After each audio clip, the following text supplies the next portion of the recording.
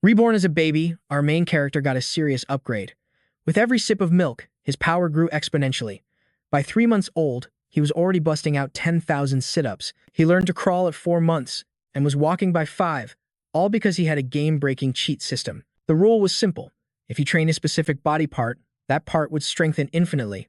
By month 6, he was already kicking back and watching TV with his parents. The world he'd been born into was teeming with superpowers, split between two main factions: mechanically augmented humans and gene-mutants. The mechanically augmented used technology to push past their limits, reinforcing their bodies with cold, hard steel. The gene-mutants, on the other hand, fused their DNA with monstrous beasts to unlock a terrifying array of abilities. Humanity's greatest enemy was the grotesque beasts that emerged after Earth's great mutation. It wasn't long before new neighbors moved in next to the main character's house. They had a daughter named Chen, and she would become our hero's very first friend in this new world.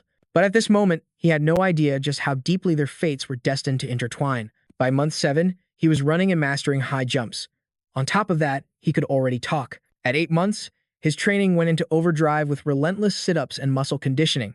He tried to train in secret, but a secret that big was bound to be discovered. One day, he slipped up, and his mother saw the impossible. She rubbed her eyes in disbelief. What in the world?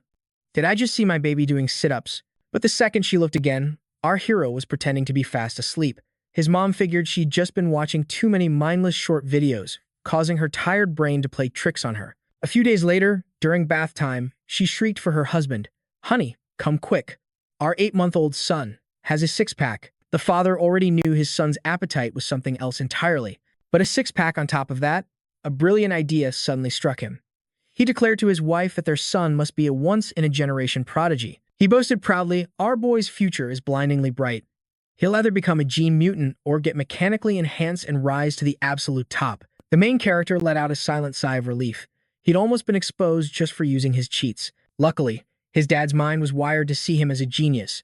Having a novelist for a father was proving to be a real lifesaver. But speaking of geniuses, he wasn't the only one in this world. The news reported on a prodigy from a 1,000-year-old martial arts family in the capital, a boy born with divine strength. At just 2 years old, he could already lift a 20-kilogram weight. Seeing this, the mother gently stroked her son's head. "Our little Chen is just as amazing, you know. I'm sure your future will be just as bright as any of those ancient families." He thought to himself, Mom really is the best judge of character. Still, he wondered if he'd be able to easily lift that same 20-kilogram weight when he turned 2. Soon enough, he was 2 years old. And thanks to his insane power progression, lifting a 20-kilogram weight was now child's play. Just then, his mother's voice called out, "Chen, my dear, where are you? Little Hannah is here to play. Come on out." Chen dusted himself off and headed outside, where he saw the little girl waiting. She held out a piece of cake, offering it to him. He just told her she could have it all for herself. Even with the massive mental gap between them, our main character still let her play with him. After all, having her lie on his back was the perfect way to add resistance to his push-ups, but playing with another toddler did have its issues, namely, the occasional potty training accident. In those moments, all he could do was yell for backup. "Mom, I think Hannah wet her diaper again." By the time he turned 3, he was effortlessly lifting objects up to 40 kilograms. The so-called genius from the capital, a year and a half older, could only manage 30. But staring at his system interface, our hero fell into deep thought. His creature level was still ordinary stage 1. He wondered what it would take to reach ordinary stage 2. Would it mean surpassing human limits entirely? Filled with questions, our main character stepped outside his front door for the very first time. And for the first time he saw them with his own eyes, the mechanically augmented and the gene-fused humans. His first destination wasn't a training ground, but the local library. His parents were determined to keep him away from electronic devices. So, if our hero wanted answers to his burning questions, the best path forward was through books. As he read, he uncovered the secrets of this beast-filled world.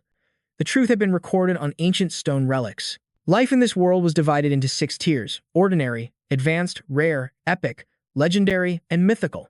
Furthermore, each tier was split into 9 distinct stages. A normal human was ranked as ordinary, stage 1. Compared to higher-level creatures, they were less than ants. It became terrifyingly clear he had to get stronger, faster. It was the only way he would survive in this dangerous world. Ping. A system notification appeared. You are reading. Spirit +1. Comprehension +1. Knowledge +1. Achievement unlocked. Read 100 million words. Reward. The Sage's Insight Creature Attribute. Reading progress, 10,866 out of 1 million words.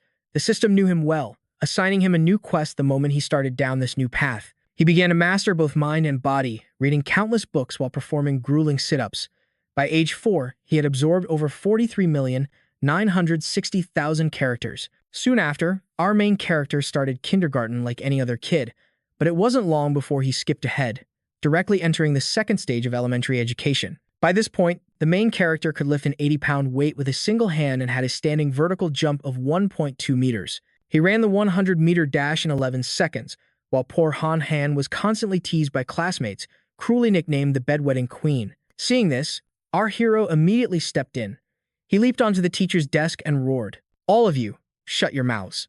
From now on, if I hear anyone call her the Bedwetting Queen again, I'll make sure you're the one wetting your pants every single day." The other children were terrified into a mess of tears, but Han Han could only look at the main character with eyes full of absolute worship.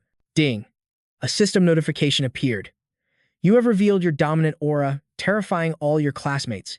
You have successfully unlocked the title, Kindergarten Kingpin. Achievement: Dominate 9 years of compulsory education. Title: Kindergarten Kingpin unlocked. Elementary School Overlord. Locked. Middle School Tyrant. Locked. The main character never expected that a single shout would unlock a brand new quest. He hadn't even finished his previous mission, and a new one was already here. It seemed multiple quests could be active at the same time, but this was actually a good thing. Before long, he successfully completed the reading quest. He received a biological attribute as a reward, Celestial Wisdom. From that day on, the main character trained with even more ferocious dedication. He studied and exercised relentlessly, aiming for the absolute pinnacle of life. In a flash, he and his classmates turned 7, successfully graduating from kindergarten. Then, during the summer break before elementary school, he trained non-stop, constantly pushing his body to its limits. He conditioned his body until he could lift 200 pounds with one arm, and his vertical jump reached an incredible 2 meters. His 100-meter dash time dropped to just 8 seconds. Plus, with his celestial wisdom enhancing his mind, the main character had already mastered the entire elementary school curriculum in his spare time. Soon enough, our hero finally entered the next stage, his long-awaited elementary school life. Because he was already studying middle and high school material, he effortlessly swept all the academic competitions at the elementary level. But the rewards were mostly useless junk. The main character was more focused on unlocking his next Overlord title. During his free time at school, he would tutor Shen Qinghan in her studies. While Shen Qinghan wasn't some kind of heaven-gifted genius, her dedication paid off. Within a single semester, she ranked second in the entire class. First place, of course, belonged to the main character. To speed up the process of unlocking his title, he didn't just focus on academics. The main character actively joined every sports competition, shattering every single school record in the process. Just when he thought every day would be the same old routine until graduation, a very special transfer student arrived in his class. He called her special because he could sense it, an aura radiating from her that was distinctly not human. The new girl was assigned the seat right behind the main character. As she passed by, Han Han whispered to him, "Chen, isn't her hair beautiful? It looks just like a flower blooming in the dead of winter." But our hero was in no mood to reply. He was fixated on the strange, non-human energy coming from the new girl, Snow. Could she be a gene fusion human, or perhaps the descendant of one? Over the next few days, Snow would just fall asleep at her desk after class. At first, everyone was curious about the new girl, but soon, they lost interest and left her alone. Until 1 month later, when Snow's body began to secrete a strange white fluid. No one knew what the substance was, but it gave off a foul odor. Soon, she was ostracized by her classmates for her body smell. One boy took it too far, pouring water over her head and mocking her, saying he was helping her wash off the stink. Everyone expected the cold, silent girl to explode in anger. Instead, she just broke down, sobbing uncontrollably. The bullies who tormented her just laughed louder. Han Han couldn't stand it. She looked to our hero, hoping he would help Snow. Though he still hadn't figured out the new girl's identity, he decided to act. He placed a firm hand on one of the bully's shoulders. "Hey, clean up the water on Snow's desk." Now, the kid was terrified. "Why, yeah, no problem. I'll clean it right away." He immediately started wiping the desk dry. Because in this school, our hero had a reputation as the little overlord. Even the 6th graders didn't dare to provoke him. He then addressed the entire class. "Every single one of you who bullied Snow, get over here right now and apologize to her." The kids who had tormented Snow were shaking in their shoes. One by one, they lined up to offer their apologies. "We were wrong. We're sorry. Please, forgive us." Snow finally stopped crying. She quietly expressed her gratitude to Han Han and the main character. From that day on, Shen Qinghan took the initiative to befriend the white-haired girl. She even pulled the main character into their group, wanting him to be Snow's friend too. Whenever she had a delicious snack, she'd offer it to Snow first. Finally, Snow voiced the question that had been weighing on her mind. "My body smells awful. Why aren't you disgusted by me?" She quickly tried to explain, "I'm sorry. It's not that I don't trust you. It's just, my whole life, I've been hated by everyone around me. This happiness, having someone by my side for the first time, it just doesn't feel real. It feels like a dream." Han Han immediately replied, "This isn't a dream. I know exactly what you've been through, which is why I could never, ever hate you. In fact, if you'll let us, we'll be your friends forever." Having known that same loneliness, Han Han completely understood the pain in Bai Shui's heart. Hearing this, Bai Shui collapsed into Han Han's arms, tears of relief finally breaking free. Thank you so much." She then unclasped the necklace from around her neck. "Han Han, Xiao Chen, you've always shared your food with me and treated me like a friend. So, I want to give you something too. This is a beast tooth my mother gave me last year for my birthday. I want you to have it. I hope you don't think it's lame. And I hope we can be friends for eternity." Han Han's hands closed around the beast tooth as she beamed. "We'll always be the best of friends." But just as Han Han believed their bond would last forever, the unthinkable occurred. A cybernetically modified agent processed by Shui's school transfer, and our main character overheard the principal say her files were classified top secret. From that, it was obvious Bai Shui's identity was far from ordinary. After that day, our main character never saw her again. Perhaps she was just meant to be a fleeting character in his life's story, but her departure was overshadowed by what came next. The events that followed truly caught our hero's attention.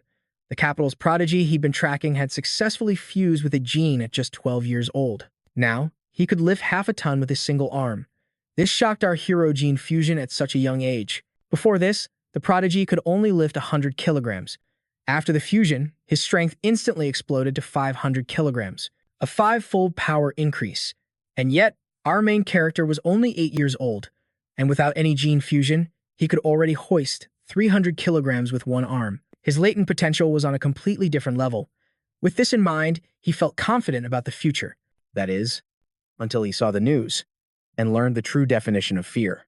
A neighboring country had suffered a massive beast attack, and the horrifying events were all captured on a cameraman's salvaged footage. This particular rampage was led by a giant, mutated beast. A young girl was caught in its massive claws, only to be devoured whole moments later. The investigation later revealed that a heretical cult was pulling the strings from the shadows, orchestrating the entire attack. In front of the cameras, a Japanese spokesperson pleaded for international aid, hoping the world would unite to destroy this vile cult. This so-called cult was nothing less than an anti-human terrorist organization. Driven by greed, they had become attack dogs for the monstrous beasts, launching assaults against the human world. Fortunately, our main character was born in a powerful nation, giving him a relatively stable environment to continue growing. But right at that moment, a massive explosion echoed from outside his window.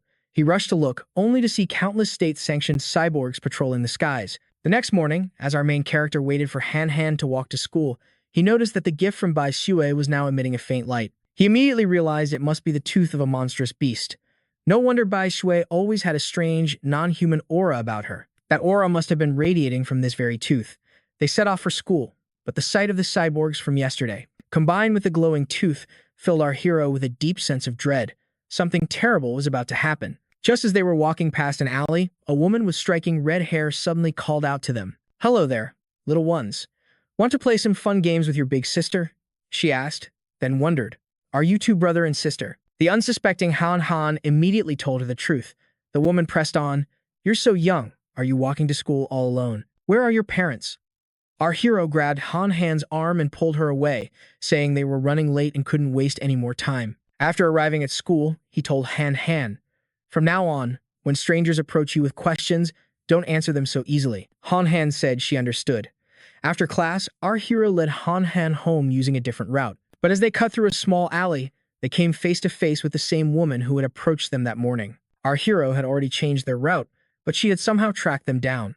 The woman spoke, "Hey kids, I have lots of tasty treats at my place. Why don't you come over and play?" Just then, a large man stepped out from behind her. Without saying a word, the man lunged forward to snatch them. But our hero was already in a fighting stance. He unleashed a single punch, striking the man square in the chest and sending him flying like a cannonball for 100 meters. The woman's jaw dropped in disbelief. How was this possible? How could a mere grade schooler send a grown man flying? Before she could even process the thought, our hero closed the distance in an instant, and another fist crashed into the side of her face. He then picked up a brick and slowly walked toward them. There were no cameras here. To prevent any future trouble, he had to finish this now. Even though our main character he couldn't risk it. If they blabbed about what happened today, his powers would be exposed. His plan to lay low and cultivate his strength would be shattered. But just then, the ground began to shake, and the roar of a monstrous beast echoed. In the next instant, our hero saw it. A grotesque beast materializing right before him. It was a mutated rat monstrosity. The beast's jaws gaped wide, and in one horrific bite, it devoured the woman's entire upper body. Then, it snatched the man. With prey in each claw, it began to chew slowly. Without a word, our hero lunged for Han, sweeping her into his arms and bolting for the exit. Luckily, they hadn't run far when a mechanically enhanced person appeared in the sky. She flew towards the mutated rat, hovering directly above its head. She raised her hand, preparing to unleash her weapon. After fully charging her power, she took aim at the beast below. A massive energy cannonball shot forth. The mutant rat was hit with a devastating explosion. In moments, the beast was stunned and disoriented. Seizing the opportunity, the cyborg girl unleashed a final, decisive slash, completely extinguishing the monster's life. Back home, our hero analyzed the day's battle. That cyborg woman, she probably wasn't a very high-level fighter. She first had to paralyze the rat beast with a cannonball. Then it took her a full 7 minutes to finally end the fight. Still, mutated rats were no joke. A fully grown one could reach 4 meters long, a common rank, 5th stage creature. It was sheer luck that the cyborg showed up just in time, allowing him to escape the chaos. But he knew relying on others wasn't the answer. His own strength was what mattered most. With renewed resolve, he began to train even harder. The system chimed in. Weighted squats. Vitality +2. Leg strength +2. Squat proficiency +1. Before long, our hero and Han celebrated their 9th birthday. After making a wish, they exchanged presents. He gave Han a hairpin, something he had crafted himself after an all-night session of self-taught carving, a skill gained from enhancing his innate wisdom. Time flew by, and soon, they both graduated.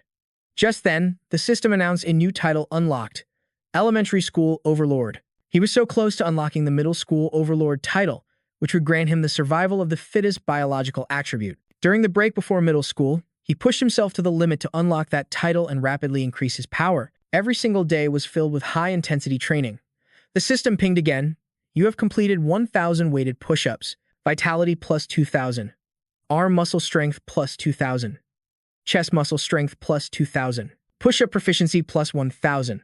Finally, on the day before school started, his biological level rose to common rank, 3rd stage. All of his physical attributes had been enhanced, but his attention was always on that famous prodigy from the capital. At just 14 years old, the kid could lift 2,000 pounds with one hand, all thanks to ant gene fusion. It could boost his strength by 4 to 8 times.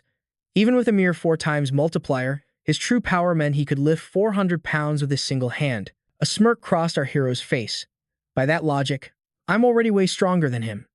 The thought filled him with anticipation. Just how much stronger would he become once he finally began his own gene fusion? Soon enough, his middle school life began. Because he was the city's top student in elementary school, the principal of the best school in the city personally recruited him. He finally agreed to enroll at Shanghai Middle School, but only on the condition that Shen Qinghan could continue to attend school with him. On registration day, both the principal and his homeroom teacher came to greet him, urging him to bring honor to their school. After a few polite exchanges, our hero made an excuse and quickly slipped away. The real reason he chose Shanghai Middle School was for its state-of-the-art training facilities. So, on the first day, he and Han had planned a friendly badminton match, but they had barely started playing when uninvited guests crashed their game. An upperclassman strutted over. You guys new here? This court is reserved for us seniors. The 2 seniors beside him started mocking Han. At that, our hero's expression darkened instantly. Hey, seniors, he said, his voice cold. Get lost. First come, first served. Do I need to repeat myself? The senior scoffed. Who made that rule? I don't care who shows up today, this court is ours. Our hero said nothing more. He simply tossed the shuttlecock into the air and smashed it toward his opponent. The shuttlecock flew like a bullet, creating a sonic boom as it broke the sound barrier, instantly shredding the senior's racket and helmet. All 3 of them were paralyzed with fear. So fast. Is he even human? Could he be a gene fusion user? No way, he's too young. If we fought him, he'd crush our skulls. The seniors immediately lined up, bowing their heads in apology. Big brother, we were wrong. Then they scrambled away in terror. That incident probably. Word of his exploits spread like wildfire through the school. No one dared to mess with the main character again. In class, he was leagues ahead, having already mastered the entire high school curriculum. He spent his class time devouring advanced knowledge. At night, after his training, he'd scour the internet, mastering all sorts of new skills. Empowered by his heavenly aptitude, the main character learned at an incredible rate, picking up photography, cooking, driving, swimming, wilderness survival, and more. To quickly unlock the high school Little Overlord title, he didn't just dominate his regular classes. He also single-handedly carried the school to victory in major academic competitions, from mathematics and physics to chemistry and computer science. He deliberately held back from taking every single top spot to avoid unwanted attention.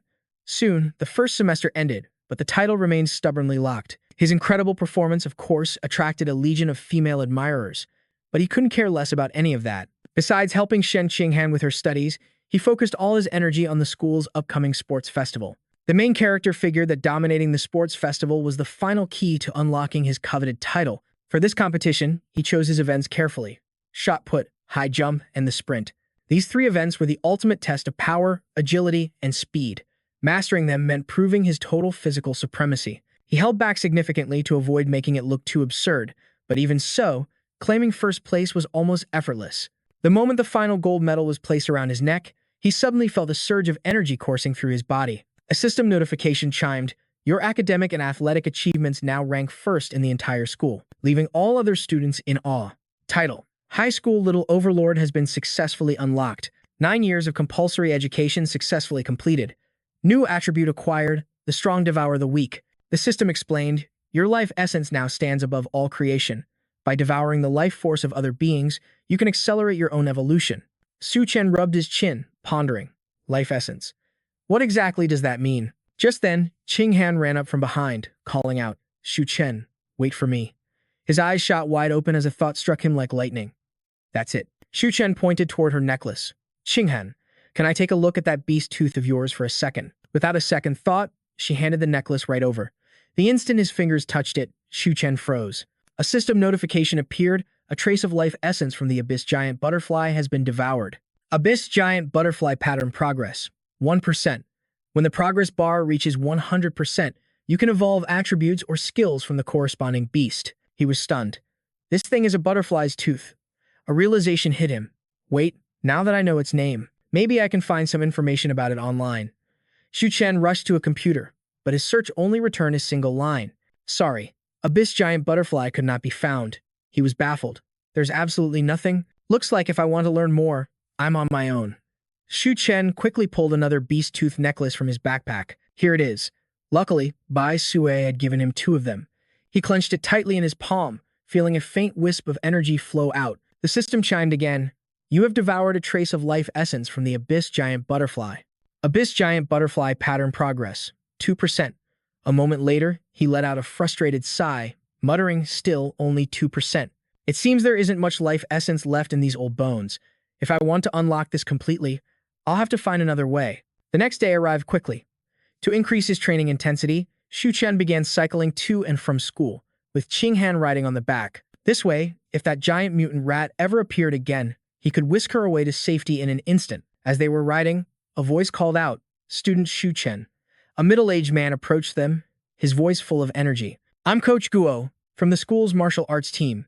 Your performance at the sports festival was the best this school has ever seen in its entire history. That's why I want to personally invite you to join the team. Your talent for athletics might even surpass your academic genius, so please say you'll join us. Of course, you can check out the team first before making a final decision. Both of them were still stunned. Coach Guo spoke so fast he didn't leave any room for refusal. The coach then quickly turned to leave, raising a hand in farewell. Room C in the main gym is our dojo. If you're free tomorrow, be sure to stop by. I'll be waiting. A short while later, golden sunlight bathed the city. A loud smack echoed as 2 palms slammed together.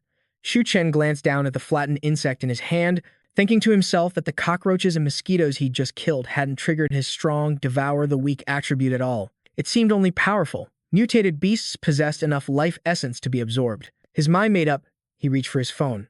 A moment later, Chen was on his bike and heading out. With Qing Han riding behind him, his mind was racing, already plotting how to test his new theory. All right, first stop, the supermarket in the mall to see what kind of beast meat they have. Before long, we arrive at the supermarket downtown. Shen picked up a tray of meat, stroking his chin in thought. There was plenty of beast meat here, but it was all pre-packaged. I can't confirm my theory if I can't touch it directly. Just when I was wondering what to do, a voice rang out. Fresh cuts over here. Come and pick your meat. His eyes immediately locked onto the sign, fresh, unprocessed beast meat, safe to eat. A wave of relief washed over him. This was it. There he is. The butcher over there is slicing it fresh. Shen strode toward the counter, giving a quick instruction. Han, wait here for me. I'm just gonna go check out that meat over there.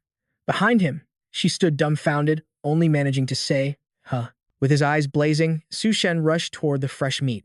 Han was probably weirded out, but I had to confirm my theory now, with no time for explanations. Besides, the truth was right in front of me.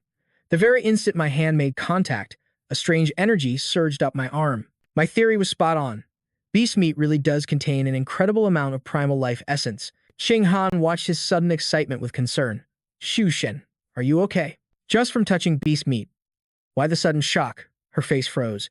Shen, what exactly does it feel like? Is it different from regular meat? He just scratched his head and gave a small smile. Not really, it just feels fresher. Do you want to try touching it?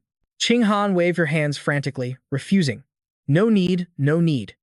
It's fine if you're the one touching it. Shen gestured towards the shop, since we're already here. Why don't we buy some and give it a taste? He looked down at the trays of meat, thinking to himself, I'm not surprised Han is this shocked, because beast meat is far from cheap. Even the most affordable phantom squid goes for almost 1,000 yuan a pound. Shen picked up a tray.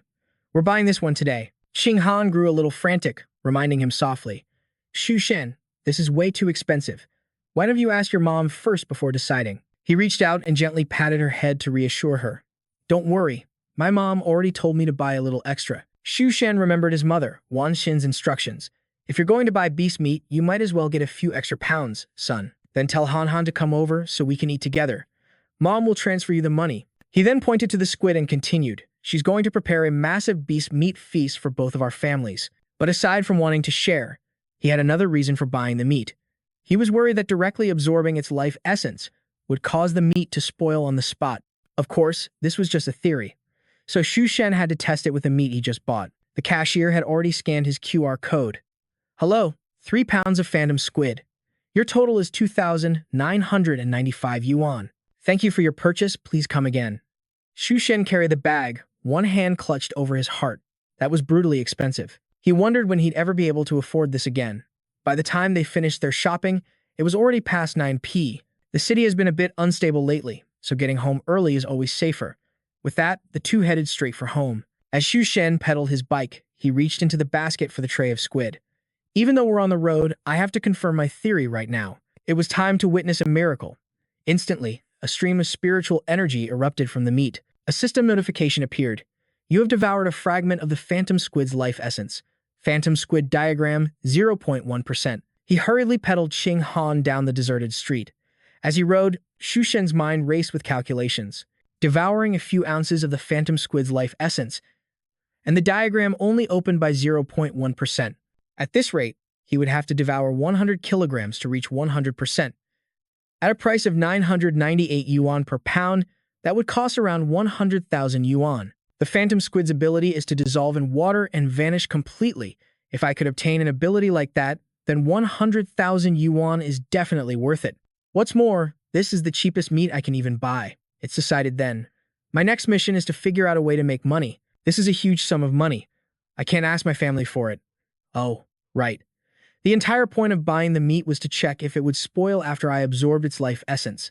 It's been a little while now, so I should have my answer. It looks like absorbing the life essence doesn't spoil the meat at all.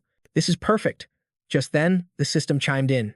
Phantom squid progress, 3%. Seeing him lost in his own world, Qing Han quickly shouted a warning. Little Shen, be careful. There are people up ahead. Hearing her cry, the bike's brakes screeched loudly. Shen swerved, maneuvering the bike right between a young couple as he hurriedly apologized. My sincerest apologies, I'm so sorry. He then scratched his head, blaming himself. I was so focused on absorbing life essence that I completely forgot to watch the road. But why is this bike lane so crowded anyway? She urged him again. Little Shen, look over there. It's Miss Strawberry. She was being held hostage by a thug with a knife to her throat. Don't you dare come over here. One step closer and I'll kill her. The police force ahead aimed their weapons at the man, shouting, You're surrounded. Calm down and drop your weapon. The captain glanced over, giving an order. Ah Bing, do not fire recklessly. The range is too close and that guy is a professional. He's using the hostage as a shield and he's constantly on the move. Firing carelessly could easily get the hostage hurt. But if we delay, the hostage's life will be in danger. How about we try using knockout gas? The captain immediately shut him down with a grim face. No, knockout gas is too obvious. If we anger him before it takes effect, it could easily provoke him into doing something extreme. Suddenly, someone bent down and picked up a stone. That person threw the stone with pinpoint accuracy, sending it flying right past the hostage. In the blink of an eye, it slammed into the thug's hand, the one holding the knife. The captain immediately ordered his subordinate to move in. Now's our chance. The police team moved like a flash. Before anyone knew it, the thug had been apprehended. Ching Han stood behind him, asking in a hushed voice, Little Shen, that stone just now. Was that you? Shu Shen raised a finger to his lips. Shoo! Let's go. We'll talk when we get back. However, the captain's voice boomed from behind. Stop right there. Hey, student, that stone just now, did you throw it? Shu Shen jumped, startled. He turned and waved his hands in denial. It wasn't me. After that, both of them, driven by a guilty conscience, ran for their lives. The officer was baffled. That's weird. Why would someone do a good deed and not dare to admit it? There's a reward for courageous acts, you know. The two words cash reward instantly echoed in Shu Shen's ears, making his eyes widen in shock. Shu Shen immediately turned his bike around and sped back towards the captain. Swallowing his pride, he forced a smile and confessed. I suddenly remembered something. I was the one who threw that rock. He thought to himself, I really didn't want to do this, but the money was just too important. Ching Han couldn't keep up, shouting, Little Shen, why are you going back? Wait for me. The officer laid out the terms. First, come with me to file a report. Then, I'll help you collect the reward. After he and Ching Han told their families they were heading to the station to give a statement, they parked their bikes in the park. They locked them up and prepared to head to the station to claim their first real paycheck. But just when they thought nothing could go wrong, disaster struck. The kidnapper suddenly began to mutate. His body twisted into a monstrous, hulking beast, sending the police into a panic. This is bad. He's a heretic cultist, one officer yelled. He's showing signs of mutation. He's turning into a giant rat. The mutant beast lunged, snatching a nearby female officer. The captain grabbed his radio and ordered all security personnel, converge on my position. Fire on the rat mutant, but be careful of the civilians. Call headquarters. We have a giant mutant rat in Northwest River Park. Preliminary assessment. It's a heretic with the Rat King gene. We can't handle this thing. We need reinforcements now. Shu Shen pulled the two girls close to him, his mind racing. We're so dead. He took off in a flash of light. He knew he'd offended the two of them, but right now, survival was all that mattered. Looks like we lost them. We need to go faster. Just then, a girl clad in iron armor soared over their heads. Shu Shen froze in his tracks. The girl fearlessly launched herself at the mutant, kicking it with all her might. The impact was so immense it sent the beast flying back several meters. A shimmering purple energy immediately began to form around the girl as she shouted, Laser cannon, charging. The moment she screamed fire, a massive torrent of energy blasted towards the rat mutant. With no time to react, it took the full force of the blast head-on. In the blink of an eye, the rat mutant was completely gone, leaving nothing but a cloud of dust in the air. Shu Shen couldn't help but stare in disbelief. She's unbelievably strong. He breathed a sigh of relief. Good thing it didn't blow up my bike, or I'd be in for a huge loss. Strawberry sighed, that was amazing. We're saved. Ching Han forced a smile and replied, yeah. Suddenly, his eyes shot open as a terrifying thought crossed his mind. Wait, the mutated flesh. It's degrading, isn't it? It seemed that even after the life essence was absorbed, the flesh would still decay, just at a much slower rate. There had to be an explanation for why this meat was spoiled. Looks like this heretic cultist is going to have to take the blame. Shu Shen's blood boiled as he threw the piece to the ground, screaming, it's all that damn cultist's fault. The armored girl's attack was just too powerful. It completely incinerated the meat, Ching Han said, trying to console him from behind. It's okay, little Shen. The important thing is that we're safe. That's all that matters. They had originally planned to head straight home, but at the captain's request, the three of them took a security vehicle back to the police station to cooperate with the report. Unexpectedly, the heretic's body, charred by the laser cannon, still had some blackened remains. The key thing was, the scent was incredibly stimulating. Xu Shen had a sudden realization. That's right. The Jiangnan beast from before still had some life essence left. That must mean this corpse has some, too. If that's the case. Does that mean I can absorb the Rat King gene from this body? He wondered, sitting inside the car. A freshly mutated heretic cultist. Just how much of the Rat King gene could he devour? There was only one way to find out. Xu Shen slowly reached out a finger to touch the red substance. In an instant, his entire body tensed up. A system notification popped up. You have devoured a small amount of the giant mutant rat's life essence. Giant mutant rat diagram, 5%. Xu Shen was stunned. That much? It seemed the freshness of the source was directly proportional to the amount of life essence he could absorb. Beside him, a Bing glanced over. A quick heads up, classmate. Sit still and hold on tight. Don't even think about moving. Zai Chen said, faking a stretch. Don't get the wrong idea. I've just been sitting for way too long. Just stretching out a bit. He was being cautious. Ah Bing was easy to fool. But the security captain was a whole different story. Inside the security office, the captain cut to the chase. I've already submitted the paperwork for your bravery award, but I need you to be completely honest with me. From that kind of distance, and in near total darkness, how does a high school kid like you land a perfect throw on a cultist's knife hand? Zi Chen quickly fabricated an excuse. It's probably because I practice a lot with my right hand. The captain crossed his arms, staring at the boy's forced smile. Just then, Xing Han burst through the door, calling out, Little Chen, your aunt is here to take us home. He whipped his head around in surprise. Mom, why are you here? We could have gotten home ourselves. Yuan Xin, with tears in her eyes, rushed over to him, crying out, Little Chen. She threw her arms around him, her voice trembling with worry. Are you okay? You scared your mother. Half to death. Zi Chen tried to soothe her. Mom, please don't be so dramatic. I'm perfectly fine, see. I'm even getting a cash reward for being brave. Yuan Xin immediately gripped his hands tightly, demanding, Little Chen, you promise me right now. The next time danger appears, you will run and hide somewhere safe first. Understand? Because all I want is to see you grow up, safe and sound. Zi Chen was cornered. All he could do was lead her out while placating her. Mom, don't worry. I promise. I will absolutely protect myself first. But as they stepped outside, he overheard two female officers discussing the rat cult. Those bastards are getting more and more reckless. Now, they're even infiltrating colleges and universities, mainly targeting the liberal arts students who haven't qualified for gene fusion. The one shot dead tonight was a liberal arts student from Guangnam University. He was brainwashed by the rat cult. Damn it. We have to drag every last one of these cultists out and lock them up. But that's just a band-aid on a gaping wound. It won't solve the root problem. We still have to eliminate the Rat King, the one who proclaims himself a god. Zi Chen's face darkened. The Rat King? There was a surprising amount of information about the rat cult online.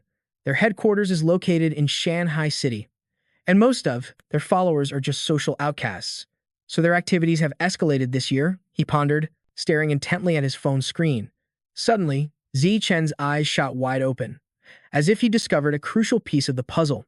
He envisioned a scene of countless people kneeling before the Rat King. So, the Rat King wants to evolve into a higher-level being, and he's using his followers to gather a massive amount of evolutionary resources for him. Don't tell me this, Rat King has actually evolved to the point of having true intelligence. A giant, mutated rat. How did it get that massive? Is it somehow connected to the Rat King? Nah, forget it. This is the South. Rats the size of cats are nothing new. Right. Why is Han Han being so quiet all of a sudden?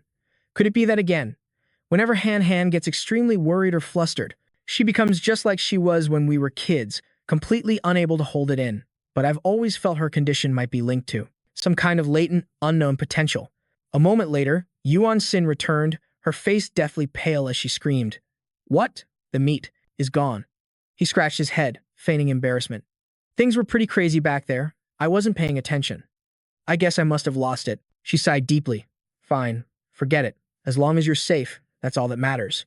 The meat is gone, so be it. Hearing this, Zi Chen breathed an inward sigh of relief. That was way too close.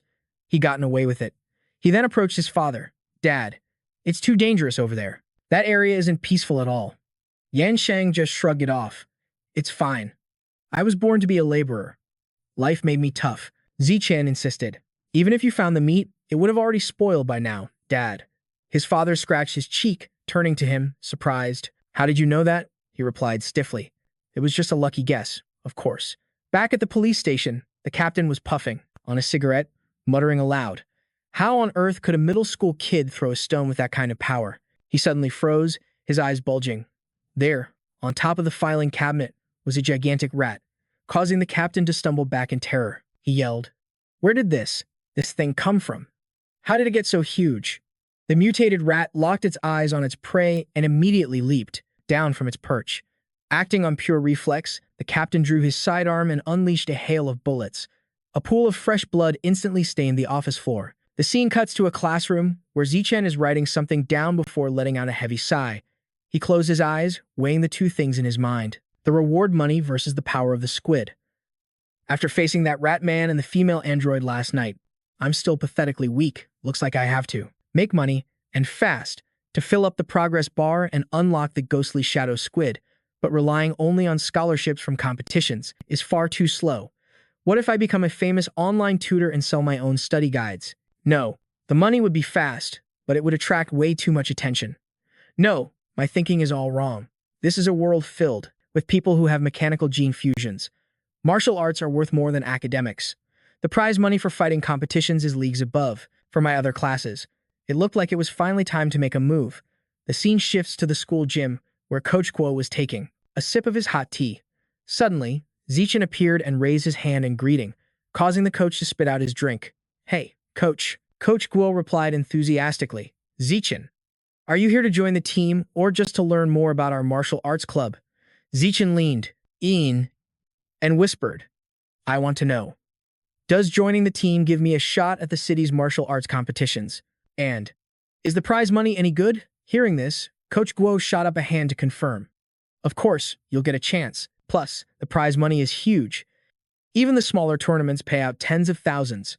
Afraid of losing the opportunity, Chen grabbed his hand to seal the deal immediately. "Coach, I've thought it over. From this day forward, I'm officially a member of the martial arts team." The coach, though a bit stunned, welcomed him with open arms. "Welcome to the team." He then called everyone over. "All right, everyone, gather round. We have a new member joining us today. I'm sure you're all familiar with your classmate, Chen. Today, our school's sports festival champion will be joining our martial arts team. Why don't you all introduce yourselves?" The other members introduced themselves one by one. "The name's Zhang Kai. You better remember it. I'm Tian Xing, a 9th grader. You can just call me A Xing. My name is Shu Tong, also in 9th grade. Everyone usually calls me Xiao Li, and I kinda like it. I'm Yi Si. Just call me Brother Si." Chen stood before them and replied, "My name is Lin Chen. I look forward to learning from all of you." Since Chen had never formally trained in martial arts, Coach Guo first demonstrated some basic boxing and kicking techniques. Wiping the sweat from his brow, he reminded him, "Don't look down on these simple moves. They're actually quite difficult. Even Xiao Li, our fastest learner, took a full week to get them down. Now, give it a try and show me what you've got." Chen seriously mimicked the movements he had just witnessed.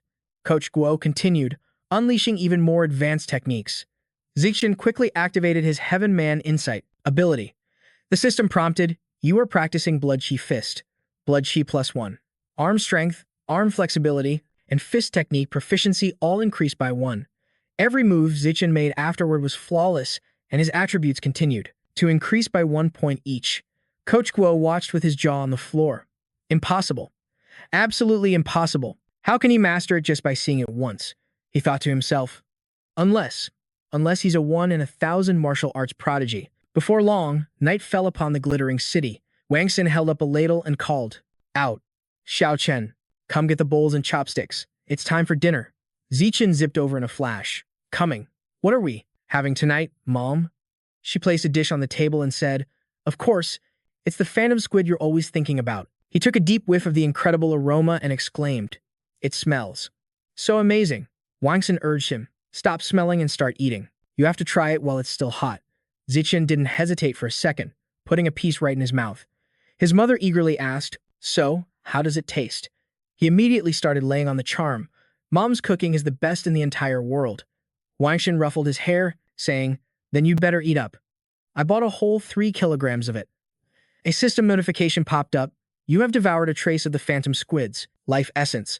Phantom Squid diagram completion. 3.01%. Zichen was stunned. Wait, I can devour it just by eating it? He thought. If I had known sooner, I never would have touched it. After dinner, he sat in the living room watching the news, where the anchor was introducing a genius girl who had shocked the entire nation. At the age of 14, she successfully fused with a power core, becoming the youngest cyborg in history. When her power core is activated, she can easily lift a 2,000-kilogram SUV with one hand, sprint 100 meters in just 3 seconds, and has a vertical leap of up to 8 meters. Zichen rested his chin on his hand, thinking, the god of East Capital, back then. And this genius girl now. I wonder who's stronger, a gene-fused warrior or a cyborg. The news switched to another story. Tragic news tonight. Security Captain He Chun-shin was found dead in his office at 11 p.m. last night. According to surveillance footage, he was killed by a giant rat that snuck into the security bureau. He remembered what happened the other day, his mind racing. Could it be the same giant rat from that night? No. I have to get stronger, faster. After a period of intense training, Zichen's 100-meter sprint time dropped to 4.61 seconds. His vertical jump reached 5.51 meters, and he could now lift nearly 1,000 kilograms with a single hand. And he didn't slack off on his martial arts training, hoping to boost his strength as quickly as possible so he could be ready for the upcoming competitions. Soon, dawn broke, and he went to school like any other day. The next morning, Zichen went to the gym to continue learning new techniques. Out of curiosity, Ching Han decided to tag along with him. Suddenly, girl approached them to start a conversation. Junior Zichen, you haven't eaten breakfast yet, have you? I brought you some milk. It's fresh. He walked right past her. No, thank you. I appreciate the thought. Another guy saw the scene and seethed with rage. Damn it, that guy. First, he stole my championship title at the school sports festival, and now he dares to reject a gift from my goddess? Seething with rage, he stormed forward to block his path. Hey, stop right there. Do you have any manners? Even if you won't drink it, you could have accepted it and given it to someone else. Like me, for instance. Why do you have to go around hurting people's feelings? Zichen retorted calmly. Isn't this even more impolite? He was left completely speechless. Fine. Then just drink the whole thing. Refusing to drink it shows no respect, and that's the definition of rude. The boy replied flatly, but I'm allergic to milk. He refused to let it go. I don't believe you. Zichen, do you dare fight me? If I lose, I'll never say another word to you again. But if I win, you have to drink every last drop of this milk. A notification popped up from the system. In an official competition, eliminate 1,000 different opponents using the most primitive biological methods. The reward, gain the natural selection biological attribute. Total opponents to be eliminated must not exceed 1,000. A grin spread across his face as he thought, I've been waiting for this. Finally, my fourth achievement quest has arrived. Zichen raised his hand, his eyes glinting with a dangerous light, and accepted instantly. All right then, let's fight. 2 female students eagerly rushed over to watch. I heard Lin Zichen is going to fight a senior in the training hall. Her friend quickly pulled out her phone. What? Let's hurry over and check it out. A large crowd had already formed a circle in the gym. Before the match started, she whispered to him, Junior Zichen, I'll be cheering for you. Make sure you teach him a lesson. The other girl added enthusiastically, Go, Junior Zichen.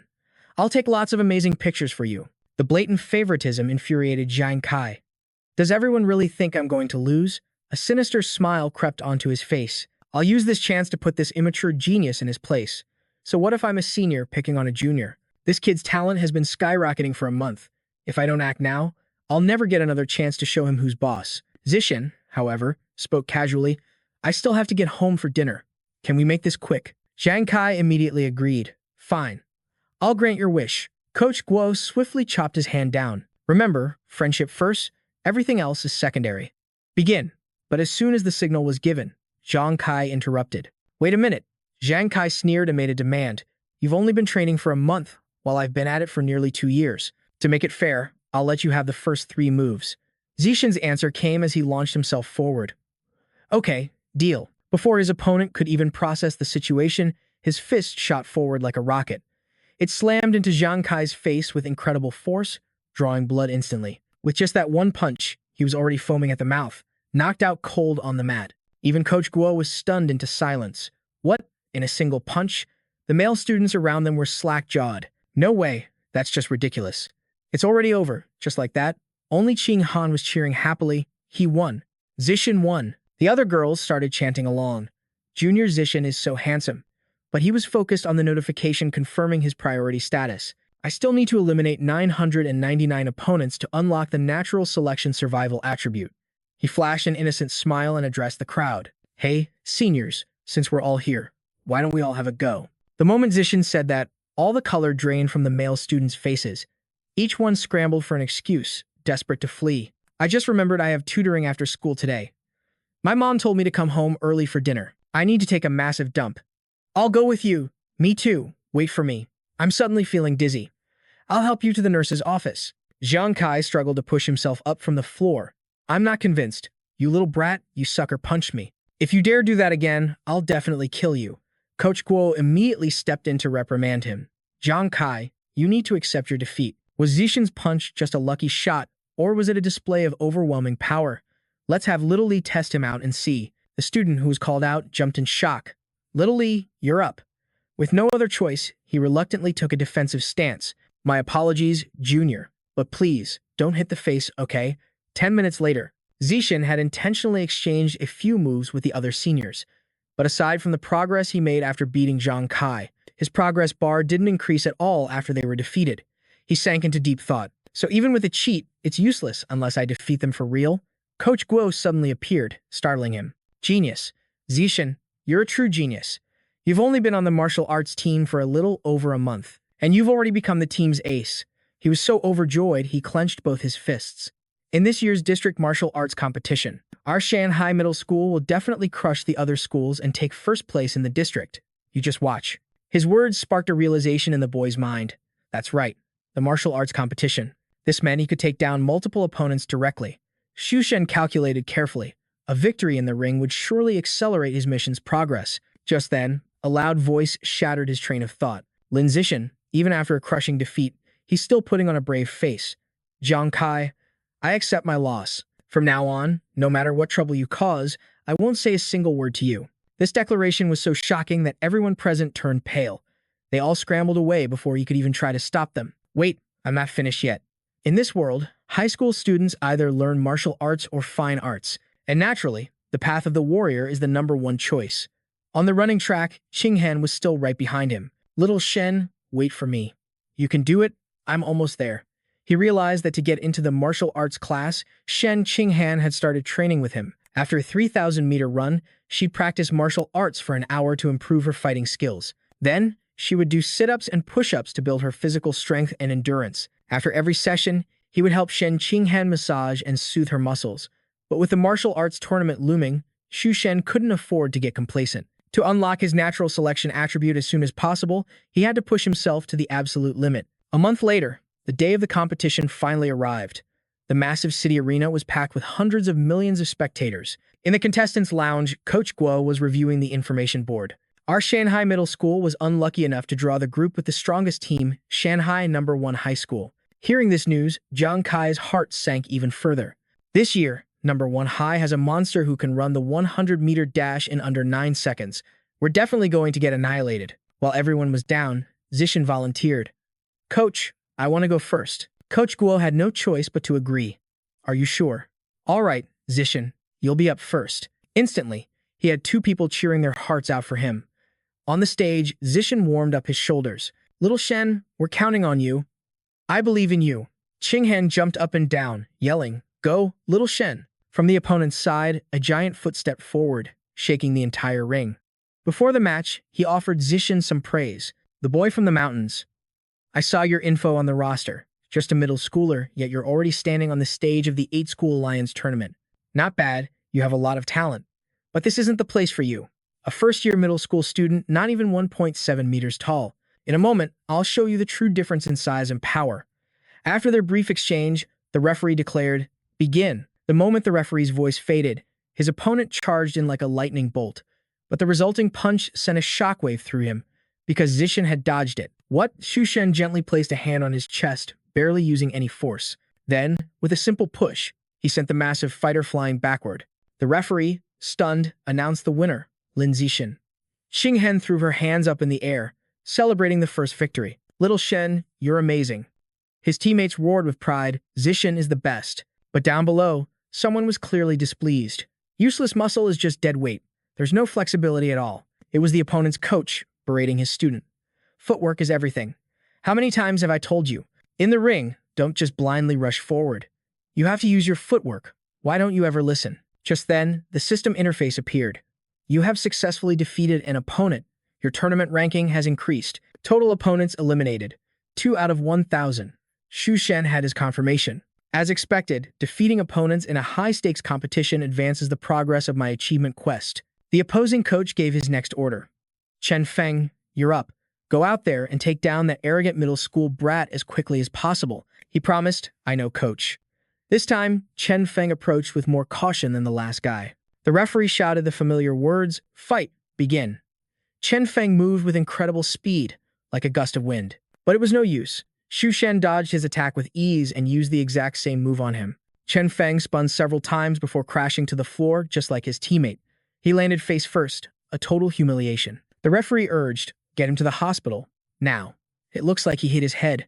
In the stands, the audience erupted in confusion, and the bettors were furious. What is going on? How is that kid from Shanghai Middle School so lucky? Unbelievable. His opponent lost by launching himself out of the ring.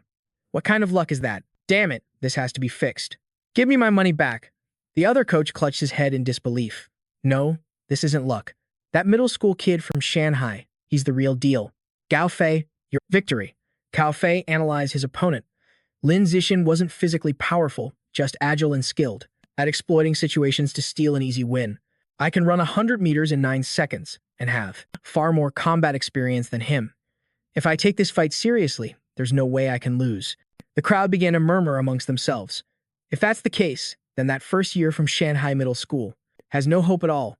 He's just a freshman. Give him time to grow, and Shanghai Middle will become the #1 school. The referee's voice boomed, let the match begin. Cao Fei charged forward like a proud, weak little bird. He threw a flurry of punches at Zixin, but our hero dodged them with ease. That's the flowing, water-crushing rock fist. The coach was in shock.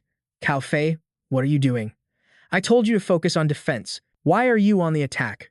Cao Fei arrogantly thought to himself, defense? A genius like me doesn't need something so pathetic. Zixin recognized the technique. This style was interesting. He decided to observe and learn it. Cao Fei was growing exhausted. Why can't I land a single hit on this guy? He raged, stopping his assault. How are you able to dodge all my attacks? This is scientifically impossible. Zixin was unfazed, simply asking, do you have any other moves? Just bring them all out. Enraged, Cao Fei's punches became faster and more numerous. This was blatant mockery. Zixin was done playing. It was the same old predictable pattern. Let's just end this. The entire stadium watched in shock as he defeated Cao Fei. Only Zixin's team was cheering wildly. Little Shen, you did great. Little Shen is so strong. He's a beast, taking down 3 guys in a row. The feeling of winning without even trying was incredible. In the next round, he effortlessly crushed his opponents, each one weaker than the last. Before long, Zixin had taken care of all 5 fighters from the #1 ranked school. Over the next 2 days, he single-handedly defeated the 2 remaining schools, leading Shanghai Middle School to victory in the 8-school league tournament. A system notification appeared. Total opponents eliminated, 16 out of 1,000. Zixin was determined, still 984 more to go. At this rate, he thought, it might take years to complete the natural selection. Zixin was ecstatic. Although the mission couldn't be finished quickly, he was surprised when Teacher Guo gave him the bulk of the prize money, a full 20,000. Including his winnings from other academic competitions, he now had about 30,000 yuan. But that 30,000 was spent in the blink of an eye. Wang Xin cooked him the most incredible meals. Little Shen, eat slowly. There's still plenty more. A system notification appeared. Ink Devil Phantom Diagram. Activation progress at 33%. He realized that eating 30 kilograms of Ink Devil Phantom meat had boosted the activation progress directly to 33%. In his second year of middle school, he successfully broke through from ordinary 3rd tier to ordinary 4th tier. He could now easily lift 1,090 kilograms with one hand, jump 5.65 meters vertically, and sprint 100 meters in just 4.49 seconds.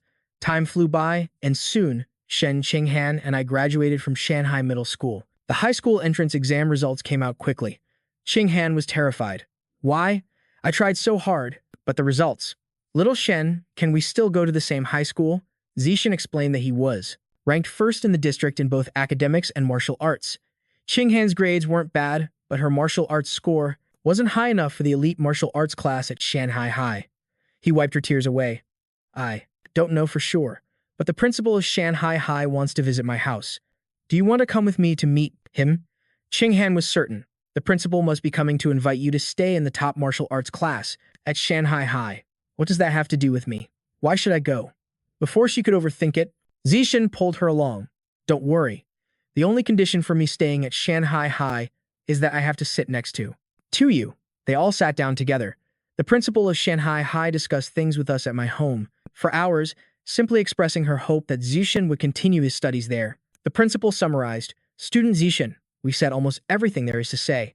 Regarding the last point, as long as you agree to continue at Shanghai High, you can tell me whatever you desire, and we will make it happen.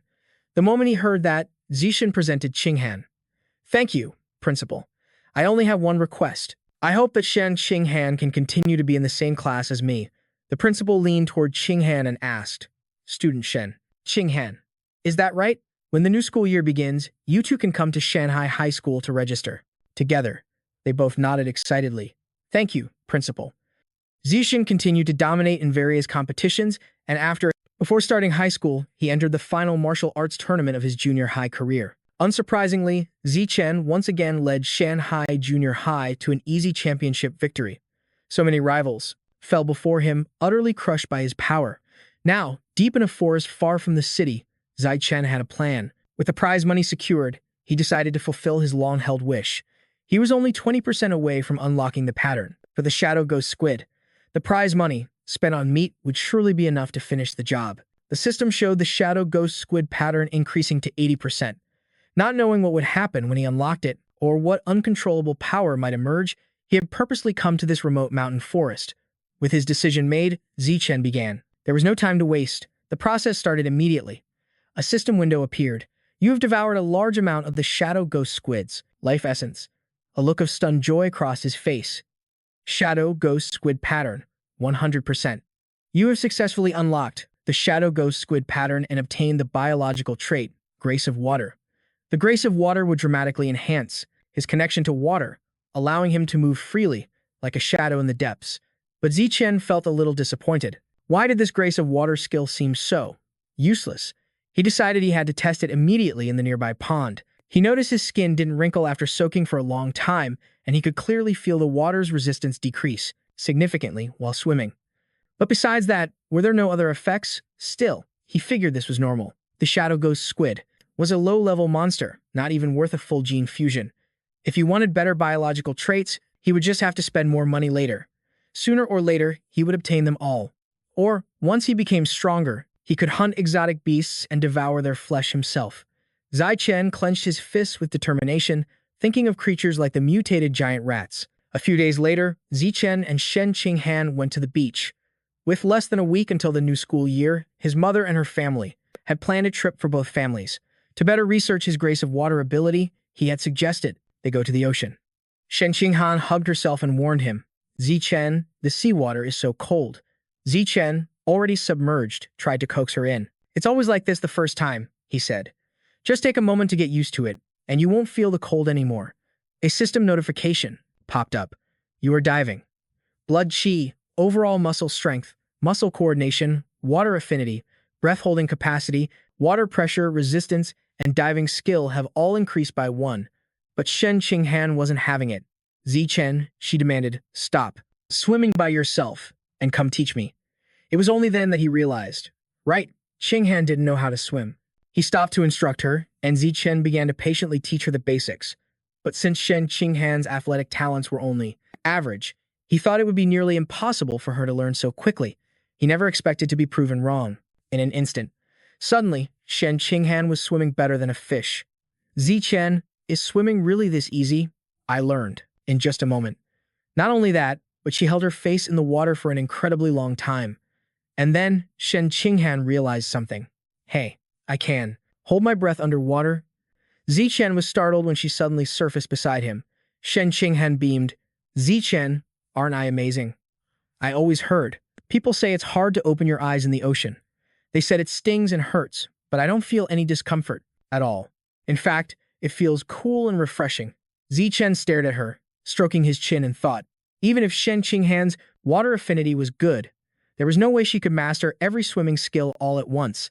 This was just too unnatural. Suddenly, a memory flashed in his mind, and he blurted out, "Wait a second." Memories of her childhood bedwetting and her current swimming prowess collided. Chen thought, could it be that the reason Shen Qinghan used to wet the bed was because she was born with a natural water attribute? It was unbelievable. Perhaps in a past life, Shen Qinghan had a special cultivation physique. Just like in a cultivation novel, they swam together for a while. Then, Chen went diving with Shen Qinghan, and her performance left him even more shocked. They had been underwater for over 10 minutes. Forget the fact that she was a beginner, even a trained professional couldn't easily stay submerged for so long. Suddenly, Shen Qinghan heard something that made her freeze. She wondered to herself, what is that? Strange sound in the water? She swam quickly toward the source, and he had no choice but to follow. What on earth was that noise? They quickly broke the surface of the vast ocean. Chen asked, what happened? Why did you suddenly get so tense? Shen Qinghan explained, just now, I suddenly heard a really strange sound in my ears. It was so strange it was almost scary. Chen asked with concern, what kind of sound was it? Shen Qinghan hesitated, trying to explain the details. I couldn't understand it. It was probably a language I don't recognize. I just know it was a woman's voice. The sound was so real, and it kept echoing in my ears until the moment I surfaced. Then it vanished. After that incident, to help Shen Qinghan calm down, Chen immediately took her back to their hotel. Then he used his phone. He replayed their conversation, but couldn't decipher what Shen Qinghan truly meant. The mystery of her words kept him wide awake. So, he decided to channel his restless energy into training. The system chimed in with each rep. You have completed 1,000 weighted sit-ups. Vitality increased by 2,000. Core strength increased by 2,000. Sit-up proficiency up by 1,000. Your bio level has advanced to the 5th common tier. The notification stunned even him. He never imagined a simple workout could trigger such a leap in power. A thrill of excitement coursed through him. The 5th common tier. At this level, he could go toe-to-toe with a fully grown giant mutant rat. If he just kept pushing himself, then tearing one of those things apart with his bare hands was no longer just a fantasy. After his breakthrough, he headed to a deserted beach to test the limits of his new stats. Zephyr's 100-meter dash was now a blistering 3.64 seconds. His vertical leap cleared an insane 6.98 meters, and he could hoist a 1,600-kilogram car with a single hand. The raw numbers were a massive improvement over his stats at the 4th common tier. Riding this wave of newfound power, Zephyr finally began his high school journey. The female students were already admiring him from afar. Whoa, is that Zephyr? He's so handsome. Turns out he's on classroom duty with us today. This is the best. Zephyr was taken aback. He and Qinghan were on duty, but he was surprised these new classmates already knew who he was. But the biggest shock was when this simple chore actually triggered a new system quest. Complete 1,000 cooperative tasks. Reward, social creature biological trait. Progress, 1 out of 1,000. Zephyr's curiosity was piqued. He had no idea what the social creature trait would actually do. The potential was thrilling. With the new school year just starting, things were slow, giving Zephyr some free time. He decided to hit the supermarket. After all, he'd already unlocked the Phantom Squid's G-map, and it was time for a new target. Suddenly, something in the aisle caught Zephyr's eye. What was this product before him? Tyrant Sky Eagle meat, priced at 1,998 yuan per pound. A grin spread across Zephyr's face as he picked up the package. This was it. The Tyrant Sky Eagle was a higher-tier mutated beast than the Phantom Squid. Its eyesight was legendary, 30 times sharper than an average human's, making it an incredibly powerful creature. This made it a master predator, capable of snatching a blur-like mutant rabbit right out of the air. Back at his desk, Zephyr contemplated the possibilities. Superior vision could drastically amplify a person's combat effectiveness. The verdict was clear. Unlocking this Tyrant Sky Eagle's gene map was an absolute must. And the main reason was simple: the meat was surprisingly cheap. And second, it was only 1,998 yuan per pound. He immediately used the system to scan it and check its function. Zephyr's eyes widened. 1 pound of meat increased the gene map's unlock progress by 1%. This meant he'd need 200,000 yuan to fully unlock it. It looked like he'd have to get serious about winning high school competitions to earn the prize money. The rewards were much higher than in middle school. He had to unlock the Tyrant Sky Eagle's G-map before his sophomore year. Summer break ended, and he officially began his new life at Shanghai High School. On the first day of the new semester, the teachers and students began their introductions. Hello, everyone. I'm Han Yuan Feng, your cultivation course instructor. I'll also be your homeroom teacher. I am Kai Tianfei, your mechanical modification instructor, and I'm Liu Day from the Gene Fusion Department. The name's Cheng Bei, and I'll be teaching wilderness survival. All right, your turn now. Hi everyone, my name is Chu Yushi. My specialties are the four classical arts. My name is Zhang Yijia. I love watching anime, cosplaying, and playing sports. I'm Peng Huoguang. When I'm not busy, you can usually find me at home gaming. Before long, it was Shin Qinghan's turn to introduce herself. Under the weight of everyone's stares, she felt incredibly nervous. Hello everyone, my name is Shen Qinghan. I like drawing and painting. I hope we can all get along. His own introduction was probably the shortest of them all, completely unmatched. Hello, I'm Lin Zephyr. I hope for your guidance in the future. Time flew by, and after everyone had finished, the final bell of the day rang. A girl named Chu Xin piped up, asking, Qinghan, what score did you get on the high school entrance exam? Startled, Qinghan turned to face her. She answered shyly, I got a 709. What about you, Chu Xin? The girl lit up. Amazing. You were 11 points higher than me. I only got 698. So, what was your physical fitness test score? Oh, I did terribly, she sighed dramatically. I only managed a 95. It was awful. Hearing this, Qinghan's heart sank. The physical test was out of 100. A 95 meant she was a top-tier prodigy. Meanwhile, Qinghan had only scored a 79. That was 11 points below the standard. Score too embarrassing to even mention. She mumbled, I didn't do as well as you. But Chu Xin pressed on, so what was your score? 94, 93. Qinghan's voice grew quiet and sad. It was. A little lower. The girl probed even deeper. 92, 91, or 90. But as Chu Xin continued her interrogation, a hand slammed the desk, startling her. Zephyr had stepped forward. He pulled out his phone. Hey, can I add your WeChat? Su Xin blushed deeply. Oh, sure, let me scan your code. Her heart skipped a beat. A handsome guy is adding me? What kind of amazing luck is this? She and Qinghan exchanged a knowing glance. She secretly sighed in relief. Thank goodness, Chen stepped in to save me. If they kept asking questions, I would have died from embarrassment. Right after, Chen made his rounds. You, let's add each other too. The boy nodded. Go ahead, you can scan mine. After becoming friends, he created a 4-person group chat. To his surprise, Chen had just completed another multi-person cooperative mission. You could say it was a mission he completed with just a few taps. Now in their group of 4, they all began to get acquainted. Yu was from the neighboring Namquan city. It turned out he was the young master of a prestigious martial arts family. He'd already won 8 different awards, bringing great honor to his family. As for Su Xin's family, they owned a popular chain of clothing stores in the district. In other words, she was a true rich young lady. Chen and Shen Qinghan also briefly introduced themselves to the group. In no time at all, they had become a tight-knit circle where they could talk about absolutely anything. Just as their chat was winding down, Yu spoke up. Hey, guess who the strongest person in our class is? I guarantee you'll never guess. Su Xin pointed. I bet it's Chen. He got the highest score on the high school entrance exam in our entire district. Hearing this, Yu was stunned for a second. Whoa, Chen, you're that smart. But being the top scorer of one district is probably nothing special here. You guys won't believe this, but our class has 2 absolute monsters. The principal spent a fortune to recruit them from Namquan City. See the guy by the window, 3rd row on the left? That's Wang Shuji. He was the #1 scorer in the entire Namquan district's exam. His record for the 100-meter dash is 7.89 seconds. Then there's the huge guy, Liu Chang, in the last row on the right. That dude was born with monstrous strength. He can easily lift a 300-kilogram barbell with a single hand. Qinghan was in awe. They sound incredibly powerful. Su Xin covered her mouth in shock. Are you serious? Chen let out a thoughtful sigh. Hearing this actually puts my mind at ease. 100 meters in 7.98 seconds, and a 300-kilogram lift. Both of those stats are at my elementary school level. Soon, the bell rang once more, and the next class activity was handing out textbooks. There were 4 books, one for each of the main courses. Since Chen had already mastered these books as a kid, he found a secluded spot to cultivate during his free time. After all, the threat of the rat god cult was still lurking in the shadows. So far, the police had only managed to capture the low-level heretics, but they still hadn't found any trace of the Rat King.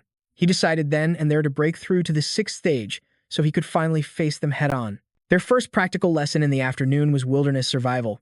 The teacher, Cheng Pei, looked around the class. Does anyone here know how to start a fire by rubbing 2 sticks together?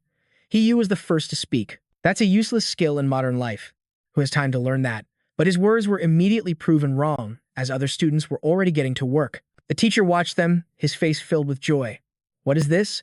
How are you two so skilled at this? So it's really possible to make fire with just 2 sticks, Lu Qiang said with a smug look. Sir, I took an extracurricular class on this during summer vacation in middle school, Shuji explained. And I taught myself online back in elementary school. After the duo from Namquan City finished, the rest of the students began trying on their own. Before long, Chen had also taught his Morningstar teammates how to create fire by rubbing wood together. Later, the martial arts class also turned into a stage for the 2 prodigies from Namquan City to show off. The instructor, Yuan Feng, began. Today, I'll teach you all a special breathing technique. Suddenly, both of them spoke in perfect unison. Teacher, we've already learned it. Although it seemed a bit absurd, it was true that they had already mastered the skill. Even though Chen knew all of these things as well, it was his habit to always remain humble and keep a low profile. In the blink of an eye, more than a month had flown by. The teacher, Yuan Fei, made an announcement. It's been over a month since school started, and now it's time to test your learning progress. For this exam, I have prepared several rewards. First place will receive 88 yuan, second place gets 666 yuan, and third place gets 333 yuan. Chen was shocked. There's prize money, and the top prize is only 88 yuan. What a generous reward. That's barely enough to buy half a kilogram of violent eagle meat. With a prize on the line, everyone naturally tried harder on the exam. An hour later, the test was finished. Coincidentally, the gene fusion teacher, Liu Darren, also held a surprise test with the exact same rewards. He announced, "It has been over a month since the semester began. It's time to check in on your academic progress." After the exam finally ended, a student slumped over his desk and sighed. It's finally over. Soon, the entire class began to complain. Why was that test so difficult? That final question was just ridiculous. I was hoping for a 90, but at this rate, I'll be lucky to get a 60. And right as everyone was complaining about how hard the questions were, the duo from Namquan City started bragging to each other. Shuji's voice cut through the air. That test was brutal. How'd you manage? Lu Gang replied coolly, I'm thinking I can probably pull a 95. I got stuck on the last question. You? His friend nodded. Same here. Had to guess on the final one, so 95 sounds about right. Hearing their exchange, Yi Yu's hands balled into fists. There they go again, showing off. Can they even breathe without bragging? I swear I'm going to punch them one of these days. Just then, Teacher Duren called for attention. Everyone, the results for the mechanical engineering exam are in. Guo Yanling, 52 points. Shen Qinghan, 61 points. Beaming with joy, she turned to look back at the main character. Zichen, I passed, she whispered. You have to congratulate me. Hard work really pays off. The teacher continued the list. He, you, 88 points. At that, everyone turned to stare at him in admiration. You're a monster. Teacher Duren added, that's an excellent score. I have high hopes for you. You puffed out his chest proudly. Just a bit of luck. The questions happened to fall right into my area of expertise. All right, team. Once I secure that third place prize of 333 yuan, dinner is on me. The teacher spoke again. Lu Gang and Wang Shuji, 95 points. An incredible performance. You were just one question away from a perfect score. Lu Gang replied with smug satisfaction. Sir, that last question required some serious calculation. Give me another 10 minutes, and I guarantee I would have solved it. Shuji nodded in agreement. Me too. Teacher Duren smiled. I have no doubt you both have that ability. Listening to them, the other students seethed. Oh, listen to them acting so high and mighty again. But no matter what, he thought, that third place spot is mine. However, the teacher suddenly dropped a bombshell. This was an incredibly difficult test. You might not believe what I'm about to say. But someone in our class achieved a perfect score. That person is Lin Zichen. A full 100 points. Shuji shot up. 100. What kind of monster are we dealing with here? Lu Gang was just as shocked. That's impossible. Utterly impossible. The other student was floored. Even the 2 academic prodigies of Nangwon City had been defeated. Lin Zichen. He's on a completely different level. And what's more, he stole my third place prize. I can't be so arrogant next time. Qinghen smiled brightly. Zichen, you're amazing. Chujin added, a true star, shining bright. But Zichen simply raised his hand. Teacher, when will the 88 yuan for first place be awarded? Teacher Duren was taken aback. Don't you worry. I'll put the cash in a red envelope and send the rewards to the class group chat. He thought to himself, this kid is worried about money too? Is he really that desperate? Just 1 hour later, the gene fusion test results were also announced. Teacher Yuan Fei declared, "All right, everyone, the results are in." From our Nangguan twin heroes, Lu Gang scored 81 points, and Wang Shujie scored 83. On a test where most students failed, achieving such excellent scores is truly impressive. But it was clear from their expressions that the two of them couldn't hide their disappointment with this result. Meanwhile, Shen Qinghan scored a solid 78 points. With a score like that, she could easily break into the top 5. As for Zichen, he once again scored a perfect 100, pocketing another cash prize. This news was a heavy blow to He Yu, Wang Shuji, and Lu Gang. The latter couldn't help but question it. A test this hard. How could anyone possibly get a perfect score? Shuji added his own suspicion. I have a feeling. Like he knew the answers beforehand, don't you think? The teacher's brow furrowed. Impossible. Absolutely impossible. Every answer on that test was a product of his own deduction. You can't find these solutions on the internet, so cheating is out of the question. Hearing this, both of them were completely stunned. He Yu scoffed at them. You guys are killing me. You can't do it yourself. And you can't accept it when someone else can. So you just accuse them of cheating. You're a real disgrace to the people of Nangguan. A girl agreed. Yeah. Wang Shuji is so classless. Bullies are always trying to stir up trouble. The short lunch break was soon over. Next up for Class 1 this afternoon, a wilderness survival test. Teacher Cheng Pei announced the rules. The rewards for the survival test are the same as the other subjects. First place gets 1,888 yuan, second gets 66, and third gets 33. The test has 3 parts: climbing, swimming, and making fire with wood. Shuji's eyes burned with frustration. Lu Gang, we lost big in the theory exams this morning. This afternoon, we have to take back our pride. His partner's face was grim. You don't have to tell me twice. I will absolutely crush him and avenge our previous humiliation. Before long, the test had begun. The first trial was tree and mountain climbing. Scores were determined by speed, and Lin Zichen easily claimed first place in the mountain climb. As expected, the so-called Nangguan twin heroes were left completely in his dust. The two looked on in disbelief. Are you kidding me? This Lin Zichen is just absurd. I gave it my absolute all, and I couldn't even see his shadow. In the end, Lin Zichen also took first place in tree climbing. But at that moment, Zichen was more worried about Shen Qinghan. He saw that she hadn't even finished the climb. It was no surprise when Qinghan finished in last place. But it wasn't a big deal.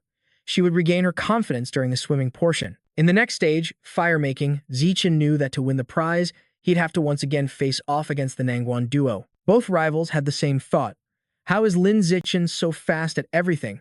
His hand speed is simply heaven-defying. I remember him from class. He wasn't this fast before.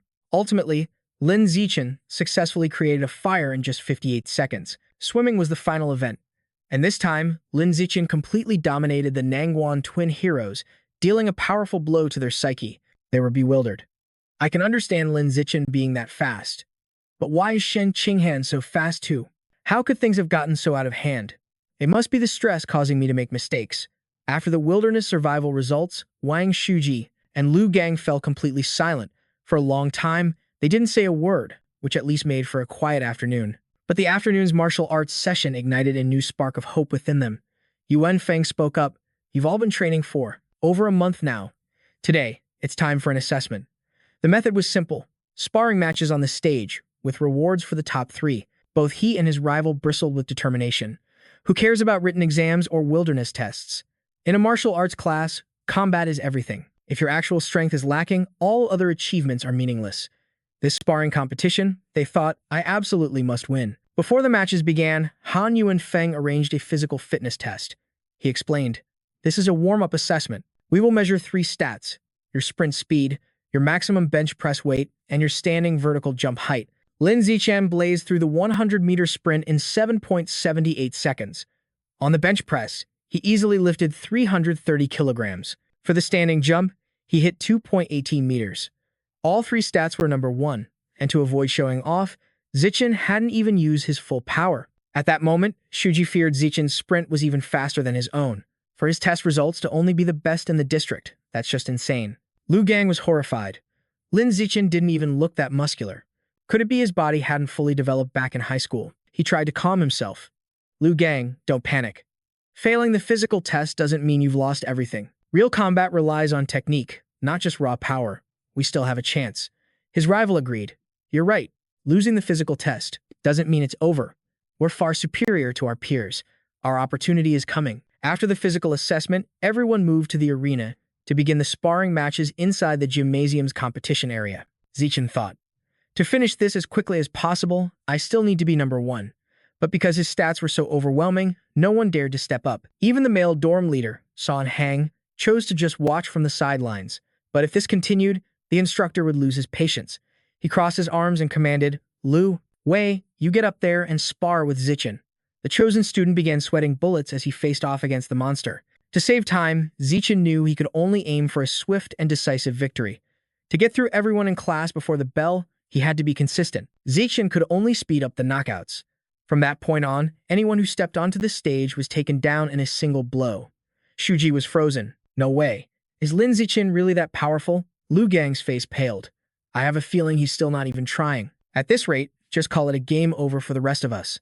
A moment later, Hiyu leaped onto the stage, shouting, Lu Gang, I'm all warmed up. I am in peak physical condition right now. Do you dare face me? Lu Gang shot back. It'll only take me half a minute to knock you out. He secretly sighed in relief. If Hiyu hadn't challenged him, he would have had to fight Lin Zichen. I might not be sure I can beat Lin Zichen, but you?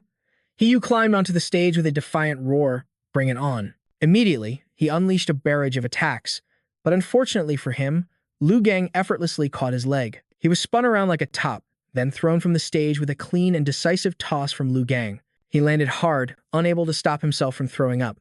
Lu Gang gloated, Hiyu, of all the people I've fought, your stamina is the best. Too bad my strength is a level above yours. Just then, Zichen vaulted into the ring. All right, let's have a match. Zichen then thought, this is the perfect chance to make progress. Otherwise, no one else will dare to step on this stage. A smug grin spread across Lu Gang's lips. So you've come. You think I'm scared of you. Eat this. He raised his fist and charged forward.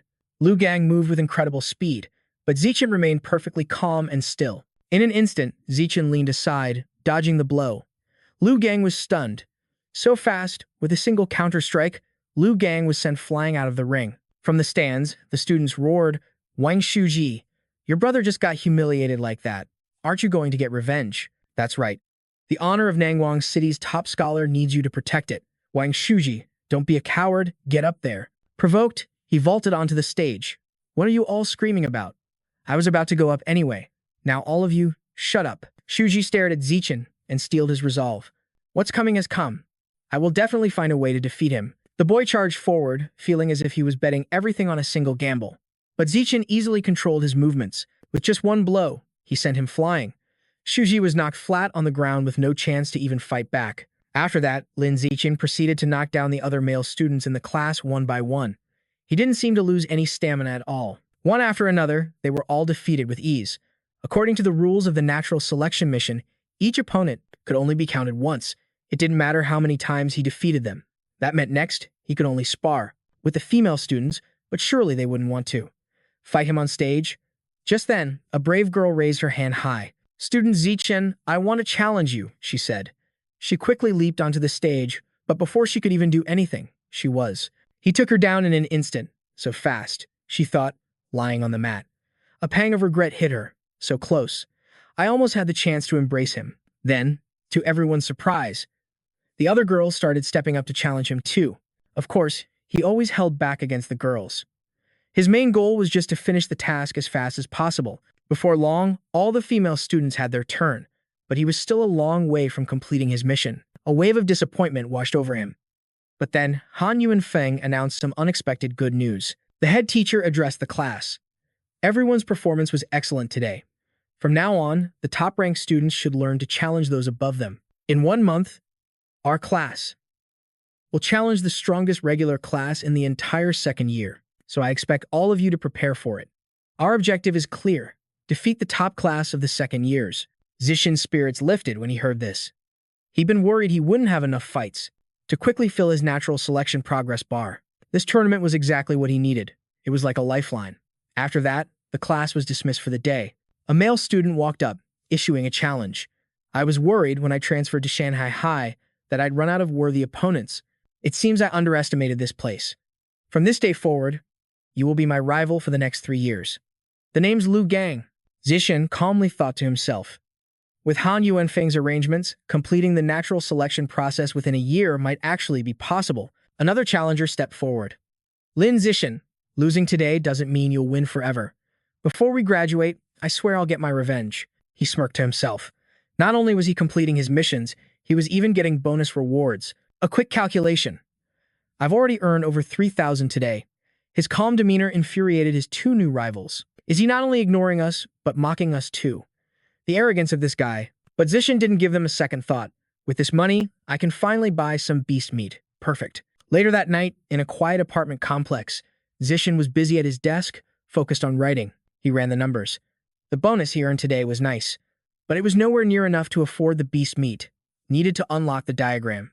So, to make some extra cash, he'd opened an online novel account and launched a new career as a writer. Almost immediately, a message popped up. Hello, I'm the platform's acquisitions editor. Your novel is fantastic. I'd like to offer you a contract for serialization. Zixin was stunned when he saw the message. He'd only just woken up, and there was already a contract offer waiting for him. As he logged onto the platform to sign the contract, a breaking news headline caught his eye. Just 2 hours ago, a giant, mutated rat attacked a cold storage facility on the outskirts of the city, one that held exotic beast meat. The colossal beast, over 5 meters long, had bitten a cyborg in half. In a last-ditch effort, the cyborg activated a hidden power core and self-destructed to take the creature with him. The massive rat was killed instantly in the blast. This raised a terrifying question. Just how many of these mutated rats were hiding within Shanghai City? And more importantly, where could creatures that massive possibly hide without anyone ever noticing? The next day, at Shanghai High's gymnasium, it was time for the joint practice match against the second-year regular class. Han Yuanfeng was in the middle of a strategy session with his top students. He laid out the plan with extreme care. In a one-on-one fight, their top fighters can't match ours, but their overall team strength is greater. They'll definitely use their numbers to their advantage. They'll play defensively, drag out the fights, and then use a rotation strategy to wear you 4 down. So, the moment you step onto that stage, you need to end it fast. Am I clear? Yes, sir, the 4 replied in unison.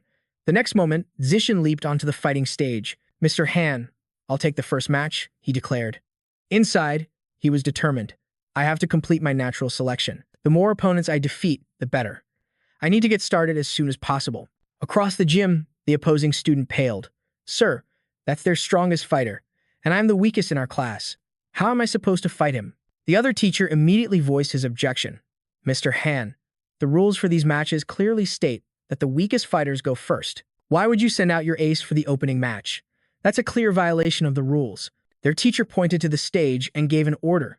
Zixin, get down. Your turn will come later. Let the lower-ranked students go first. Zixin reluctantly stepped down. Understood, sir. Han Yuanfeng then pointed to a girl beside him. Yun Tong, you're up first. She stammered. Huh? But sir, I'm not mentally prepared yet. Just then, Qing Han stepped forward. Mr. Han, I'm the weakest in our class. It's only right that I go first. You should go up first. She then stepped onto the stage, her heart pounding with anxiety. How am I going to do this? I'm so nervous. The crowd below started cheering. Go Han Han. You can do it, Han Han. Take him down. But their words only made Han Qing tremble even more. This is just making me panic. In a flash, her opponent lunged forward to attack. She desperately tried to parry the blows. Han Qing calculated her options. Even if I can't win, I can at least hold out for as long as possible and drain my opponent's stamina. 3 minutes later, her opponent was starting to lose steam. He thought, if I keep this up, my own energy is going to run out completely. I have to end this, and end it now. With that, she unleashed a powerful strike that knocked Han Qing down. She was thrown from the stage, but immediately scrambled back to her feet and ran off. Her teacher praised her. Han Qing, that was well fought. You knew how to use defense to wear down your opponent's stamina. Very clever. Zixin walked over, gently patting her head. That was impressive. You held your own for over 3 minutes against a senior who's been training for more than a year. That's a huge improvement. Feeling comforted, she shyly replied, okay. Another fighter stepped onto the stage, thinking confidently, her stamina is almost gone. This is my chance to take her out. And with that, he charged forward. But his basic moves were completely useless against her. He was quickly met with a direct counterattack and was taken down in just a few moves. He cried out in pain. It hurts. Let go, I surrender. His opponent just laughed in his face. Ha ha, you came in swinging without any defense? Are you underestimating the regular class? She walked past smugly, saying, It's true, I don't have your talent, but I have a full year of training on you. Maybe you should train for another year before you even think about fighting me. Just then, Chu Xin stepped onto the stage. She declared with absolute confidence, Han Han, let me get revenge for you. Just watch me take down this senior. Chu Xin rushed forward, felling her opponent in a single blow. Han Xing was thrilled. Chu Xin, you're amazing. Zishan patted her head again. You're amazing, too. If you hadn't worn down that senior's stamina first, Chu Xin wouldn't have won so easily. She clenched her fist and nodded. 2 hours later, the regular class teacher looked at Yuan Feng with a confident smirk. Mr. Feng, your class only has 4 people left. Looks like this meal is ours for the taking. The man just shrugged, hands in his pockets. It's far too early to say anything for sure. Let's just wait and see. He thought to himself, Lin Zishan, Wang Shuji, Lu Qiang, and He Yu. The true strength of Class 1. The real showdown is only just beginning. Yuan Feng turned to He Yu. He Yu, you're up next. The boy leaped onto the stage with total confidence. Present, he raised his fists. My fists have been itching for a fight. Tell me, senior, are you ready to receive this solid punch? The opponent scoffed. Hey kid, could you try not to act like you're still in middle school? He Yu slammed a kick straight into his face. You dare call me a poser? Get lost. The guy collapsed in pain, falling hard off the stage. He Yu stood with his hands on his hips, looking down condescendingly. You can't be serious. With skills like that, you have the nerve to call someone else stupid. What a complete waste of space. Suddenly, a heavy foot stomped down as a guy with spiky hair stepped forward aggressively. You're pretty cocky, kid. He charged, throwing a punch straight at He Yu's face. Let me show you some real intensity. He Yu dodged, using one hand to brace himself on the ground. The attacker was stunned. What? So fast? How did he dodge my attack? Using his momentum, He Yu swung a perfect heel hook. It connected beautifully with his chin, and the guy dropped to the ground, out cold. Han Xing cheered, He Yu, you're awesome. Keep it up. Chu Xin yelled, He Yu, get him. Wreck them all. After that, He Yu defeated one opponent after another. Another fighter was knocked out effortlessly by He Yu. The number of people he'd taken down just kept climbing. After a while, he was getting tired but still tried to look cool. Next, come on, I can still take down 10 more of you. Although He Yu wanted to keep fighting, after consecutively taking down 5 people, he was clearly exhausted. Finally, when facing his 6th opponent, he was defeated. At this point, Class 1 had only 3 students left, while Class 6 still had 13. Yuan Feng gave his next order. Wang Shuji, you're up. Shuji's eyes lit up as he jumped onto the stage. Present. Wang Shuji consecutively defeated 10 opponents. It wasn't until his 11th match that he finally lost, his stamina completely drained. Next up was Lu Qiang. In less than 10 minutes, he had swiftly taken down the 2 remaining powerhouses. A single knee strike took out the rival class's best fighter. He rubbed his nose and glanced at the Class 6 teacher. Your class only has 1 person left. Why don't you just surrender now? The man put his hands in his pockets, still confident. I don't think that's necessary. Go, Wang Jinhei. It's your time to shine. A massive, giant-like figure stepped forward. Present. Lu Qiang looked him over with contempt. Himph. So you're just some big, fat guy? He launched himself forward. I'll still beat you down. His fist slammed directly into Jinhei's soft belly. Lu Qiang's jaw dropped. It felt like punching a giant bag of cotton. Unwilling to accept defeat, he hammered away with a flurry of fists. But after a moment of useless strikes, he was left panting. It's no use. His fat is too thick, his muscles are too dense. I can't even make him flinch. Just then, the large man reached out, his hand. Are you done yet? If you're finished, then it's my turn. Wang Jin. He casually grabbed his neck with one hand, and the guy flailed, around like a captured chicken. It's no good. I can't breathe. This guy's strength is monstrous. With a single motion, he launched Lu Jiang right off the stage. Yuan Feng was stunned. Wait a minute. I don't remember any student that powerful. In your class, do you? The teacher from Class 6 smirked. My apologies. He's a new transfer student this semester, so it's understandable you wouldn't know him. Looks like you're going to lose this time. Remember our bet. The loser treats the winner's entire class to a meal. The teacher fumed, unable to do anything as tears streamed down his face. So that was it. He was hiding an ace up his sleeve named Wang Jinhei. No matter how strong Lin Zishan was, there was no way he could beat this monster. Sigh. I was too careless. He completely tricked me. The teacher walked over and patted Zishan's shoulder. Zishan, you're up. Just treat this as good practice. You'll gain a lot of valuable experience. Don't worry about winning or losing. Zishin stepped forward with a reassuring smile. Don't worry, Teacher Han. I'll win. Jin, he looked surprised. Huh? This kid is their class's best fighter? He looked a little scrawny. He seemed to lose interest. Hey, Junior. I'm not the type to bully smaller guys. 3 girls on the sidelines started cheering. Fatty, don't be so arrogant. Zishin will definitely beat you, you tub of lard. Just you wait until you're beaten. Into a meat patty. Go, Zishin. Teach this pig a lesson. Their defiant words pierced Jin, his ears. All right, Junior, he announced. I'll stand perfectly still and give you 10 free shots. He said it with contempt, so that later, you and your little fan club can't get angry and curse me behind my back, saying I use my size to bully the weak and won unfairly. Zishin just scratched his head, helpless. Okay, Jin. He slapped his own belly.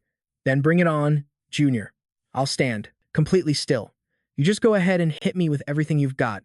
Without hesitation, Zishin landed a powerful punch right in his stomach. The big guy's jaw dropped from the sheer impact of the blow. Jin, he shot into the sky like a cannonball, and just like a ball, he crashed hard onto the ground. Everyone who witnessed it was stunned into silence for a full 5 seconds. Then, the entire first-year class erupted in cheers. Zishin won. He won. Jin. He sat up, scratching his head. Huh? How did I get over here? What just happened? This was impossible. It defied all logic. Teacher Shan walked up and patted Yuan Feng's shoulder. Brother Feng, your class's Zishin is an absolute monster. He took down Wang Jinhe with a single punch. It feels like he's already catching up to Wu Tiansheng, the legendary first year from high school. The teacher replied happily, well, I wouldn't be so sure about that. That kid, Wu Tiansheng, is not a normal human. Back in middle school, he nearly terrified the principal. His performance was just that overwhelming. Zishin walked over, curious. Teacher, who is this Wu Tiansheng? Yuan Feng explained, Wu Tiansheng is a senior who graduated a few terms ago. When he was just a first year in high school, he defeated an entire top-tier class, which scared a lot of the school's leadership. In high school, Wu Tiansheng ran a 100-meter dash in under 6.12 seconds, had a vertical jump of 3.96 meters, and could lift a 650-kilogram weight with one hand.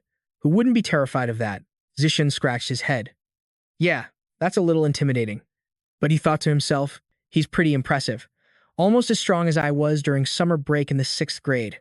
A little while later, they all moved to another location. At the Mingxiang restaurant, the teacher raised a bottle of water.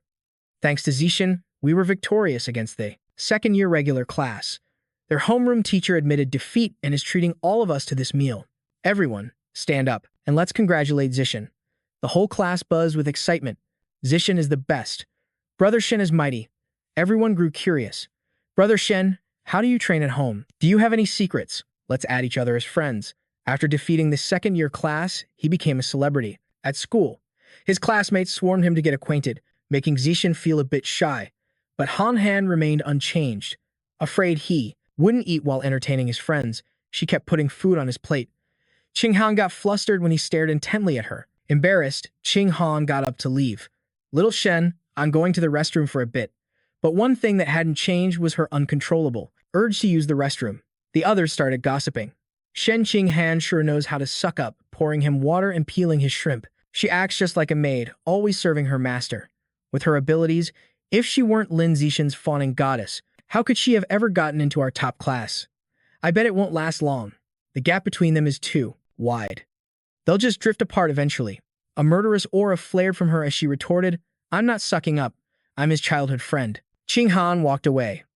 On the way home, Zishin asked with concern, Han Han, why do you look so down? Did something happen? She replied sadly. When I was little, I said I'd stop wetting the bed when I grew up. But even now, every single night, I wet the bed. I have to wear a diaper just to sleep, and it feels awful. Little Shen, I feel like I'm disabled. I can't hold it in.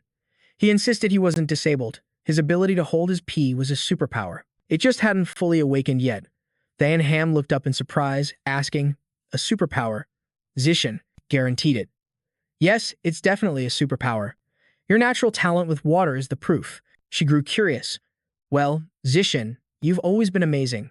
Do you have a superpower too? He nodded, ruffling her hair. Just like you, I have one. She got excited. If I really have one, I wonder what kind it is. Zishin encouraged her. I'm sure it's an incredible one. Suddenly, he heard a loud commotion up ahead. An officer was trying to stop someone. Put the broom down. We're exterminating rats for public safety. Please cooperate. But a man was frantically trying to stop them. Stop it. Don't you dare hurt my brothers, he screamed. Are you trying to kill my family again? Then he charged at the officers, yelling, I'll take you all down with me. Thanham was shocked. Zishin, is that man crazy? Zishin shielded her. He might be mentally unstable. People like that are unpredictable. Let's just go home, Thanham agreed. As night fell over the city, one room remained brightly lit. It was the Lin family home. They sat together watching the news. A female pastor who went missing last week is still unaccounted for. Yuan Han grew tense. Another young woman has disappeared. This seems to be the fourth one this month. Nansen corrected her. You're mistaken. This is the fifth one. All 5 missing persons this month were beautiful young women. The report warned everyone not to go out late at night and to avoid deserted places. Their mother grew worried. Zishin, it's not safe outside lately. Don't let Thanham go out by herself. You understand. He reassured her, don't worry, Mom, I'll watch her carefully. Meanwhile, in Sun, High City's 20th district, at the police station, officers were busy dealing with the man who caused the disturbance. A detective asked how the investigation was going. Does he have a mental illness? A doctor replied, it's still undetermined. I've been trying to communicate with him, but he hasn't said a single word, almost like he's mute. The detective was certain he wasn't mute, recalling how he'd been screaming his head off at the market earlier. Suddenly, an officer inside jumped back, staring in horror. The troublemaker's body was twisting and contorting until he transformed into a monster. Get on the radio. We need backup now. We have a man turning into a giant rat in the psych ward. The colossal beast began attacking everyone, completely ignoring their bullets. A female officer ran in, reporting, the chief said all the augmented units are out on other missions. It'll be at least a minute before they can get here. We don't have enough ammo. I don't think we can hold out. The chief ordered, get in the car. We'll lure this rat thing to the outskirts and buy some time until reinforcements arrive. She frantically turned the key in the ignition. The officers held their breath as the car sped away. The mutant rat gave chase relentlessly. They urged her to drive faster, trying to lead it towards the mountains to buy more time for the mechanized units. The police car blared its siren as it raced down the highway. The beast followed close behind, destroying everything in its path. A chain of accidents erupted behind them as cars crashed into one another. The female officer fell. So this is it. We couldn't even last until they arrived. The ferocious mutant crushed car after car under its feet. Terrifying explosions rocked the city streets. Out of nowhere, a warrior appeared, launching a barrage of projectiles that locked onto the target. The constant attacks only made the monster more berserk. A giant rat that knows how to dig to escape. These things are getting smarter. But seeing the chunks of flesh on the ground, he knew it was badly injured. I still have a chance to finish it. As the night drew to a close, in the city, the clock struck 3 in the morning. Zishin had been writing for over half a month, pumping out over 4,000 words a day. He now had nearly 100,000 words, earning him over 10,000. He still had some of the best parts of the story saved. Once those chapters were released, the numbers would skyrocket. He wondered how much he could make after the novel was officially published. Thinking about the potential profits kept him wide awake, so Zishin found a small alley with no cameras to test his recent training results. A 100-meter sprint in 3.43 seconds and a long jump of 7.72 meters. The progress was undeniable. He felt that if he kept improving, his physical body would soon become superhuman. Suddenly, Zishin heard a loud noise. He spotted a mutated rat digging through a garbage can.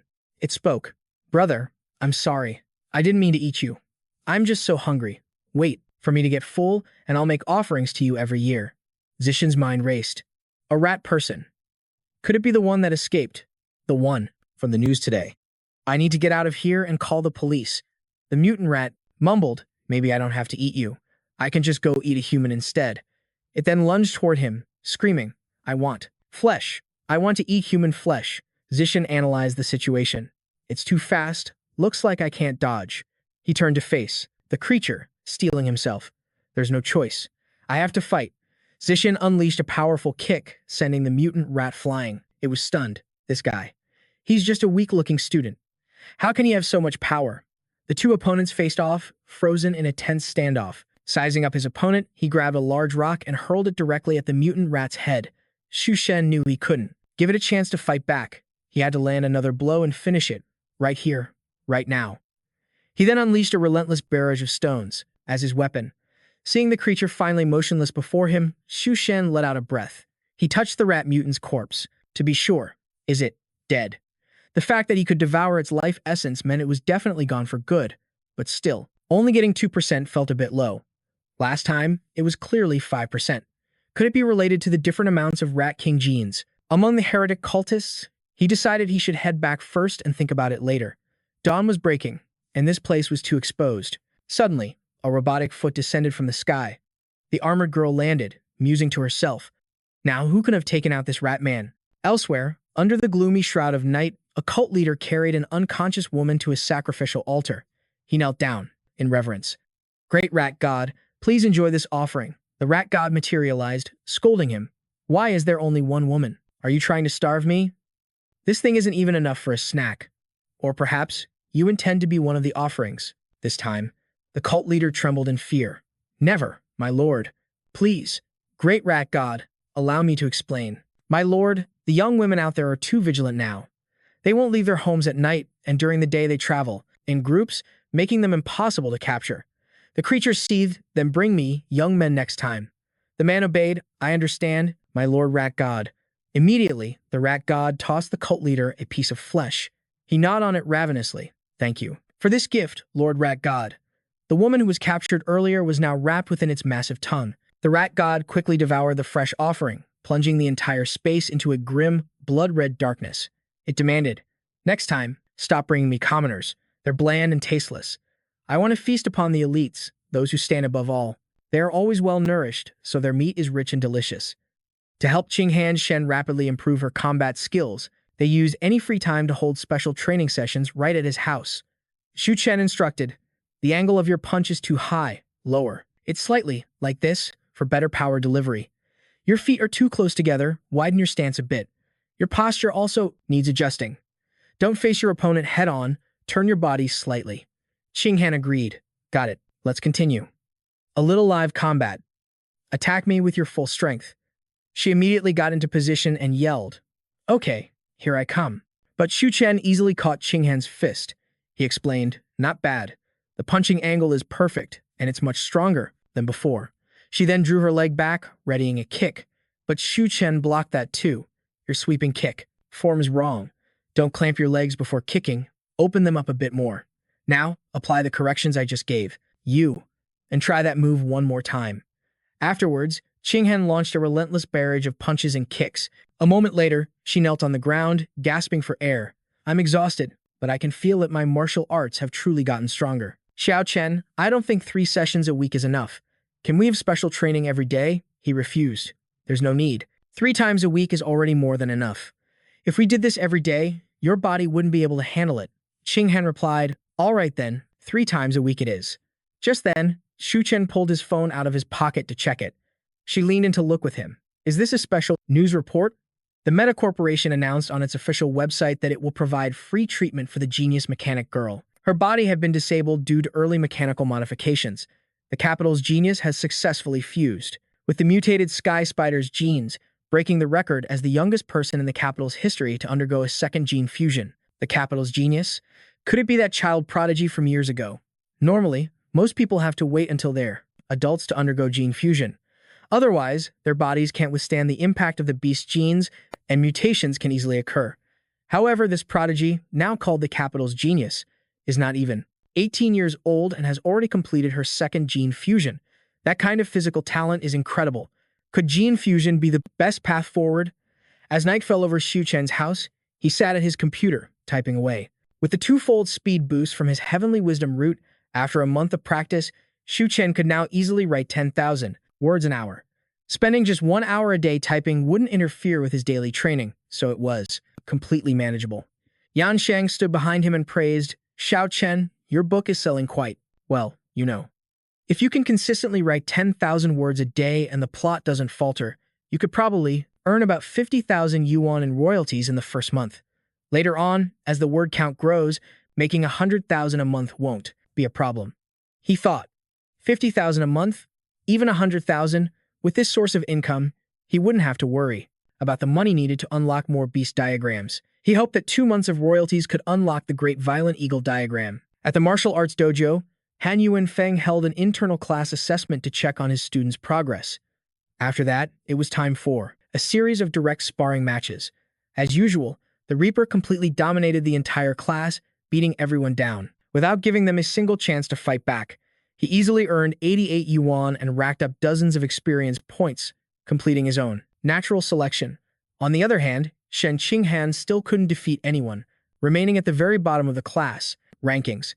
But unlike before, she could now put up a decent fight when facing an opponent. The last time she faced Wen Yuntong, the second-to-last ranked student, Qinghan was blown off the mat, and the match was over in less than 3 seconds. But this time, she went toe-to-toe with Wen Yuntong for nearly 3 minutes, and it wasn't just 3 minutes of her cowering like a turtle. Qinghan actually traded blows, landing a few impressive kicks. Even Han Yuan Feng saw her incredible progress, praising her and telling her to keep it up. He then announced that in 1 month, their class would challenge the strongest key class in the 52nd high school division. The goal, besides their top 3, they were to defeat every single one of the remaining students. Do you have the confidence? Everyone roared in unison. Yes, sir. Yuan Feng smiled, raising his hand in encouragement. Excellent. In the blink of an eye, over a month had passed since the challenge was issued. Chen was out shopping. Hello, I'd like to buy some violent condor meat. The staff member replied, of course. How much would you like? We're having a promotion right now. If you buy 100 kilograms at once, you'll get a 5% discount. He thought for a moment, then said, in that case, I won't buy any for now. Chen decided to wait until he had enough money to buy the full 100 kilograms at once. After all, it was just another month to wait. Time passed, and the next day, on the school campus, Chen was walking with Qinghan. She said, hey, Chen, the cafeteria opened a new wing a few days ago. I heard the chef there is amazing. Let's go. Check it out. Chen agreed. They headed over to the bustling cafeteria together. As the scent of food hit her, Qinghan's eyes lit up. It smells so good. Her tray was piled high with delicious-looking dishes. Qinghan sighed happily. Chen, it's a good thing we got here early. Otherwise, we'd be stuck in a massive line. Chen agreed. You're right about that. Suddenly, an argument erupted in the crowd. Hey, why are you cutting in line? I'm not cutting. My friend saved this spot for me. Since when can you save spots in line? Are you kidding me? Even if I'm cutting, it's my deskmate's spot. What's it to you? You got a problem with that? Yeah, I'm cutting. What are you going to do about it? Qinghan grew worried. Chen, isn't that you arguing with someone? Should we go see what's happening? Chen shook his head. I don't think that'll be necessary. You looked so fierce that he was actually scaring the guy who cut in line. The line cutter, intimidated by Yu's presence, stormed off angrily, muttering, little punk. The tension in the cafeteria immediately spiked, but then a whole group of students cut right in front of him. What is this? What do you guys think you're doing? One of them shot back, nothing. We just feel like cutting. In front of you. Yu was furious. Are you serious? Get to the back of the line. He froze when he tried to push them, but they wouldn't budge. Panic started to creep into Yu's mind. He couldn't move them. Qinghan noticed something was wrong. It looks like Yu is being bullied. The main character stepped forward and tapped the guy's shoulder. Excuse me, could you please go to the back of the line? The guy pointed a finger aggressively. And what if I don't? What can you do about it? Chen calmly took out his phone. I'll report you. The guy scoffed in anger. Seriously? You're gonna snitch? How? Pathetic. Chen replied coolly. I think cutting in line is far more pathetic. Unable to argue back, they left in a rage. In Shanghai City, inside a villa in a wealthy district, the cult leader announced Chiang Nak is dead. He went crazy and provoked the security team at the trading market and ended up getting himself killed. Someone commented, good riddance to that idiot. He was always causing trouble everywhere. I've wanted him gone for a while now. He would have dragged us all down with him sooner or later. The cult leader spoke again. This young man is new. He will inherit Chiang Nok's position. Everyone, get acquainted. Also, the rat god has informed me that commoners have become too bitter for its palate. From now on, it desires to feast on the flesh of the high and mighty. Keep this in mind and do not present any more unsuitable offerings. A murmur went through the crowd. Cult leader, capturing someone from the upper class is incredibly dangerous. Exactly. If 1 or 2 commoners go missing, it's no big deal, but a missing upper-class citizen will cause a huge problem. The cult leader instructed, simply target the worthless sons of wealthy businessmen who are impossible to discipline. That way, the risk is much lower. Since you're still new, you don't need to hunt the upper class yet. For now, just capture a handsome, young commoner to practice your skills. When the time comes, you will present him as an offering to one of the divine children under the rat god. The new recruit swore an oath, cult leader, rest assured. I will offer the most beautiful sacrifice in the city to the divine child. Back in the classroom, Hiyu was speaking. I've been investigating for days and I found out that the guys who cut in line are from the 3rd year's class 2, the strongest key class that we're about to challenge. For all their prestige, those guys have no class at all. I'm speechless. Chen calmly remarked, being a good student doesn't, which meant its quality was probably decent.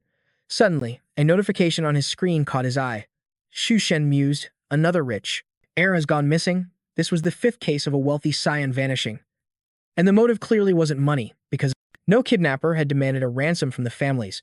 Could these disappearances be connected to the divine rat cult?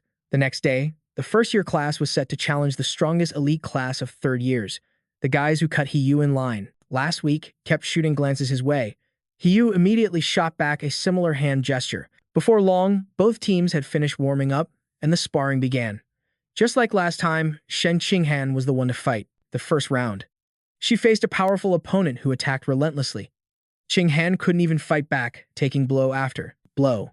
She thought grimly, this elite class senior is too strong. Even my turtle shell defense can't hold up. The senior delivered a decisive final blow to end the match. Every single kick she threw was devastatingly precise. It wasn't just Shen, Qinghan. Even Li Chuxin and the others were completely powerless against this upperclassman. It wasn't until a stronger, short-haired classmate stepped up that they managed to defeat that senior. But another senior on the other side quickly seized control of the situation. In less than 10 minutes, this new powerhouse had defeated 9 people in a row, and that number included 3 male students. Soon, the entire class had been beaten down, leaving only 4 people standing: Zishan, Wang Shuji, Lu Gang, and Hiyu. Meanwhile, the 3rd-year class had only lost 5 students, and a whopping 36 of their members hadn't even fought yet. The 5 who were eliminated were all girls. The other side hadn't even sent out a single male student. Yuan Feng worried, the gap in our strength is just too massive. We can't win this. He gave an order. Hiyu, it's your turn. They still have 6 girls left.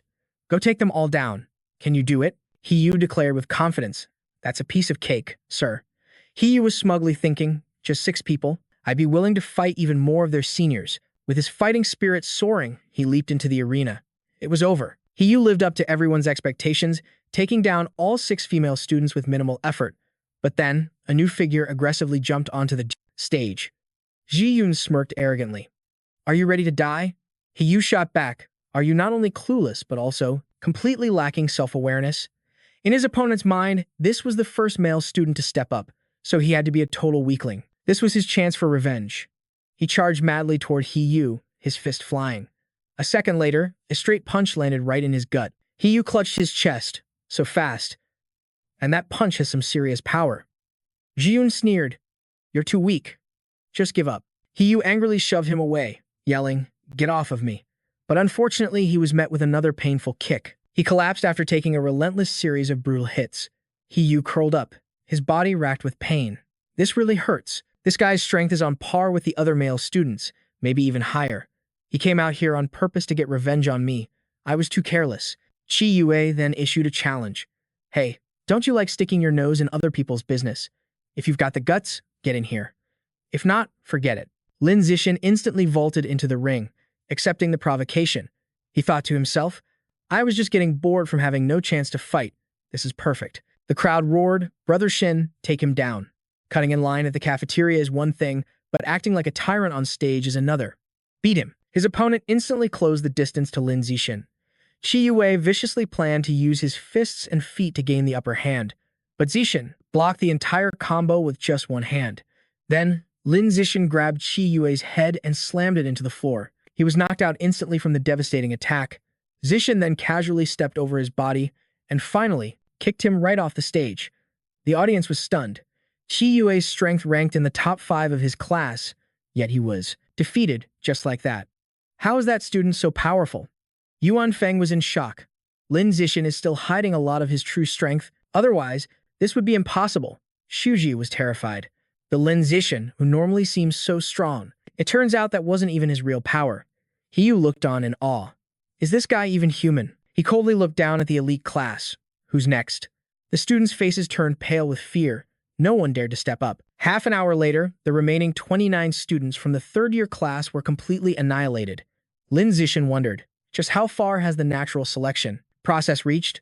Suddenly, a system panel appeared. He looked at it and thought, only 119 left? This growth rate is far too slow. In every class sparring session, I'm always the last one to fight. This can't go on any longer. My power level is already far beyond high school. If not for the need to follow the school's regulations, why bother? From now on, I'll set my own rules. The following Monday, a startled voice echoed through the office. What? Arrange a personal prize money challenge match for you? Lin Zixin's face was deadly serious. That's right. I want to challenge the entire school. The principal refused. You're only a first-year student. This is outrageous. The entire school? Are you being serious right now? What gives you that confidence? Shu Chen's voice was firm. Yes, I am. Principal, please come with me. I'm heading to the training hall, and I'll prove I have the power to back up my challenge. With that, the two of them made their way to the gym. The principal spoke first. Shu Chen, it's getting late. Why on earth did you bring me all the way out here? He shrugged off his jacket, replying, to show you my true power, of course. The principal thought to herself, worried, is this boy really about to put on a show? She tried to stop him. Wait, Shu Chen, hold on a second. But he was too fast, his hand already gripping the cold steel bar. With just one hand, he effortlessly lifted the 700-kilogram weight. The principal stared in utter shock, completely stunned. So this was the power he spoke of. The principal gasped, 700 kilograms. That's even greater than the power of Wu Tiancheng, the strongest first-year student in the entire school. All right, I'm convinced. I will arrange a special event for you. A solo stage to challenge the entire student body. He scratched his head. Hey, principal, make sure you set up some prizes. Without a reward, nobody will have the motivation to fight. It's best if there are two kinds. First, a participation prize to encourage everyone to step into the ring. And second, a cumulative prize pool. The more challengers I face, the bigger the pool gets. Whoever finally defeats me takes the entire pot, but if no one can, it's all mine. She smiled, satisfied. Don't you worry. Leave everything to your principal. I'll arrange it exactly as you've described. Shu Chen added, Principal, one more thing. Keep my true strength a secret. If they know how powerful I am, no one will dare to challenge me. The principal agreed. All right, you've got it.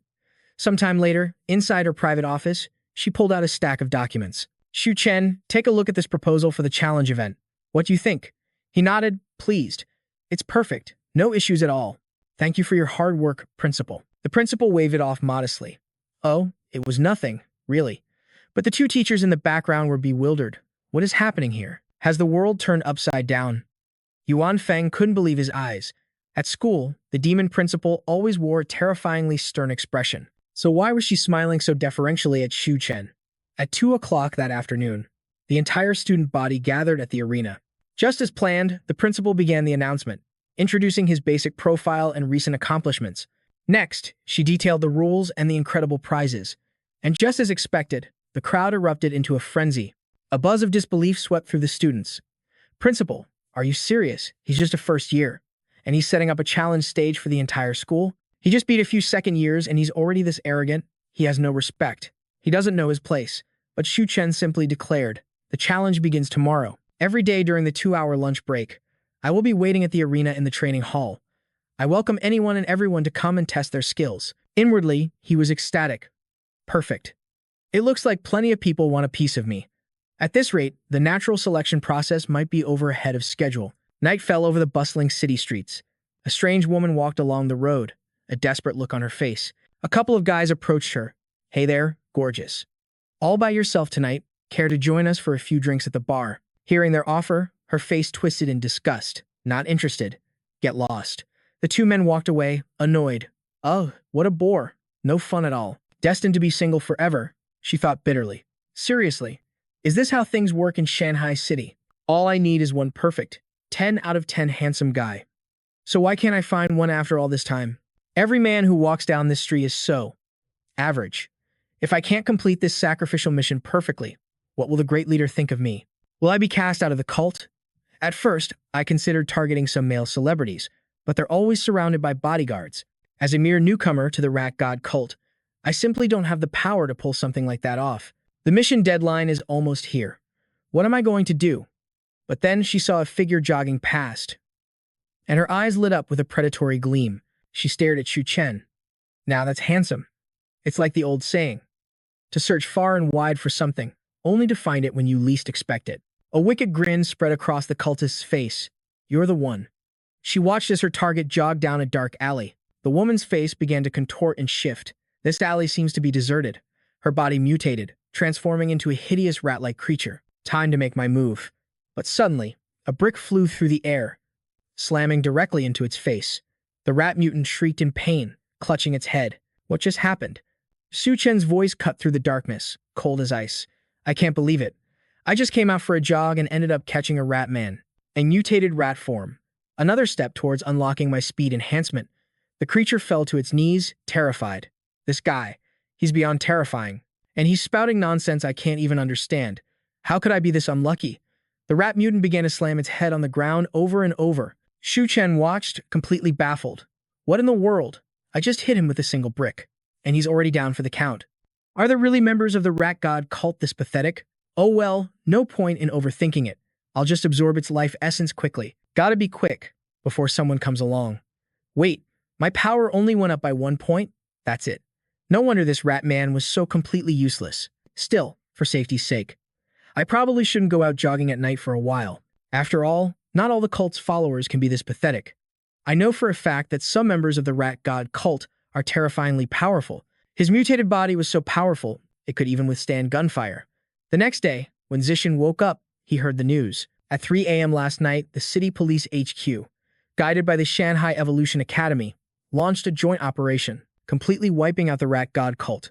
He sat up, drying his hair. The rat god cult was annihilated. The one who defeated the Rat King was Wu Tiancheng, an instructor from the Shanghai Academy, a gene fusion user with a high-tier creature rank. In that battle, Tiancheng unleashed a relentless barrage of attacks on the mutant rat. In an instant, his immense power completely crushed it. The entire fight lasted a mere 30 seconds, an overwhelming victory. Zishan was stunned by the footage, so this was the true power of a high-tier being. Meanwhile, in a brightly lit, skyscraping tower, a man raised his glass. Any word from the teacher, Tiancheng? Tiancheng sighed. Still missing. The group of experts who went to Riot Zone number 36 back then vanished without a trace. He wondered, What's the status of Zone 36 now? His superior replied, It's stable enough. Otherwise, I wouldn't have time to be here. A few small fries managed to escape during the chaos of that cleanup. The man looked puzzled. Small fries? The city's entire security force was helpless against the Rat King.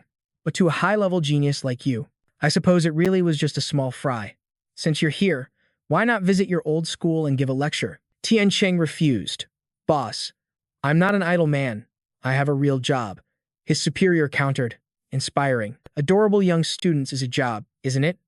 Elsewhere, in a deep pit lit only by the moon, the true Rat King was seething. At first, it just ate stray animals. Then, it moved on to the tender flesh of young humans. After devouring a high-level person, it finally took on a human form. I went through so much trouble to bring you here. Your job was to dig tunnels and strengthen our race. Instead, you ran around devouring humans, causing such a huge scene. The Rat King raged, raising its massive foot to stomp down. It roared, Tell me, don't you deserve to be erased? The mutant rat trembled. My lord, I beg you, just give me one more chance. The Rat King declared coldly, I can give you a chance. But as it spoke, its claws shot towards its subordinate's head. You just have to pay the price. The only thing left was the mutant rat's agonizing screams. The Rat King grumbled, the eyes of a sewer rat. They smelled disgusting. It longed to devour its subordinate whole, but the taste was exquisite. Still, you were clever enough. You knew to hide behind the scenes and enjoy yourself, while letting your own brother pose as the Rat King and take the fall. But if you don't start digging tunnels for me, you will be the next to be eliminated. The next day, the school was buzzing. That's the guy who wants to challenge the entire school. Lin Zishan, he's just a first year.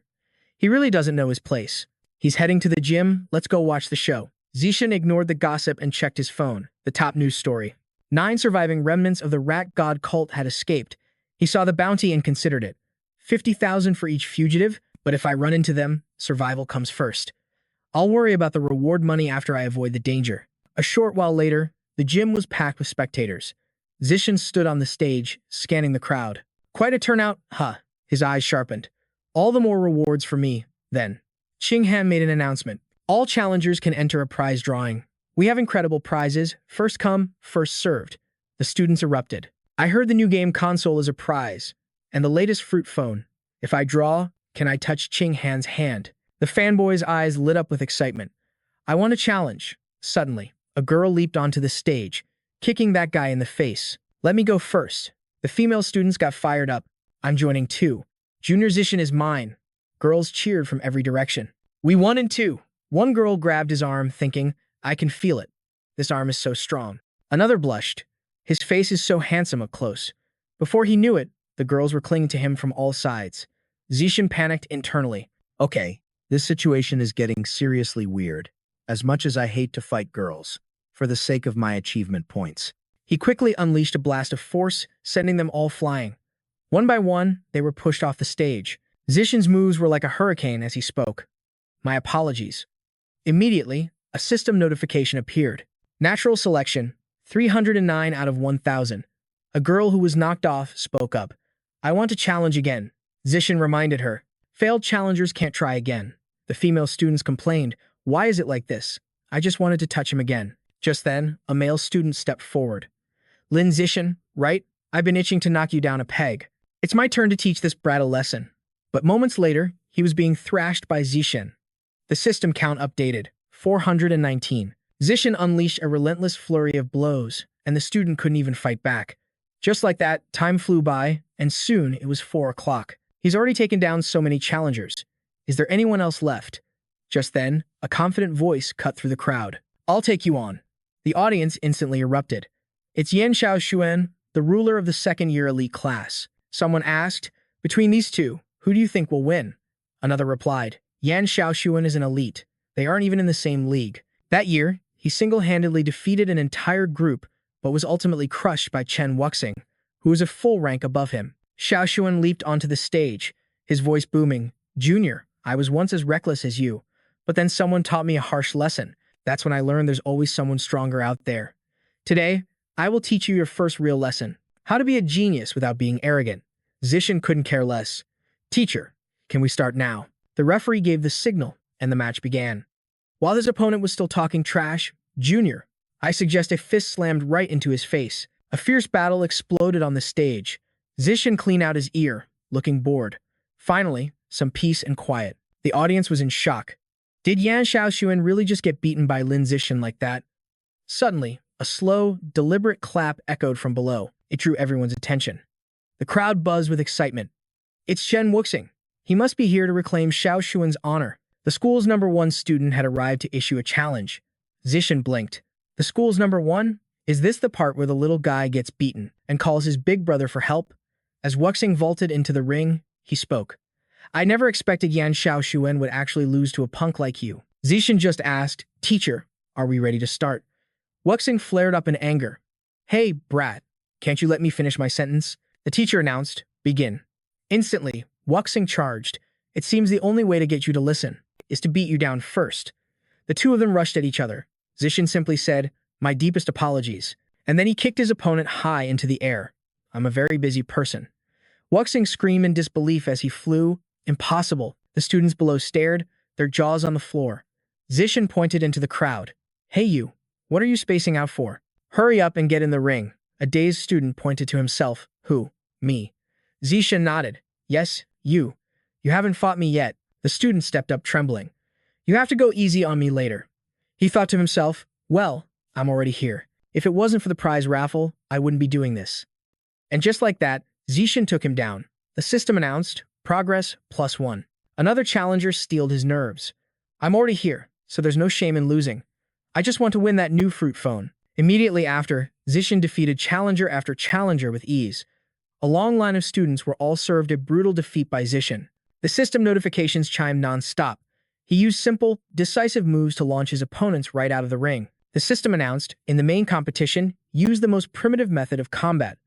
A flicker of excitement appeared in Zishin's eyes. Finally, Zishin looked at the system panel and thought, a simple, raw damage boost. It's primitive, but extremely practical. But it doesn't specify the exact amount the damage increases. He leaped off the stage. The challenge was over. The crowd began to disperse. A student muttered, It ended so fast, I wanted to see more. Afterward, Zishan left with Qinghan. They walked out of the gymnasium. Soon, all the students had flooded out. A short while later, the door to the principal's office opened. The principal smiled. Congratulations to you.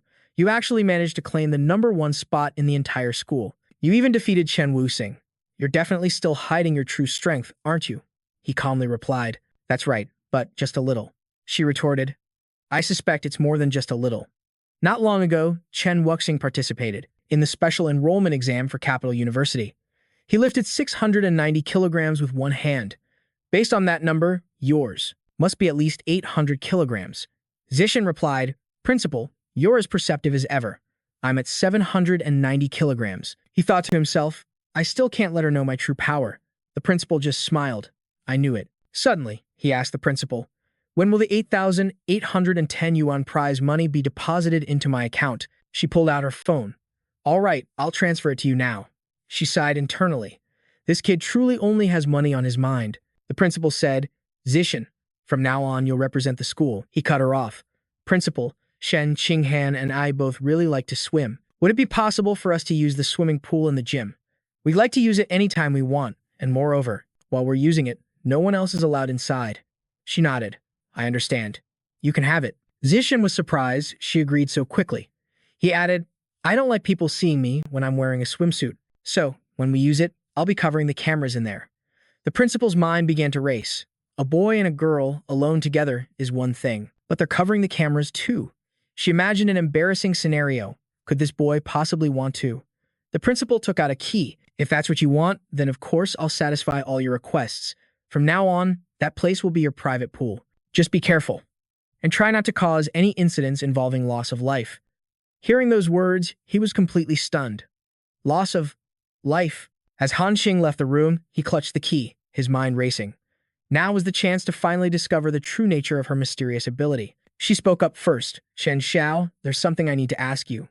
He grew curious. What is it? Han Xing pleaded, I signed up for a singing competition. I practiced my part until it's perfect, but I need someone to help me with the chorus. Chen Xiao, could you practice with me tonight? He agreed instantly. Of course, I can. A smile lit up her face as she left. That's great then. But inside, Chen Xiao wondered, why is this competition so important to her? Hopefully, this will give her the confidence she needs. As night fell, the city lights began to glow. Han Qing happily showed off her singing talent for him. Meanwhile, Jian Ye fretted, Honey, the kids are all grown up now. Isn't it a bit improper for a young man and woman to be alone in a room? Meng Si shot back. They've been inseparable since they were children. What right does an old man like you have to object? Listen here, old Shen, I suggest you mind your own business. Their bickering voices easily reached Chen Xiao's ears. He gently interrupted.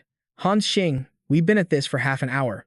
It's almost time for class. Tomorrow after school, let's go to the school's swimming pool to practice. Remember to bring your swimsuit. She agreed. Okay. Han Xing waved goodbye to Chen Xiao, and he replied, See you tomorrow. The moment she was alone, her thoughts began to run wild with embarrassment. The swimming pool? Han Xing looked through her clothes, wondering, which swimsuit should I wear? She laid them out on her bed, trying to find the perfect one. Han Xing shyly held one up. Is this too revealing? Her face flushed red, just imagining swimming with him. She quickly stuffed it into her bag.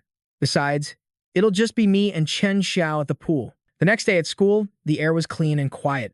Inside the deserted swimming pool, a single figure stood waiting. It was Chen Xiao, already in his swimwear, standing with his arms crossed. He glanced up at the camera, thinking, Don't worry, you can count on me. Suddenly, Chen Xiao heard a voice call from behind him. Chen Xiao. It was Han Qing, running towards him in a stunning swimsuit. She spoke with a graceful, apologetic tone. Sorry to keep you waiting. Chen Xiao warned her. Slow down. Be careful. It's slippery. But his heart was pounding. She's so cute. A blush crept onto his face. Come on, let's get in the water and train. And with that, they both jumped into the water and began their practice. Chen Xiao took Han Qing's hand, their eyes meeting in a tender gaze. Her eyes sparkled with pure happiness as she looked at him. As they stared at one another, Han Qing pointed upwards with her hand. Chen Xiao then wrapped his arm around her and swam toward the surface. Once they broke through the water, Han Qing wrapped her arms around his neck. He asked with concern, What's wrong, Han Qing? She playfully splashed the water and said, Chen Xiao, water can pass right through me. Han Qing scooped up some water and urged him, Look at this. The droplets immediately trickled through her hand. It went right through my hand again. Han Qing was bewildered. This is so strange. Why is water flowing through my body like this? Chen Xiao fell into deep thought. Could this be Han Qing's superpower? He suddenly grabbed her hand and demanded, "Let me see your hand for a second." He understood immediately. Other than water passing through it, there was nothing unusual. Chen Xiao took her hand and started pulling her along. "Let's go over there. I'll help you check if there are any other parts of your body that water can pass through." Startled by Chen Xiao's sudden action, she couldn't help but blush. A while later, Han Qing was lying on a table with a mortified expression. Right now, Chen Xiao was testing her body with water. Han Qing asked nervously, "How much longer will this take?" He analyzed the situation. "I've run the test 3 times, but your body shows no abnormalities. It seems for now, only your hands have this ability." He helped her sit up. "So that's what it is? Chen Xiao, you said I couldn't hold my pee since I was little. Could it be that some part of my body has always been permeable to water?" Chen Xiao replied, "That's a definite possibility. Next time you feel like you can't hold it, you have to let me know immediately. And try to feel it out for yourself. See if any other part of your body feels the same way your palms do." He thought to himself, "I almost sounded like a total creep just now." At that moment, Han Qing looked at her hands with pure joy. "In other words, I'm not some useless girl. I'm a person with a superpower related to water. A day will come when my powers will be fully unleashed. I might even be able to stand beside Chen Xiao and become his perfect other half." As night descended, the streets buzzed with bustling crowds. Inside a certain shop, an employee greeted a customer cheerfully, "Hello and welcome." Suddenly, a black card was tossed onto the counter, startling her. Chen Xiao calmly made his request. "I want 100 kilograms of violent vulture meat delivered to this address." The employee took the card, her mind reeling. Right away, "Sir," she thought to herself, "it's him again. Just what kind of young master is this, spending money so lavishly?" A short time later, the delivery arrived. The delivery person reminded him, "Please give us a good rating for our service." And as he held the large box, he mused to himself, "I just happened to receive 120,000 yuan in royalties this morning. In total, I now have around 210,000. That should be enough for 100 pounds of this savage rock meat. Now, let's see what kind of surprise this blueprint has in store for me." A system notification flashed. "You have devoured a significant amount of life essence." Suddenly, Chen appeared in another dimension, a place that looked like a vast ocean. Massive waves crashed down, drenching his hair. At the same time, a colossal foot with sharp talons snatched a giant octopus from the depths. He stood his ground and looked at the system prompt. "You have successfully unlocked the Savage Rock Blueprint. Sky's eye vision and motion capture abilities have been enhanced." A strange golden light immediately began to glow from Chen's eyes. Beams of light shot from his gaze, extending far across the city. Chen's vision locked onto a pedestrian who was absorbed in their phone. He could clearly see the content on the screen, thinking to himself, "The eagle eye ability is truly powerful." At last, Chen returned to his familiar home. He glanced over and saw his father and mother glued to the news. The report stated that a third-tier gene-fused individual had recently mutated in public, causing casualties in the hundreds. "Gene fusion is the wrong path," his father declared. "Throughout history, only demons have craved to become human. Never have humans wanted to become demons. If we keep trying, we will become higher life forms." Someone on the show stood up to object. "That's just a fairy tale. Without gene fusion users, we couldn't even block a bullet." Yan Sheng chimed in with his own thoughts. "To be blunt, gene fusion is like an uncontrollable bomb. Once a mutation occurs, it's a catastrophe." Wanan disagreed. "That's a baseless worry. The government's control over this is extremely strict, so the chances of that happening are minuscule. Instead of worrying about mutation, we should be worried about the inheritance of gene fusion. After all, they lose the ability to reproduce." His father nodded. "That's true, which is why it's necessary to store more before undergoing gene fusion, or find a partner to have children with." Those words made his mother freeze in stunned silence. Wanan turned around. "Xiao Chen, you're back?" she thought to herself. "Did we just say something inappropriate in front of our son?" Yan Sheng also scratched his head awkwardly. "Xiao Chen, you're home. Let's go eat dinner first." As they sat at the table, Chen spoke up. "Our school is holding a singing competition tomorrow. Han Han signed up to participate." His father was surprised. "Really? Then our whole family will definitely be there to cheer for Han Han." His mother agreed. "Of course, Han Han is like a daughter to me." Chen just ate quietly, watching the awkwardness fade from his parents' faces. The next evening, the school stadium was buzzing with energy. Yan Sheng and Wanan were especially excited, cheering, "Shen Qing Han, you're the best." Inside a classroom, Qing Han and Zi Chen had a private moment. He was helping her with her makeup, while she kept nodding off. She opened her eyes and asked, "Xiao Chen, why are you staring at me like that?" A gentle smile formed on Zi Chen's face as he praised her. "You're beautiful." His words flustered Qing Han, who gripped her skirt tightly to calm her nerves. Suddenly, Chu Xin walked in with a teasing look on her face. "Are you two done being all lovey-dovey?" Qing Han quickly explained, "I just asked Xiao Chen for help because he's good at makeup. It's not a confession or anything." Chu Xin covered her mouth. I get it. What's a little innocent love between a husband and wife?" At this point, he was like a beauty expert, thinking that having too many skills wasn't always a good thing. Chu Xin then started to leave. "I don't want to be a third wheel. I just wanted to remind you that after 2 more acts, it'll be our turn on stage." She then closed the door and left as Qing Han replied, "I know." Zi Chen packed up his things. "All right, let me walk you out so you can get ready." But suddenly, Qing Han stood up, her body trembling uncontrollably. She stumbled forward, grabbing the hem of his shirt and calling his name. "Xiao Chen." "I." And then, Qing Han couldn't hold it in any longer and wet herself. Mortified, she whispered, "I couldn't hold it in again." Qing Han burst into tears. "Xiao Chen, what do I do? It's almost my turn to perform with Chu Xin. We practiced for so long. If all our effort goes down the drain because I wet myself, she'll hate me." Zi Chen quickly tried to calm her down. "Don't cry. If you cry anymore, we'll have to do your makeup all over again." But she couldn't stop the tears.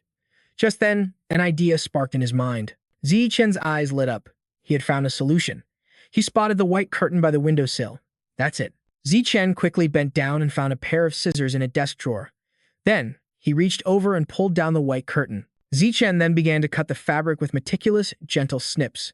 All the while, Qing Han's tears continued to fall. She stared, confused by his actions, and quietly called his name, Xiao Chen. He held up the finished outfit and said, "It's done. Hurry to the bathroom and change." Qing Han blushed. "You don't have to. Xiao Chen, just turn around. I'll change right here." Hearing that, Zi Chen's face turned beet red with embarrassment. He quickly turned his head away and managed to reply, "Okay." Next, she slowly began to pull her dress off. The rustling sounds unconsciously drifted into Zi Chen's ears. They both grew flustered, their faces as red as tomatoes. At that moment, Qing Han struggled to tie the knot behind her back. A voice reminded him, "Xiao Chen, you can turn around now." Xiao Chen thanked her. "I think I cried it all out, so I'm not feeling so nervous anymore." Xu Chen patted Qing Han's head. "Let's go. I hope the performance goes off without a hitch." On stage, an announcer's voice boomed. "Next up, let's welcome contestant pair number 20 to the stage, Li Chuxin and Shen Qinghan." A short while later, the results were in. The winners of this year's school singing competition are Li Chuxin and Shen Qinghan. Standing in the crowd, he applauded her incredible effort. Meanwhile, a teacher was yelling about which little devil had cut the window curtains, and so the two of them ended up cleaning the classroom together. Xu Chen thought, "Is this our penance for cutting the curtains?" Suddenly, the system interface appeared, startling him. Multiplayer cooperation accumulated. Strength increased. Seeing this, a smile spread across Xu Chen's face, an unexpected reward. Afterwards, the female students continuously praised her. "Qinghan, your singing was beautiful. After school, let's go sing together. You're so amazing, maybe you can teach me a few things."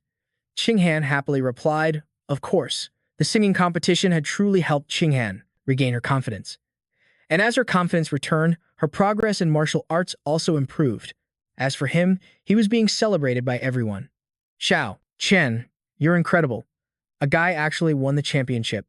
Our captain is the G.O.A.T. After 5 years, our school, finally, modeled. He dominated the competition. Just like that, Zi Chen conquered one martial arts tournament after another, eventually signing a contract to become the spokesperson for the Havu Dojo. The advance from his endorsement, plus the royalties from his novel, totaled 900,000. A wave of satisfaction washed over him. It was almost enough to unlock the next beast diagram. The delivery man greeted him cheerfully. "We meet again, handsome. This time, you've chosen the hidden breath dragon, a lizard famous for its stealth." Zi Chen quickly absorbed the system's power. "You have devoured a large amount of life essence. You have successfully unlocked the hidden breath dragon diagram and received its biological trait, natural camouflage, by suppressing the body's life force. To reduce your presence, Zi Chen considered the new ability. It had 2 functions, reducing his presence for evasion or sneak attacks, and also concealing his true power level. With his main objective complete, he still had one task left, the cake his mother asked him to buy. Time to grab it and head home. Suddenly, he heard a sharp shout. Just cooperate. Chen looked over and saw a woman being escorted under heavy guard. A man approached him. Chen? What a coincidence. Chen replied in surprise, Senior Zhang Kai. His eyes fell on the man's leg, noticing the advanced cybernetics. Zhang Kai explained that after failing high school, he'd lived recklessly, breaking his leg in a motorcycle crash so badly it had to be amputated. Luckily, I joined the Mecha God Corporation's body modification experiment. I never expected to be transformed from a disabled person into a cyborg. Chen gestured to the prisoner. So, who is she? Zhang Kai answered. She's a remnant of the divine rat cult, the only woman among the 9 remnants. Someone called out, Zhang Kai, stop chatting. Let's go. He replied, all right, we'll talk later. I'm off. Chen waved. See you around. A thought sparked in his mind. The Security Bureau had been hunting the divine rat cult remnants for so long with no results. Yet, the Mecha God Corporation captured one so easily. It seemed this corporation was far more powerful than he realized. Suddenly, the ringing of his phone broke his train of thought. It was Wan Xin. Little Chen, did you get it? When are you coming home? Chen replied, I'm buying it now. I'll be home right after. She reminded him, be safe on your way. Han and he were born only a day apart. So every year, their families celebrated their birthdays together. And this year, their 18th was no exception. Someone prompted them, you beautiful young couple, exchange your gifts. Han spoke up, little Chen, this is for you. Chen replied, Han, this is my gift to you. Suddenly, the very ground began to tremble, violently shaking the entire house. Yan Sheng shouted, it's an earthquake. Chen frowned. Something feels wrong. Meanwhile, deep beneath Shanghai City, a secret was unfolding. The news reported the tremor in Shanghai City was just a minor, ordinary earthquake. According to relevant departments, Shanghai City is not on a tectonic plate. The public was urged not to panic. Chen stood up. Mom, Dad, I'm done eating. I'm going to school now. Wan Xin reminded him, be careful on your way. A short while later, he ran into Qing Han. She said, little Chen, let's walk to school. Together. He agreed. Sure. Qing Han began, we've had our 18th birthday now, so we're adults. Chen nodded. And the college entrance exams are right around the corner. She worried. Just thinking about it makes me nervous. After some time, he finally had enough money to unlock the diagram of the Voidman fish system. You have devoured a massive amount of the void fish's life essence. Instantly, a massive fish head materialized in the water, while high in the sky, a great eagle spread its wings as the giant fish swam endlessly below. Chen stared at the system. This should be enough to defend against sneak attacks. First, I'll head to the mall to test its effects. Just as I thought, the real world is filled with ordinary people. Next up, I'll unlock this diagram. I might even get my hands on the living slug's healing ability. But man, this thing is way too expensive. 100,000 a month in royalties just isn't cutting it. It looks like I'll have to find a new source of income after the college entrance exams. The skies are clear over the pristine landscape of Shanghai City, and within a luxurious skyscraper, its most powerful figures convene. Inside the minister's office, a woman of immense authority listens intently as a teacher reports on the latest academic results. The overall educational performance of the cities in Nanjiang province this year is nearly identical to the last. Qianchuan City still holds the top spot, as expected, followed by Changzhou, Nangguan, Shanghai, Daoshan, and finally, Haiyuan. Principal Yuan. That concludes the report on the provincial education situation this year. She sips her tea. You've worked hard. He then asks, Principal Yuan, what's the current situation at Origin Site number 36? The principal replies, it's been stabilized for the most part. Otherwise, I wouldn't have time to oversee the provincial entrance exams. He thinks to himself, thank goodness. Or the entire Jiangnan province would have been doomed. She then rises from her seat. There's nothing else for you here. You may go. The teacher nods, of course. Call me if you need anything, ma'am. And just like that, the office door closes, leaving her in silence. The principal sighs, lost in thought. It's been years since I've taken on a disciple. She gazes at her own reflection in the window pane. Outside, the sky is a brilliant blue over calm waters. In this world, the martial arts entrance exam is a grueling 9-day trial. Day 1 begins with a written test in the morning to assess theoretical knowledge, followed by a physical fitness test in the afternoon. Students are pushed to their limits in a series of intense physical trials. From day 2 to day 8, It's time for the combat assessment. Every martial arts candidate in the province is sent into a dense jungle for a brutal wilderness survival test. And on the ninth and final day, they undergo compatibility testing for gene fusion and mechanical augmentation. Today, June 7th, marks the first day of the exam. Qing Han and Zichen walk together down the long path to the testing center. Suddenly, she gently tugs on the hem of his shirt to get his attention. Qing Han's eyes are filled with tears. Zichen, I'm so nervous. What if I wet myself during the test? Zichen quickly flashes a reassuring, radiant smile. He pulls her into his arms. Don't worry about a thing. Your theory knowledge is excellent, and you're already wearing adult diapers, right? Just do your best in there. Qing Han blushes. I will. You do your best too. Zichen replies. Let's do this together. A while later, inside the exam hall, everyone is focused on their papers. But Zichen is bored out of his mind, and I'm done. There's still plenty of time left. Why not brainstorm some novel plots? Later, he notices Qing Han looking completely dejected. Did Han not do well on the test? He tries to comfort her. We're martial arts students. We just need to pass the written portion. You don't need to chase a high score. But Qing Han says, oh, I did great on the test. You don't need to console me. Zichen is confused. Then why do you look so miserable? She glances away, her face burning with embarrassment. I wet myself. Wait here for a second. I'm going to the restroom. I'll be right back. Zichen calls after her. Hurry up. The physical exam is about to start. Later, the results are announced. Lin Zichen's final score, a one-handed lift of 950 kilograms. The other students are stunned. That's insane. His 100-meter dash time was monstrous, too, and a vertical leap of 19 meters. He's a total beast. Wiping the sweat from her brow, Qing Han walks over. Zichen asks with concern, Han, how did you do? She answers, my 100-meter dash was 9.32 seconds, and my vertical leap was 1.62 meters, and my one-handed lift was 125 kilograms. Even so, I'm nowhere near your level.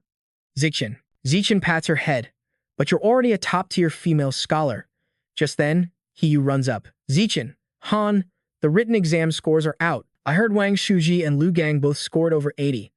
I was just 1 point shy. What about you guys? Qing Han anxiously checks her score. Her face lights up. 82 points. Zichen praises her. Higher than me. That's amazing. Han. They both turn to look at him, and Hiyu asks, what about you, Zichen? Zichen simply holds up his results. A perfect 100. Her eyes sparkle with admiration. You're incredible, Zichen. Another student grits his teeth. That guy, he's the same freak of nature as always. Later, as they walk home, Qing Han breaks the silence. Zichen, the week-long combat exam starts tomorrow. I wonder what the forest at the test site will be like. He takes her hand. Don't worry, I'll be there to protect you. Qing Han smiles brightly. Then I'll stick right by your side. Elsewhere, a voice speaks from behind a crow mask. The combat exam begins tomorrow. You will use your position as a security officer to obstruct and control the top 10 geniuses. He offers a small box. Inside, you will find 10 pills. Demon Seed. Crow Mask insisted, it can be a great help to you. If you handle this well, I'll introduce you to my superiors and make you an official member of our organization. The man hesitated. I'm not in a hurry to become an official member. What I want right now is a variant fruit. Crow Mask scoffed. Young man, you are truly short-sighted. A single variant fruit can, at most, help you evolve to the 7th stage. If you join us, you could become a high-level being. At such a tempting offer, the man swallowed hard. He quickly agreed, you're right. Becoming an official member of the organization should be my first priority. The rewards will be far greater. Students, we are approaching the site for this combat assessment. All candidates, please prepare to disembark. Zichen gently woke Qing Han. Han, we're at the exam site. Wake up. She blinked awake, her eyes hazy with sleep as she asked, we're already here? All candidates at gate number 9, please exit the bus and proceed to the assembly point. Countless scorecards have been placed throughout the forest. Each one is marked with a number, and each number corresponds to a point value. These cards are hidden in difficult locations, like treetops, cliffsides, guarded by fierce beasts, and even attached to variant beasts. Every beast and variant is monitored by security personnel. You can call for help in an emergency, but the price for that is immediate disqualification. Monstrous beasts lurk deep within the forest. Contestants remain calm.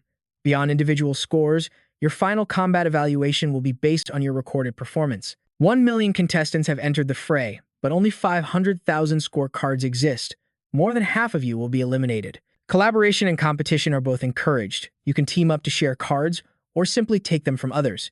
You have 1 hour to prepare before entering the testing grounds. The students erupted into chaos. My father is a senior manager at the Mecha God Corporation.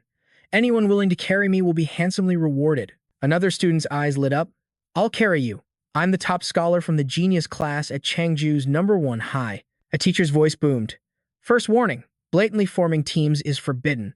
The student immediately flinched. My apologies. Other students swarmed a different boy. Lin Zichen, you're so strong. Please, let me join you. His reply was cold and sharp. I refuse. A girl asked, what's wrong? Just then, Junping approached them. Excuse me, classmate. I'm feeling a little hungry.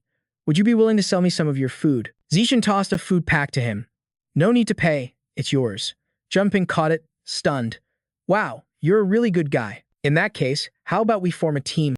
I'm Hong Junping, from the elite rocket class at Chanquan Academy. But Zichen refused. I appreciate the offer, but we're fine on our own. Junping turned to leave. All right then. Thanks for the bag of snacks. Qinghan was puzzled. That person is so strange. There are dozens of food stalls here, yet he came all the way over to us. Zichen pointed out the obvious. His true intentions weren't about food. Who said we had a stunning beauty with us? She blushed. So he was just trying to hit on me. He took Qinghan's hand. Our time is almost up. Let's get moving.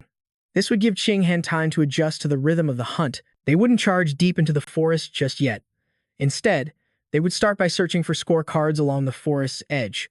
Zichen activated his special skill, Heavenly Vision. Instantly, the entire area unfolded before him like a map, and he began to give directions. There's a scorecard at the top of that tree. Go get it, she agreed. Okay. Qinghan leaped into the branches, holding the card high. Xiao Chen, I've got it. Immediately, he scanned another area with his powerful vision. They repeated this process over and over as a brilliant golden energy shimmered in Zichen's eyes. He guided her from one spot to the next. Before long, her hands were full of scorecards. Qinghan was ecstatic. Xiao Chen, you're incredible. How in the world are you doing this? But as they were celebrating, a familiar voice cut in. What a coincidence. It was Junping, waving as he approached. We meet again. I've already secured 28 points, and a man like me repays his debts tenfold. But in his heart, he thought, she's so adorable. I have to make my move today. Junping made his offer. How about I lead your team? We can split all the scorecards 3 ways. Zichen moved Qinghan behind him, his voice firm. We don't need a team, but if you really want to repay us, just hand over all the cards you're holding. Junping's friendly expression vanished, his brow furrowing in annoyance. Enraged, he raised his fist. Classmate, this path is getting a little crowded. Then he swung his fist forward. A little too crowded for the both of us. Zichen casually ran a hand through his hair and replied, You're right, it is a bit narrow. And with an effortless motion, Zichen drove his fist into Junping's gut. Immediately, his face contorted in agony as he coughed up blood. Zichen calmly took the cards from Junping and led her away. Thanks for the donation. Qinghan was worried. Xiao Chen, will he be all right? Zichen replied, he'll be fine. I barely use any force. As time went on, he continued to help Qinghan find scorecards, even teaching her how to use them as weapons to hunt wild boars. Zichen instructed, aim carefully before you throw. Remember to be fast and precise. They even picked fruit from the trees and ate together. Together, they taught a harsh lesson to anyone who dared to ambush them. The two of them defeated enemies everywhere they went. When they were tired, they would lean on each other to rest, truly wishing these moments could last just a little bit longer. Qinghan's voice grew tense. Xiao Chen, we've reached the central beast zone. Xiao Chen, it looks like we're too late. All the mutated beasts have been. It was over. Qinghan looked crushed. What a shame. If only we had gotten here sooner, that monster-slaying prodigy would have been you. Zichen tried to console her. There's nothing to regret. A title like that is meaningless. Anyway, he took her hand. Come on, we should head back. Inside, Zichen knew the truth. With cameras and security guards everywhere. Even if he had killed the beast, he couldn't have absorbed its core. It was far more valuable to help Qinghan with her wilderness survival training. With the combat trial finished, the next test began. Gene fusion compatibility. Everyone moved to the island's Gene Research Institute. The guide announced, everyone, please line up at the testing windows. A moment later, a voice boomed, next. Qinghan wondered, Zichen, those reagents over there, are they for the gene fusion compatibility test? He nodded. That's right. That's the flowing cloud jellyfish gene reagent, he explained. The genes of this particular beast have a very high affinity with humans. It easily triggers a special chemical reaction with human blood. Because of that, it's used as the standard reagent for this test. The method is simple. They extract fresh blood from each candidate right on the spot. Then, they inject it into the jellyfish reagent to initiate the reaction. Based on the intensity of that reaction, they can determine whether a candidate is suitable for gene fusion.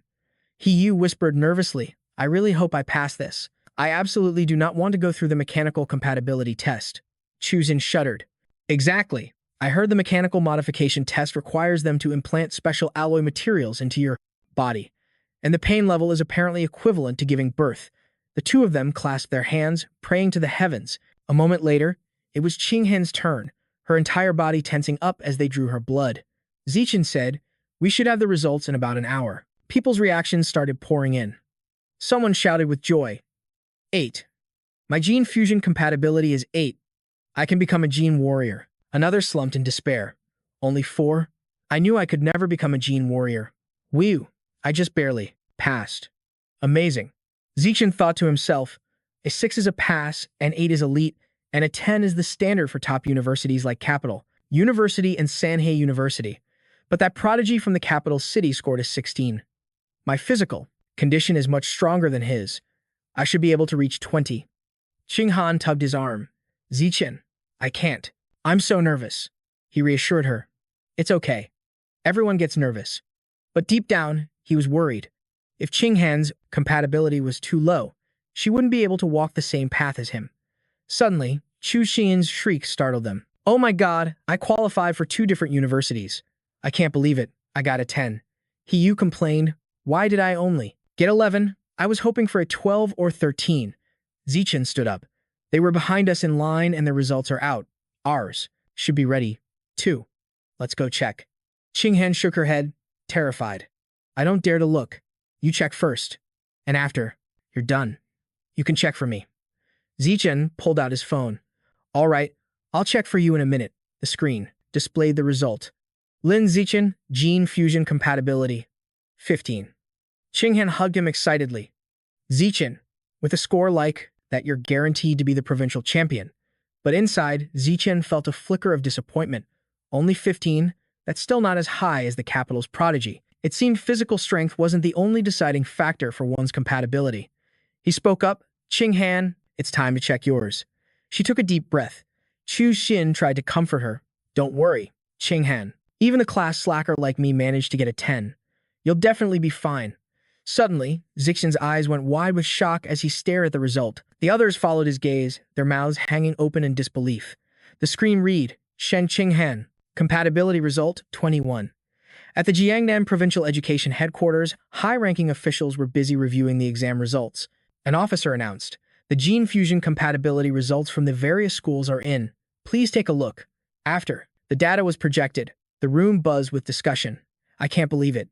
This year's provincial champion came from Shanghai Middle School. Principal Bai beamed with pride. We have a champion. She thought to herself, well done, Zichen.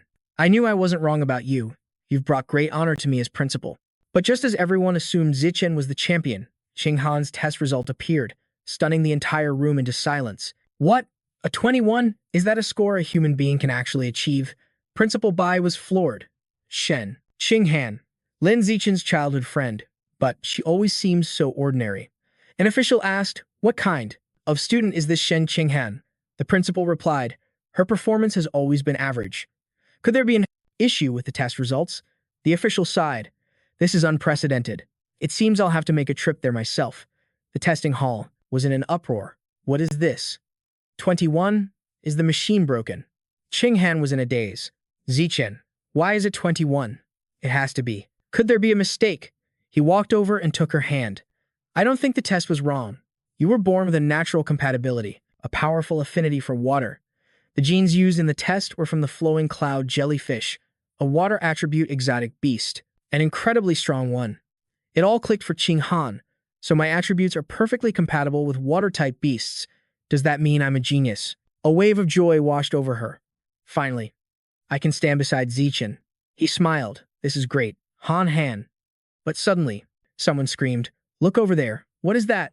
It was Dongji, riding atop a colossal tidal wave. A student shouted in awe, a dragon maiden.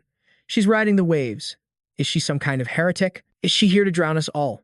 Dongji stepped gracefully from the crest of the wave. Every staff member present bowed their heads in reverence. The students erupted in whispers. The vice principal. Could that be Yuan Dongji, the vice principal of Shanghai University? From the Yuan family, the 1,000-year-old martial arts clan.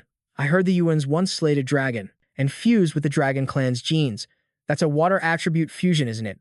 No wonder she can command the ocean itself. She strode forward, her gaze intense. Are you Xing Han? Intimidated by her overwhelming aura, Xing Han meekly replied, yes, I am. Dongji waved a hand. Her command absolute. Draw her blood. 3 more samples. Retest everything. A staff member bowed. Understood. 3 more vials. Han, are you okay? Xing Han held up her arm. My hand's a little numb.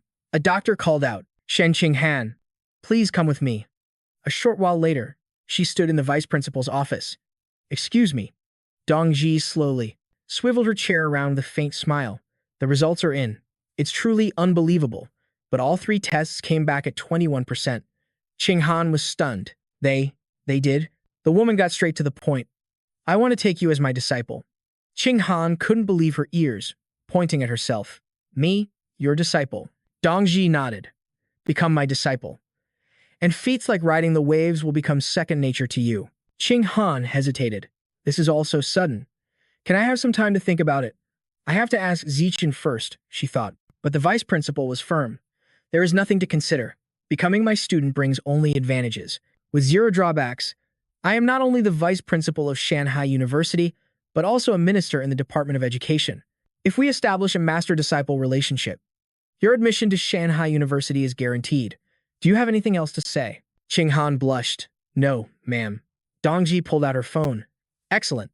Let's add each other on WeChat. As Xing Han scanned the code, she thought, I'm being completely swept along by her pace. Oh, and one more thing, Dongji added. You are not my only disciple. She joined my tutelage 10 years before you. But she's around your age, so you will refer to her as your senior sister. I sent you her picture. I'll introduce you two when the time is right. Xing Han looked at the photo and saw a familiar face. Qing Shui. Her eyes widened. This is... A memory from her past surfaced, and she whispered the name, Bai Shui. Xing Han quickly asked, Master, what is my senior sister's name? Dongji looked surprised. Luo Tin Shui. Why? Do you know her? Xing Han shook her head. In elementary school, I had a close friend named Bai Shui, who looks exactly like her. But soon after we met, she transferred away. I was just wondering if they could be the same person. Dongji's voice was firm. Impossible. Xing Han, your gene fusion compatibility rate is higher than anything I have ever seen. Now, I will personally examine your body. Let's see if there's anything special about you. Xing Han agreed. Yes, master. Dongji then placed a hand on Xing Han's shoulder, channeling a stream of power to scan her entire being. Suddenly, the vice principal's expression shifted, her brow furrowing in deep concentration. Dongji pulled her hand back, a bewildered look on her face. How strange. Xing Han grabbed her arm, worried. Is something wrong with my body? Dongji shook her head. No. It's strange because it's too normal. This is clearly the body of someone with a 21% compatibility rate. For your own protection, I will change your official score to 16% and announce that publicly to deter those with malicious intent. Xing Han obediently replied, Yes, master. Dongji glanced at her phone. It's getting late. I have said all that needs to be said. You may go. As Xing Han reached the door, she turned back. Then, goodbye for now, master. The door clicked shut behind her. Alone in her office, Dongji immediately made a call. A voice on the other end answered. How did it go? Dongji replied, Father, that girl I told you about, the one with the 21% rate, I have accepted her as my disciple. The man sounded pleased. Good. Very good. You must cultivate this student carefully. Dongji continued, I've already investigated her background. It's clean. Furthermore, the boy ranks second, Lin Zichen. The two of them are childhood friends. This is no simple matter, her father remarked. Your new disciple is destined for greatness. When that time comes, the rewards our family will reap will be unimaginable. And one more thing, regarding the terrifying talent of this genius disciple of yours. Absolutely no one else can find out. Dongji understood. Yes, father. As night fell over the city, Zichen gave Xing Han a ride on his bike. His voice was laced with frustration. You're really something else. You know that. How could you just suddenly? Why would I accept a master out of the blue? She sighed, looking troubled. I feel weird about it too. It was all so sudden. He reassured her.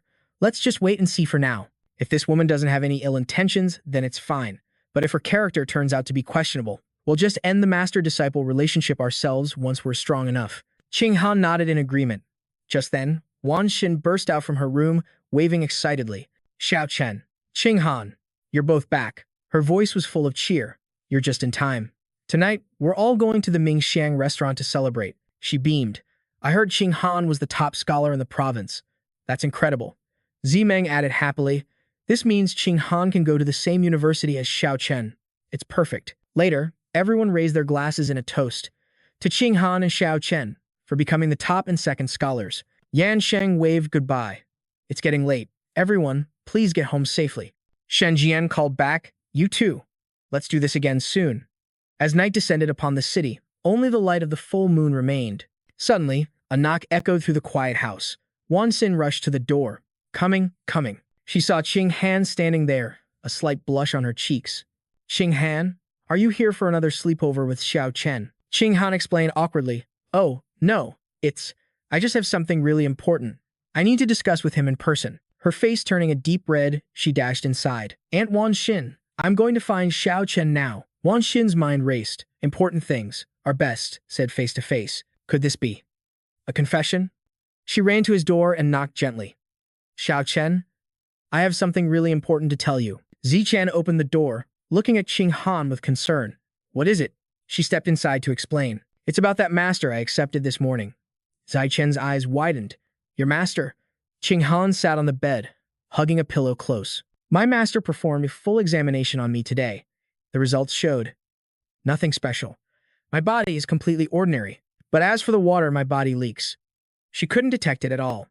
Zi Chen fell into deep thought. Even Dong Zi, a woman who can command the ocean's waves, couldn't see the secret hidden within Qing Han's body, her condition. It's far more mysterious than I ever imagined. He placed a hand on her shoulder. For now, we can't let anyone else know about this. If word gets out, we have no idea what the consequences could be. We need to wait until we're stronger and understand more. Then, we can investigate this slowly. There's no need to rush things. Qing Han nodded. Okay, I'll listen to you. She pulled out her phone.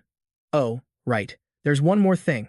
While I was at the base, my master mentioned, I have a senior marshal's sister. I saw a photo of her, and she looks almost exactly like Bai Shui. He took the phone, his expression growing serious as he looked. The resemblance is there, but their auras are completely different. Zai Chen's voice was low. But this background, where was this taken? Do you recognize it? Qing Han studied the picture, then shook her head. No idea. Let me ask my master. She quickly typed out a message. Master, where was this picture of my senior sister taken? Dong Ji's reply was swift. The origin lands. Qing Han typed again. Where is that? The master's response was cryptic. I only know it as the origin lands. You cannot ask more. Qing Han relayed the message to Zi Chen. She only knows it as the origin lands and can't say anything else. He sat down beside her. Then we'll have to put this aside for later. A moment later, Qing Han climbed onto the bed, settling down near Zi Chen, who was scrolling through his phone. She rested her cheek on the pillow, a thoughtful look in her eyes. Qing Han finally broke the silence. Xiao Chen. Do guys like it when women wear cheongsams? Hearing her question, Zi Chen paused.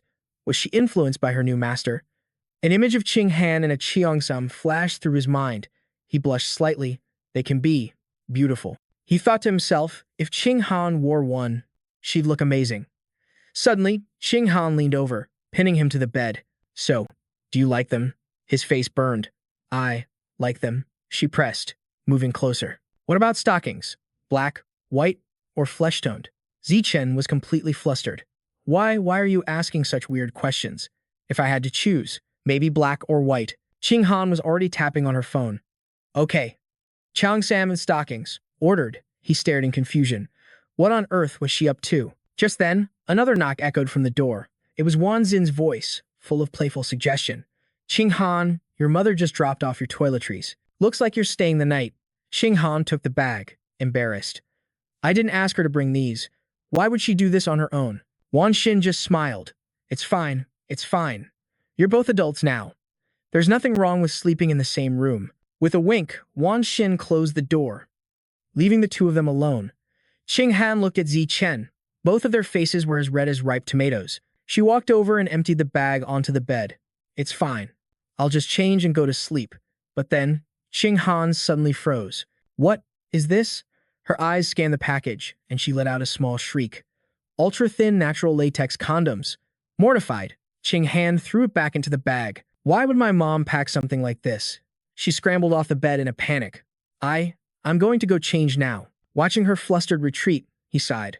Our mothers are really something else. The scene changes as Zi Chen calls out, "Let's go." Hold on tight. Both he and Qing Han have been accepted into the Evolution Academy at Shanghai University. Qing Han's arms wrapped tightly around Zi Chen's waist.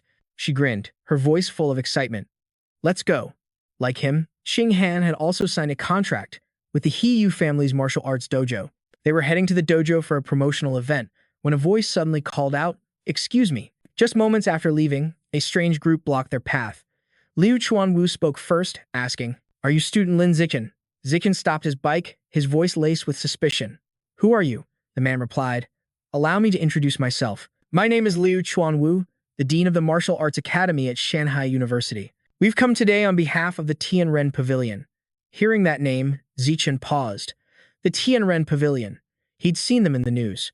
They were an organization of purists, staunchly against gene fusion and mechanical body modification. They had a huge online presence, but it was mostly negative comments accusing them of corrupting the youth. The dean continued, "On behalf of the Tianren Pavilion, I've come to invite you to join us." Zichen's response was cold. "Move." But as he tried to pass, Chuanwu placed a hand on his shoulder, stopping him in his tracks. "Could you spare a moment to talk? This brand new Apple phone is yours if you do." Zichen sighed, defeated. "This way, Dean Liu." Later, inside a coffee shop, the dean began his pitch. The Tianren Pavilion is dedicated to unlocking the potential of pure-blooded humans without relying on gene fusion or mechanical enhancements. Our goal is to break the limits of the common rank, evolving into high rank, rare rank, and even epic rank beings. And we have already achieved significant results. Watch this video, and you will understand. My own biological rank is a common grade 9. This is a recording of me defeating a high-rank gene fusion user. Zichen was stunned. Wu Tiancheng single-handedly taking down a member of the Beast God cult. In the ring, the Beastman was relentlessly using his wings to dodge every attack. His feathers became deadly projectiles. If even one of them hit, it would cause devastating injuries. Just then, Tiancheng landed softly, concealing his wings. At that same moment, the Beastman lunged forward, throwing another punch. But Tiancheng's counterattack was so powerful, it completely distorted his opponent's face. And with that, Tiancheng was sent flying, nearly thrown from the ring. Chuanwu explained further, the human body is already invincible. Why borrow the power of other races? The future of humanity lies with purebloods who master body tempering. Zichen listened, but doubt lingered in his mind. Was this real?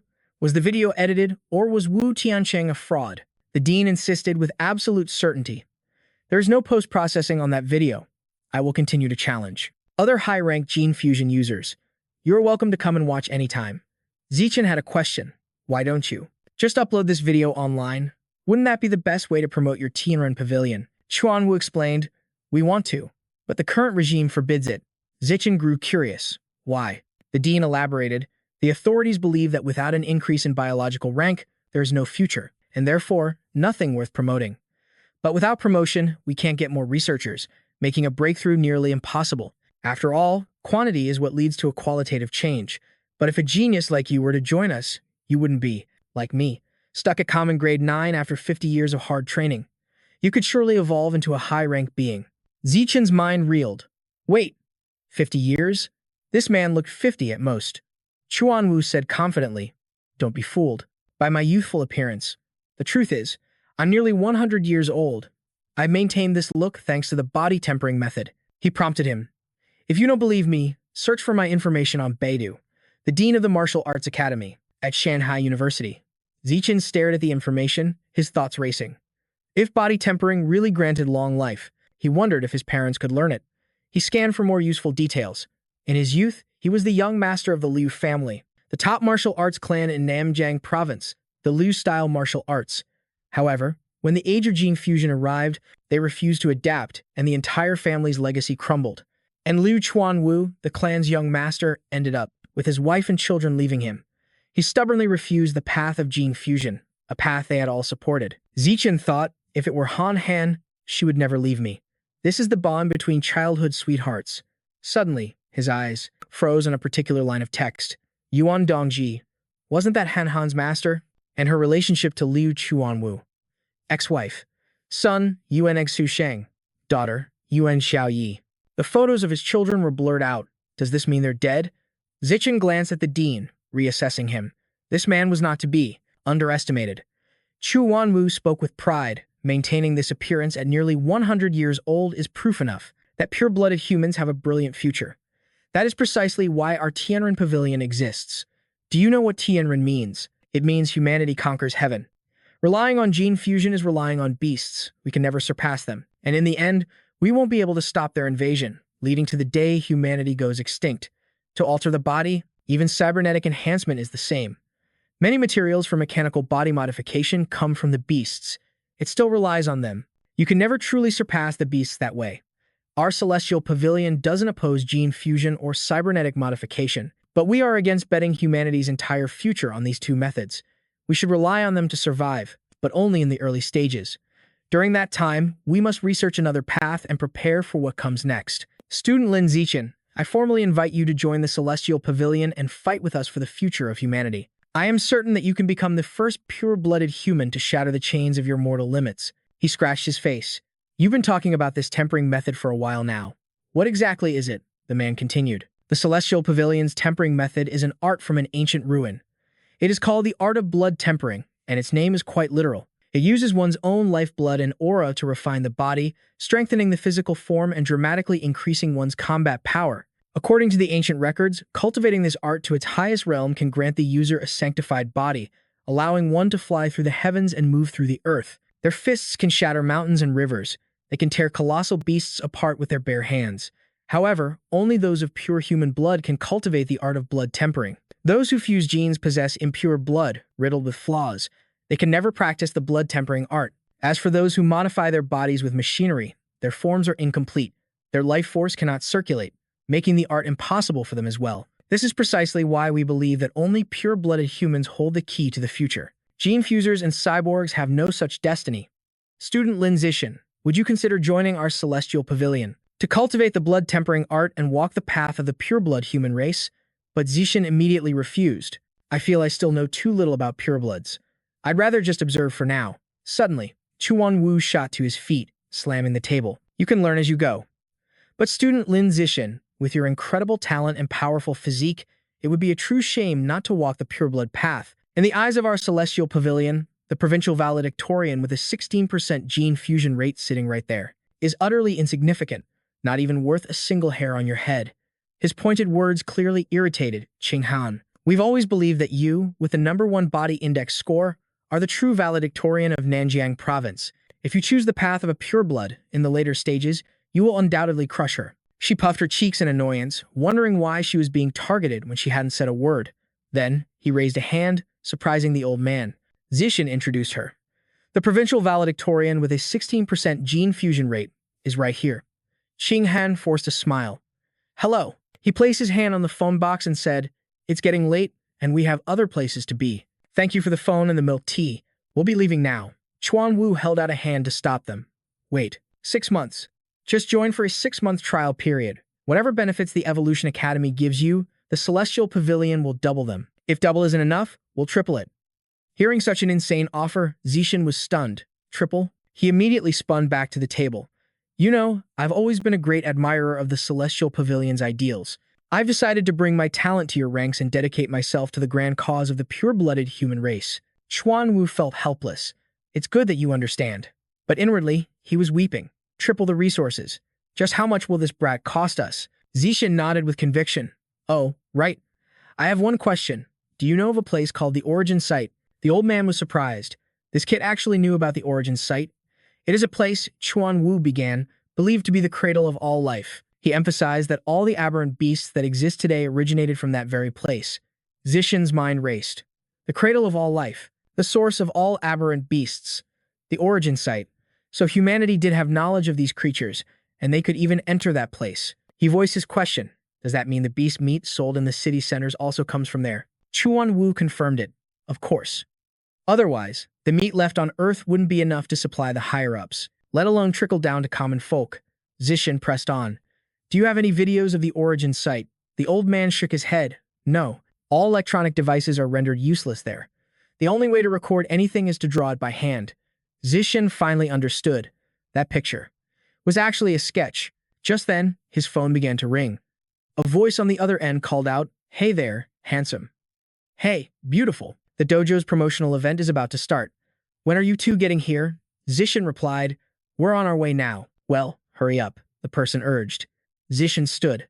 "I have to go. We can talk more later when I have time." Chuan Wu presented a book. This is a translated copy of the blood tempering art. It contains the detailed cultivation methods inside.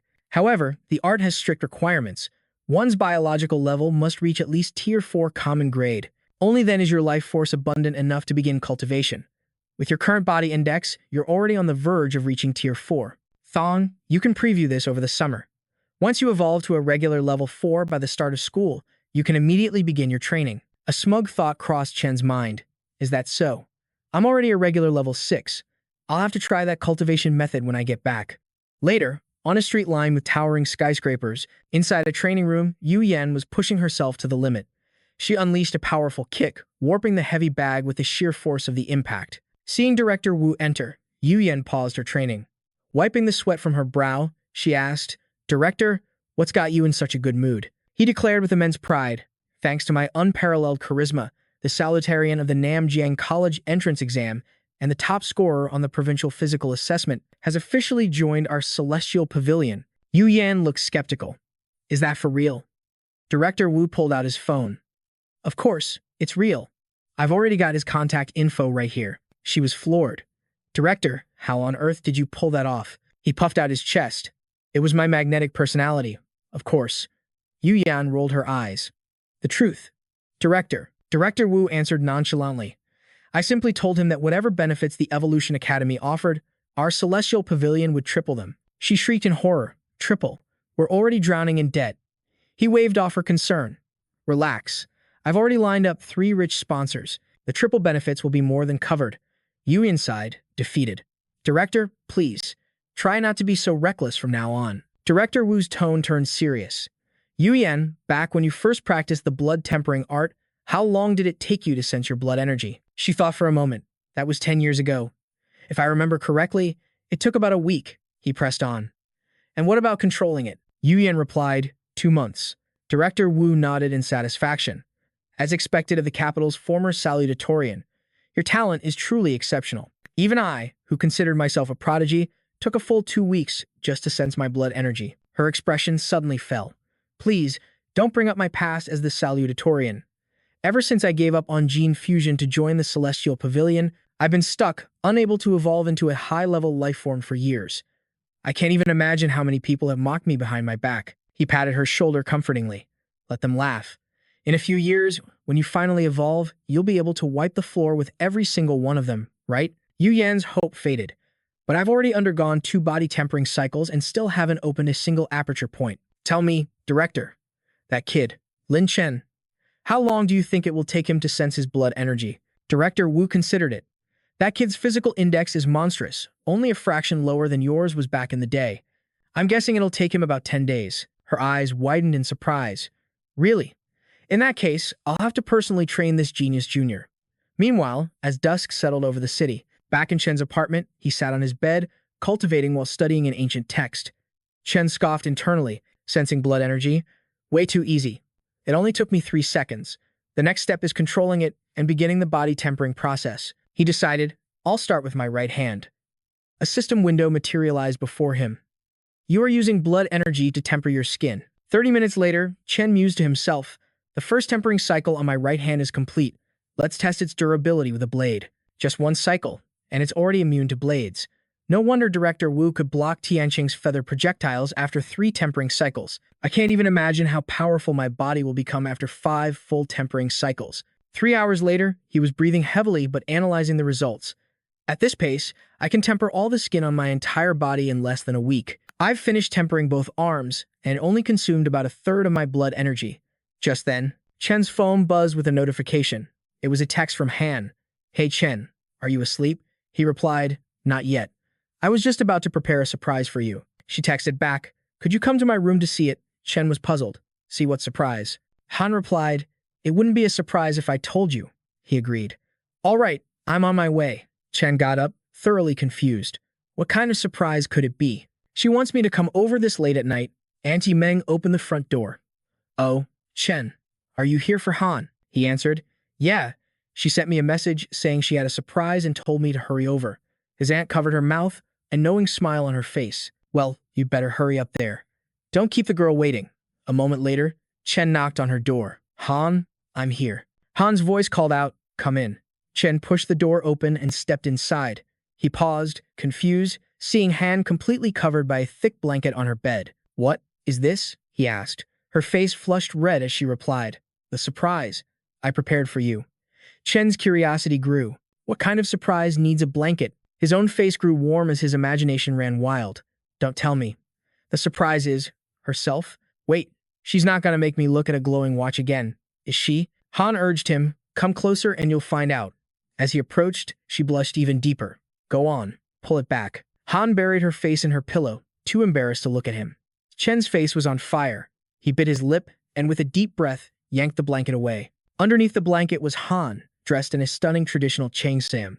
Chen froze, his eyes widening in absolute shock. She asked shyly, do I look okay? He could only nod, his face bright red as he replied, beautiful. Han playfully twirled a strand of her hair. I also bought some black fishnet stockings. Do you want to see me try those on, too? No way. Xu Chen accepted her offer. Let's go inside and take a look. Then, she pulled out a pair of black stockings and began to slip them on. Qing Han's movements were slow and deliberate.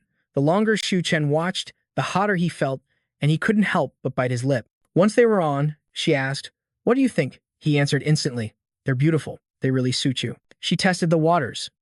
This fishnet texture feels amazing. Do you want to feel it? Xu Chen reached out his hand to touch it. Wow, it really does feel nice. Qing Han's curiosity grew. So, which feels better? The stockings or my leg? Xu Chen didn't hesitate. Your leg, of course. It's much better. She agreed with a small smile. I think so too. Just then, a voice called from outside. It was Xu Meng. Little Chen. Your mom just dropped off some of your things. I'm hanging the bag on the doorknob. You can grab it in a bit. Xu Chen got off the bed and walked to the door. Okay, thanks, Auntie Meng. He then brought the bag inside. But when he looked, he saw a box of condoms. Xu Chen felt utterly defeated. He tossed it back into the bag, frustrated. We haven't even kissed yet. What's the rush? Just then, Qing Han came downstairs. Little Chen, it's getting late. Why don't you just sleep here tonight? I need to put on a diaper, so turn around. No peeking. Xu Chen immediately faced the door as she approached. Okay, I'm done. Let's turn off the lights and sleep. He simply agreed. All right. A moment later, they were lying in bed, face to face. Xu Chen broke the silence. Han, why does your bed smell so fragrant?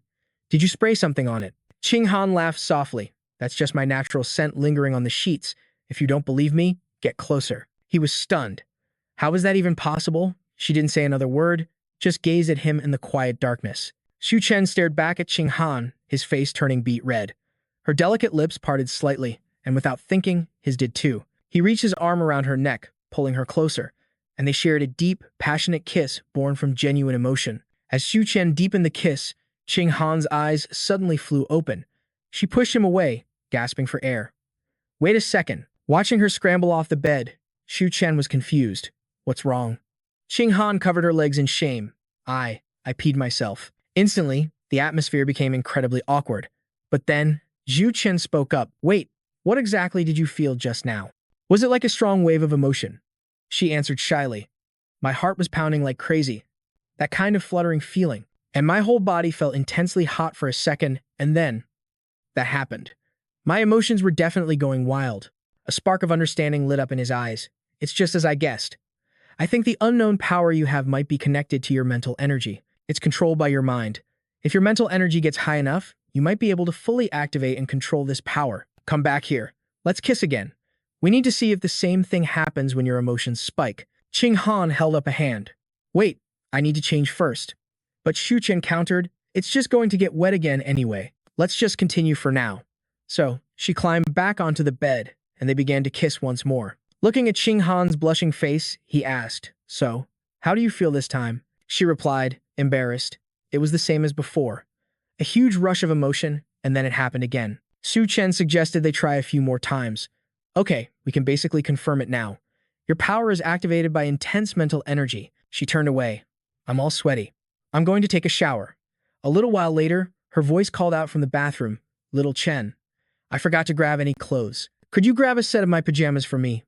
Chen answered back, "Sure thing, I've got it." He walked over and opened her closet door, revealing rows and rows of all kinds of outfits. Chen picked up a pair of panties, a small smile on his face. "Cute. Wait, she wears a diaper to bed, so she probably doesn't need these, right?" He then grabbed a set of pajamas. "This one should be fine."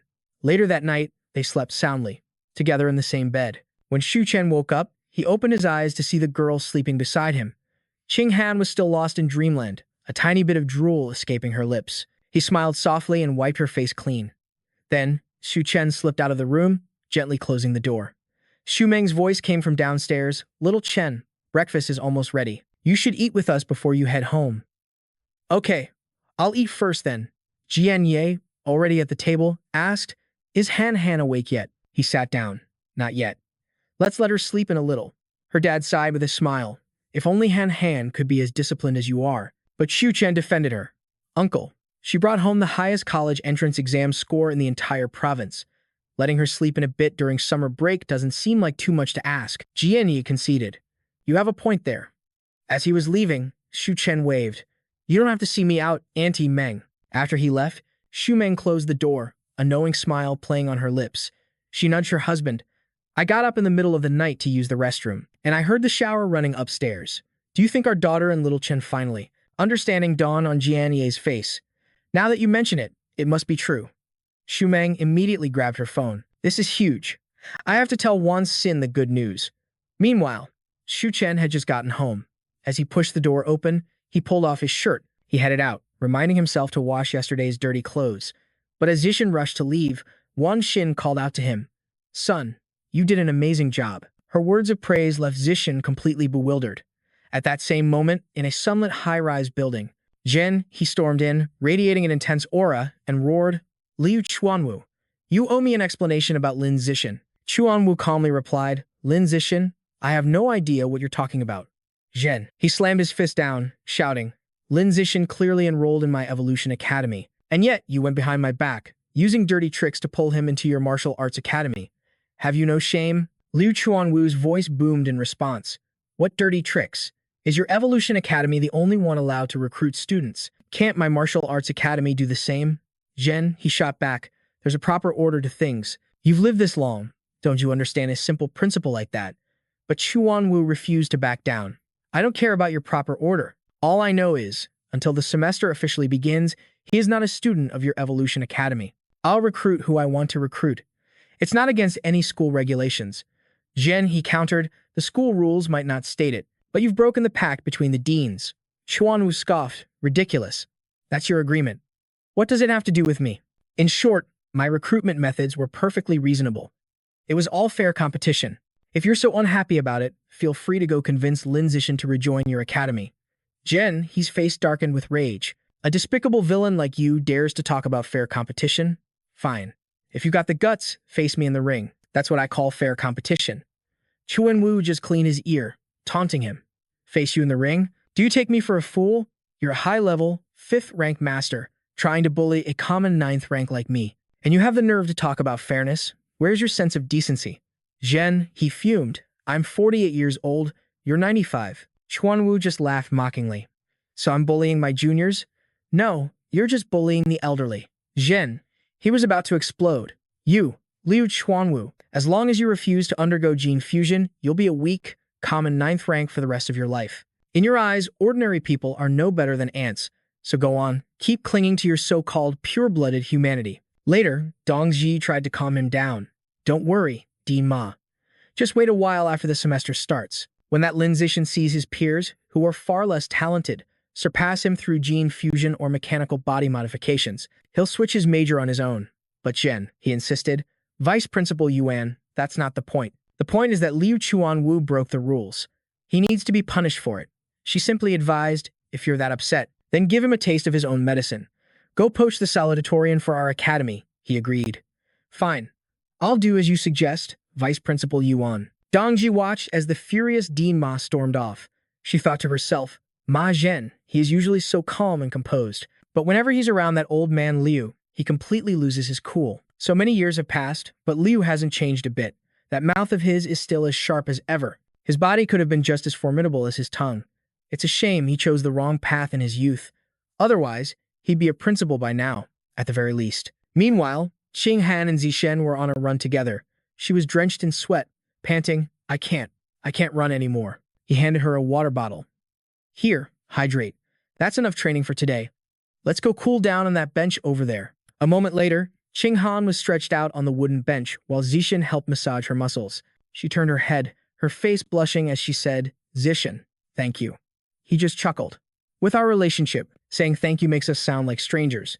Qing Han sat up, asking shyly, so, what are we now? Friends, childhood sweethearts, or a couple? Zishen gave her a warm, gentle smile. We're family. Qing Han was puzzled. Family? What kind of family do you mean? Her face was beet red with embarrassment. Zishen replied, my fiancé. Hearing his answer, Qing Han's face lit up with joy. Yes, your fiancé. She held out her pinky finger. Then, after we graduate from college, can we get married? Zishen mirrored her gesture and agreed. Of course. They hooked their pinkies together, chanting, promise for 100 years, never to change.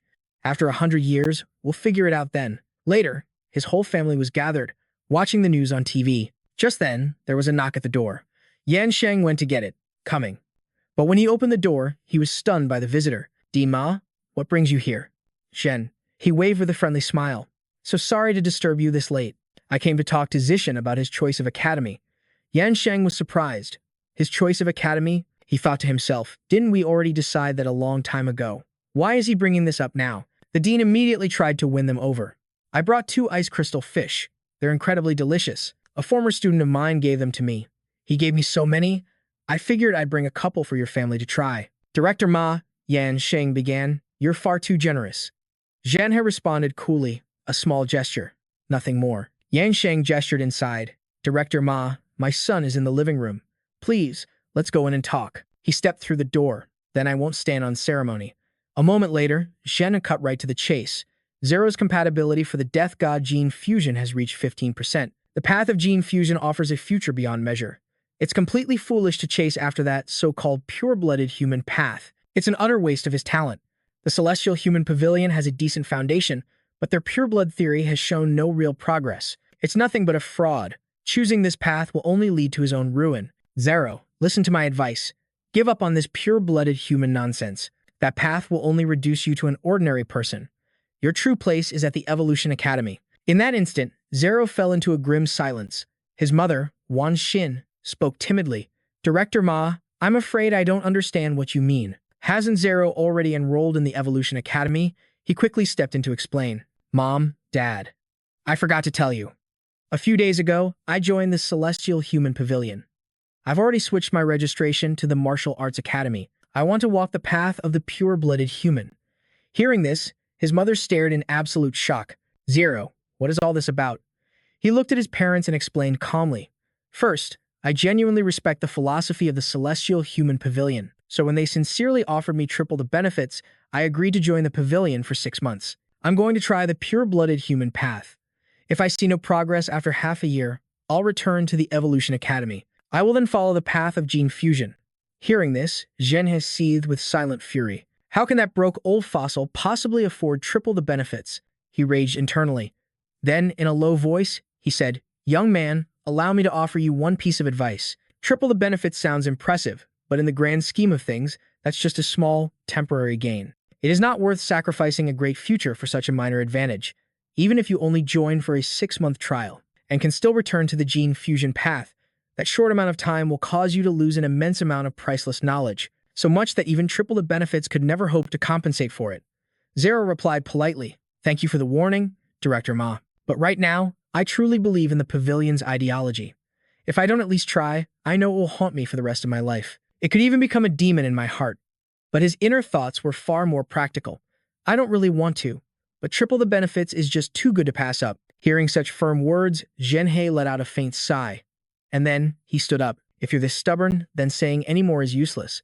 I have other matters to attend to, so I'll take my leave. Yansheng rose to his feet. Director Ma, I'll see you out.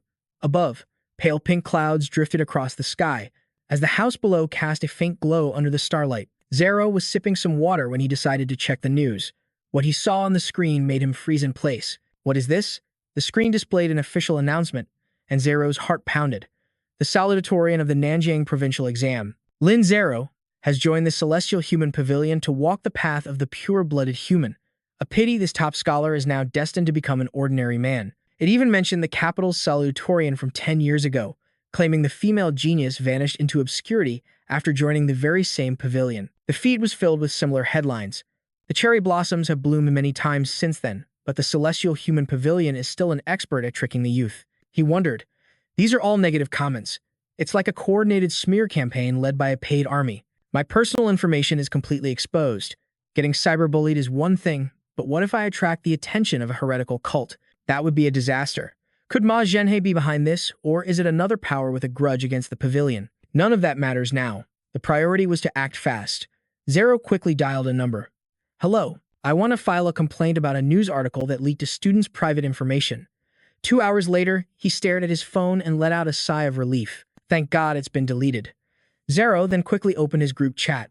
Messages were flooding in. Why did Lin Zero join the Celestial Human Pavilion? The pavilion? Isn't that the group that leads young people down the wrong path? Someone even posted a picture of Lin Zero. Now the entire internet is talking about him. There's a whole mob of people online going crazy over him. Lin Zero, say something. Is Lin Zero even here? Zero's brow furrowed in annoyance. My photo was posted. This just got a lot more complicated.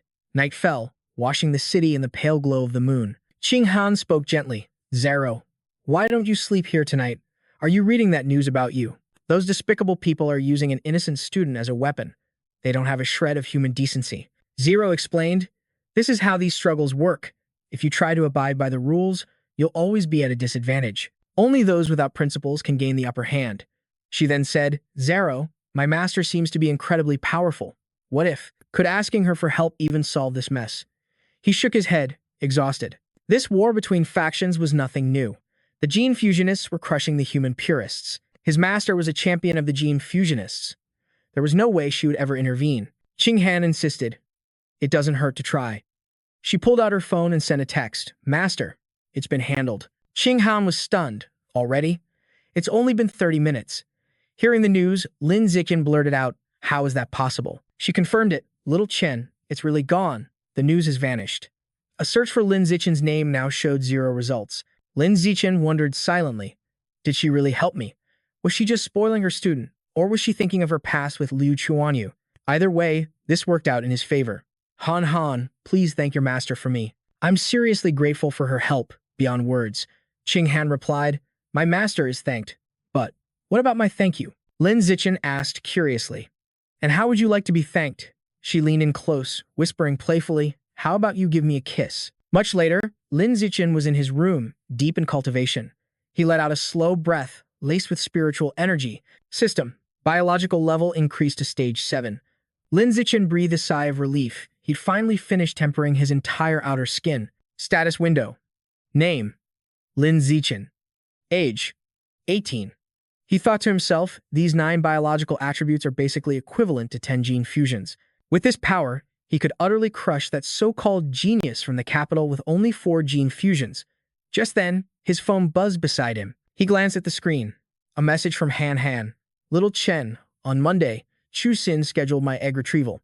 Can you come with me? He knew Qing Han would eventually have to undergo gene fusion, which would lead to losing the ability to have children. That's why she had to retrieve and preserve her eggs now, for the hope of in vitro fertilization in the future. Lin Zichen typed back a swift reply. Of course. The school grounds were deceptively peaceful. On Monday, Qing Han was lying on a bed in the medical bay. A nurse gently informed her, the ovulation stimulation shot is done. Come back tomorrow for the actual retrieval. She replied politely, thank you. I appreciate it. Later, as they were leaving, Chu Xin complained, what a pain. I thought they could just take them today. But I can't believe we have to wait until tomorrow. I'm still a little nervous, Qing Han admitted. Chu Xin threw an arm around her shoulder. In that case, since we have a rare pass to go off campus, Let's go shopping. It'll be the perfect way to take your mind off things. Ching Han smiled. Okay, let's do it. Chu Xin turned back to ask, Lin Zichen, want to join us? I'm gonna pass. Lin Zichen declined. I've got something to take care of at home. She turned away, beaming with excitement. Perfect. Today is just for me and Han Han. Meanwhile, back home, he focused on his training. It was time to begin tempering his muscles. System. Muscle skin density +1. Blood tempering art proficiency +1. He thought the burning sensation from tempering his muscles was far more intense. It was more agonizing than tempering his skin, but still within his limits to endure. By the end of the afternoon, his entire right arm had been tempered. My head's starting to spin. Lin Zichen knew he had to eat. He needed to replenish his blood and vital energy. The strength from his right arm alone had boosted his overall power by 50%. The blood tempering art is a perfect match for my body. Just then, a voice called from outside his room. Little Chen, I need to talk to you about something. The door is unlocked. Come on in, he called out. Xing Han entered, looking a bit shy. Today, Chu Xin suggested we all go out and have some fun before school starts. You is going too, so I already told her you'd come. Lin Zichen took her hand. If you're going, then of course I'll be there. She hesitated. But Chu Xin wants to go to the beach. I don't want to ruin her fun, but I didn't know how to say no. So I ended up promising her we'd go. You know how I feel. After hearing those terrifying sounds from under the sea, I'm afraid. Lin Zichen reassured her gently. It's okay. I'll be there with you. If worse comes to worse, we just won't go in the water. Elsewhere, in a hellish chamber bathed in red light, a monstrous creature stood at its very center. The Rat King asked excitedly, Lord Emissary, all 108 tunnels have been dug, just as you commanded. Next, we'll need you to establish the biological coordinates here. Hearing this, the man in the crow mask radiated a chilling, murderous aura. He raised his staff high into the air and slammed it into the ground with incredible force. Terrifying cracks instantly shattered the earth beneath it. The crow-masked figure then took a knife, slicing open his own wrist. He let his blood drip, one drop at a time, onto the shaft of the staff. Then, the crow mask announced, the biological coordinates for this location are set. All that's left is the origin point. We must find a corresponding location and establish a matching set of coordinates there. Once the 2 points resonate, the tunnels can be connected, connecting our world to the origin point. Meanwhile, inside a car, Chu Xin's voice piped up, you. When did you get your driver's license? He replied, I spent 10 days over summer break to get it. My dad pulled a few strings for me. Sign me up for the express class. Her eyes widened in surprise. They have a class like that, he answered confidently. If you 3 want in, I'll just go have a word with my father. So, are you in or not? Everyone shouted in unison. You think? Of course, we're in. A little later, their car rolled into a parking lot. We've arrived. Yu Jiang threw his arms wide, basking in the feeling. The sea breeze. This peaceful, dreamlike view. He boomed at the top of his lungs. Yu Jiang's eyes immediately darted toward the water. Bikinis. Su Xin smacked him on the head in annoyance. Could you try not to be such a pig? Come on, Han Han, let's go over there. And change. Just ignore him. Ching Han nodded. Okay. He grumbled behind them. Hey. Then, Yu Jiang slung an arm around Zishan. Come on, let's get our swim trunks on. I'm dying for a swim. Suddenly, a voice piped up from nearby. Hey, isn't that guy the salutatorian from the Nanjiang provincial exam? Did he join the Celestial Pavilion or something? Was he brainwashed? Or maybe he's just not that bright. What a waste of a promising future. Veins bulged on Yu Jiang's neck as he exploded with rage. Who the hell do you think you are? Are you even qualified to talk about the provincial salutatorian? His glare made them flinch. What's wrong? Cat got your tongue. Zishan grabbed Yu Jiang's arm, reasoning with him. Forget it. They're not worth our breath. Yu Jiang complained. Zishan, you're way too calm. If that was me, I'd have decked him by now. Zishan explained calmly. It's just that I don't really care about stuff like this. But if it's something that matters to me, I absolutely will take action. Yu Jiang was curious. So what do you care about? Just then, Sushin's voice cut through the air. Is that even a question?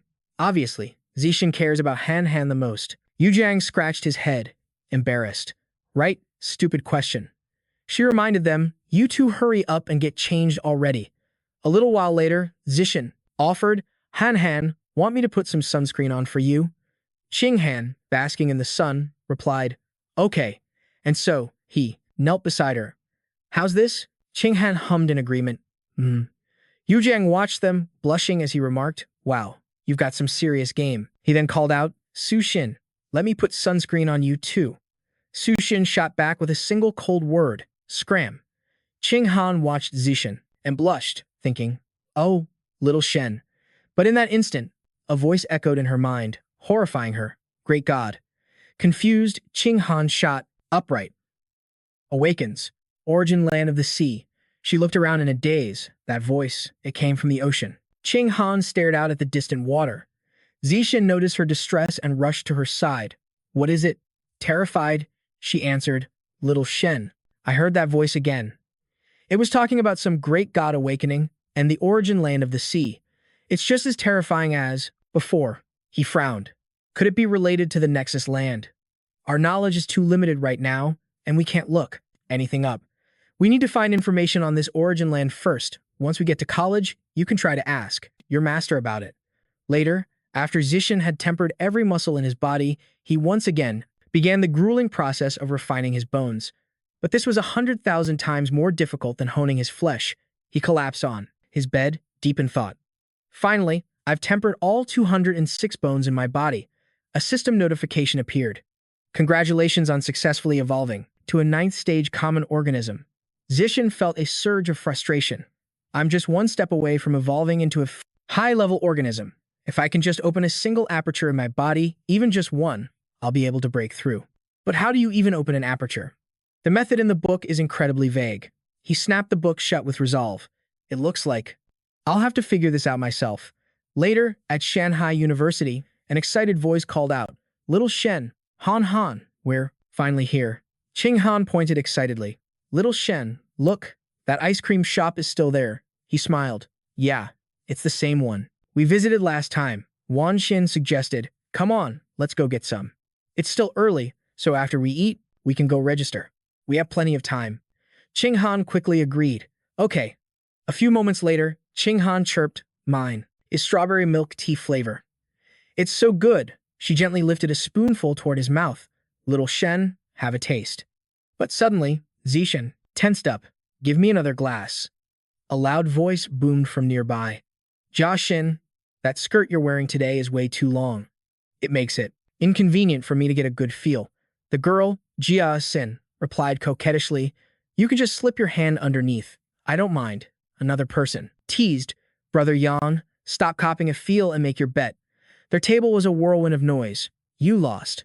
Drink up. Someone nearby started gossiping. That Huang Jackson always acts like an ice queen at the Art Academy, but look at her now, letting some guy from the Evolution Academy grope her all over.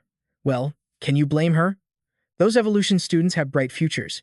If you were a girl, you'd be trying to latch onto one too. True. If I were a student at the inner campus, I'd be out here, looking for girls on the outer campus all the time. Zishin ate his ice cream, processing the information. The inner campus. So Shanghai University is split in two. The outer campus is for liberal arts and fine arts majors, but the inner campus is for students of evolution, mecha, and martial arts. And because the inner campus deals with classified secrets like gene fusion and cybernetic enhancements, it's completely restricted. Only teachers and students of the inner campus are allowed inside. Even students from the outer campus aren't allowed inside. Yu Han warned them seriously. You'll have freedom in college, but you can't be reckless like the partiers outside. You must continue to study hard, understand? Of course, we know. Yansheng stood up and patted their shoulders reassuringly. Zichin and Hanhan have always been good kids. They won't turn out like that. Besides, it's getting late. Zichin, Hanhan, you two should go get settled on the inner campus. Your mother and I can't go any further. Zichin, you have to take good care of Hanhan. Zichin pulled his suitcase along and replied, Don't worry, Mom and Dad. A moment later, a guard stopped them. Excuse me, may I see your acceptance letters? Hanhan presented hers. Here's mine. The guard nodded. All right, no problem. He then looked at Zichin. Okay, you don't need to search. I recognize you. The provincial salutatorian who joined the Sky Pavilion. Go on inside. The inner campus was a world of its own, filled with people who had undergone gene-fused and mechanical body modifications. After Zichin and Hanhan finished their paperwork at the new student registration area, they were assigned to their dorms. She waved, Zichin, I'll see you at the party tonight. Zichin nodded. Yep, see you at the party. After dropping Hanhan off at the Evolution Academy dorm, he made his way to the Martial Arts Academy. The girls immediately swarmed him. Freshman Zichin, you're so handsome. Zichin, can I add you on my chat app? Hey Zichin, let me help you with your luggage. Freshman Zichen, let me walk you to your dorm, he replied. In that case, I'll be in your care, senpai. Xiaotong spoke up. Freshman Zichen, the student achievement rankings are over there. Want to go take a look? He answered. Please lead the way, senpai. She said politely. It's no trouble at all. Guiding a handsome junior like you is an honor for a senpai like me. Zichen stared at the information, lost in thought. The power rankings had two lists, the Apex board and the freshman board. One was for the top 500 most powerful students in the entire university. The other was for the top 100 new freshmen. The top 3 on the Apex board were all high-level powerhouses, all from the Evolution and Mecha programs, and all of them were fourth-year students. The Martial Arts Academy only had 3 people on the entire list, all fourth years, and their ranks were near the very bottom. Xiaotong explained, Actually, our Martial Arts Academy once had a senpai who reached 6th place on the Apex board. She was just like you, the provincial salutatorian who chose the Martial Arts Academy. But because her path as a pure-blooded human hit a bottleneck, she was gradually surpassed by other gene-fused and mechanically modified students. Her name is Song Yu Yan, and she's now an instructor here at our academy. At the same time, she's a top researcher at the Sky Pavilion and the right-hand woman of Dean Liu. A moment later, she announced, Freshman Zichen, we're here. The perks for being the salutatorian are incredible. A private room all to yourself. It really makes you jealous. Freshman Zichen, it got so hot walking around outside. Do you mind if I come in and cool off for a bit? Zichen replied politely, You've worked hard, senpai. As it happens, there's a milk tea shop right across from the dorm. Let me treat you. She replied, Okay. But inside, she thought, Why isn't this guy taking the bait? Zichen bought his senpai a milk tea with all the toppings, considering his debt for her guidance fully paid. Suddenly, he got a message from Han. Zichen, did you get to your dorm yet? Hurry up and send me a picture of your room. He hesitated. Compared to Hanan's luxurious apartment, his tiny single room suddenly felt pathetic. The Evolution Academy really is on another level. Han was instantly outraged. Your room is way too small. Just move in with me.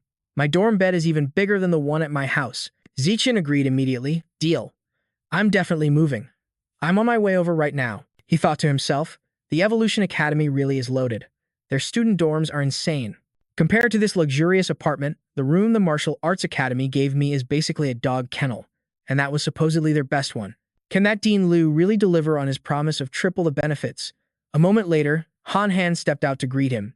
Zichen, you're finally here. Zichen, hurry up and come inside. I've already got the air conditioning blasting in the living room. It feels amazing. Zichen looked around. This room is incredible, and it's already been cleaned. It's obvious your master really cares about you. You definitely made the right choice accepting him as your master. Han replied, I think so too. My master treats me so well. From now on, this will be our little home. Our parents aren't here, so we could even run around naked and no one would care. He blushed and scolded her. What are you talking about? Run around naked. Stop being ridiculous. Han said casually, I'm covered in sweat. I'm going to take a shower first. Zichen called after her, Don't just leave your clothes on the floor. With some free time, he decided to check out the new student app he had downloaded earlier. Here it is, the official app for Shanghai University. It shoplisted high-speed mechanical prosthetics, and even beast genes. Zichen was amazed. These were all evolution resources that had to be exchanged for points. So, how do I get points? There were 3 ways. Climb the Apex or freshman boards, accept and complete missions assigned by the university, or represent the university in competitions and achieve outstanding results. Suddenly, her voice called out from the bathroom. Zichen, I'm finished bathing. Could you bring my clothes in for me? He answered, All right, I'm on my way. Zichen knocked lightly on the door. Here are your clothes. Qing Han's bashful voice came from inside. Zichen, this bathtub is incredibly relaxing. Do you want to join me? Qing Han added, A tub this huge, it seems like such a waste for just one person. Without hesitation, Zichen slipped off his jacket. Then let's not waste it. A moment later, soaking in the warm water, he offered, I can wash your back for you. She agreed instantly. Okay, you can do mine, and then I'll do yours. Deal. Zichen accepted. After their bath and a quick meal, it was time to begin the second stage of his skin tempering. He mused to himself, the second stage is much harder than the first. After 2 hours, he had only finished his right arm. He called out, Qing Han, do you have a sewing needle anywhere? She replied, I do. I'll go get it, but what do you need it for? To test my skin's durability after 2 rounds of tempering, he explained. Once he finished cultivating the blood tempering art, he took the needle and prepared for the test. A system notification appeared. You are piercing the back of your right hand with a sewing needle.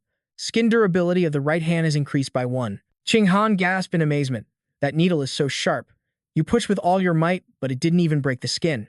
You're practically invincible. Immediately, Chen pushed even harder, and the needle broke. It completely shattered, she cried. This blood art is terrifyingly strong. It almost makes me want to become a pure-blood human, too. He then announced, next up, it's time to test the heat resistance of my right palm. Chen walked over to a candle and placed his hand directly into the flame. The system pinged again.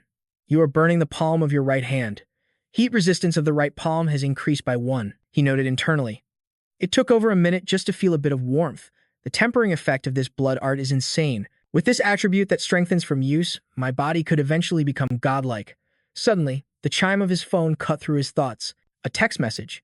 He saw it was from Liu Chuanwu.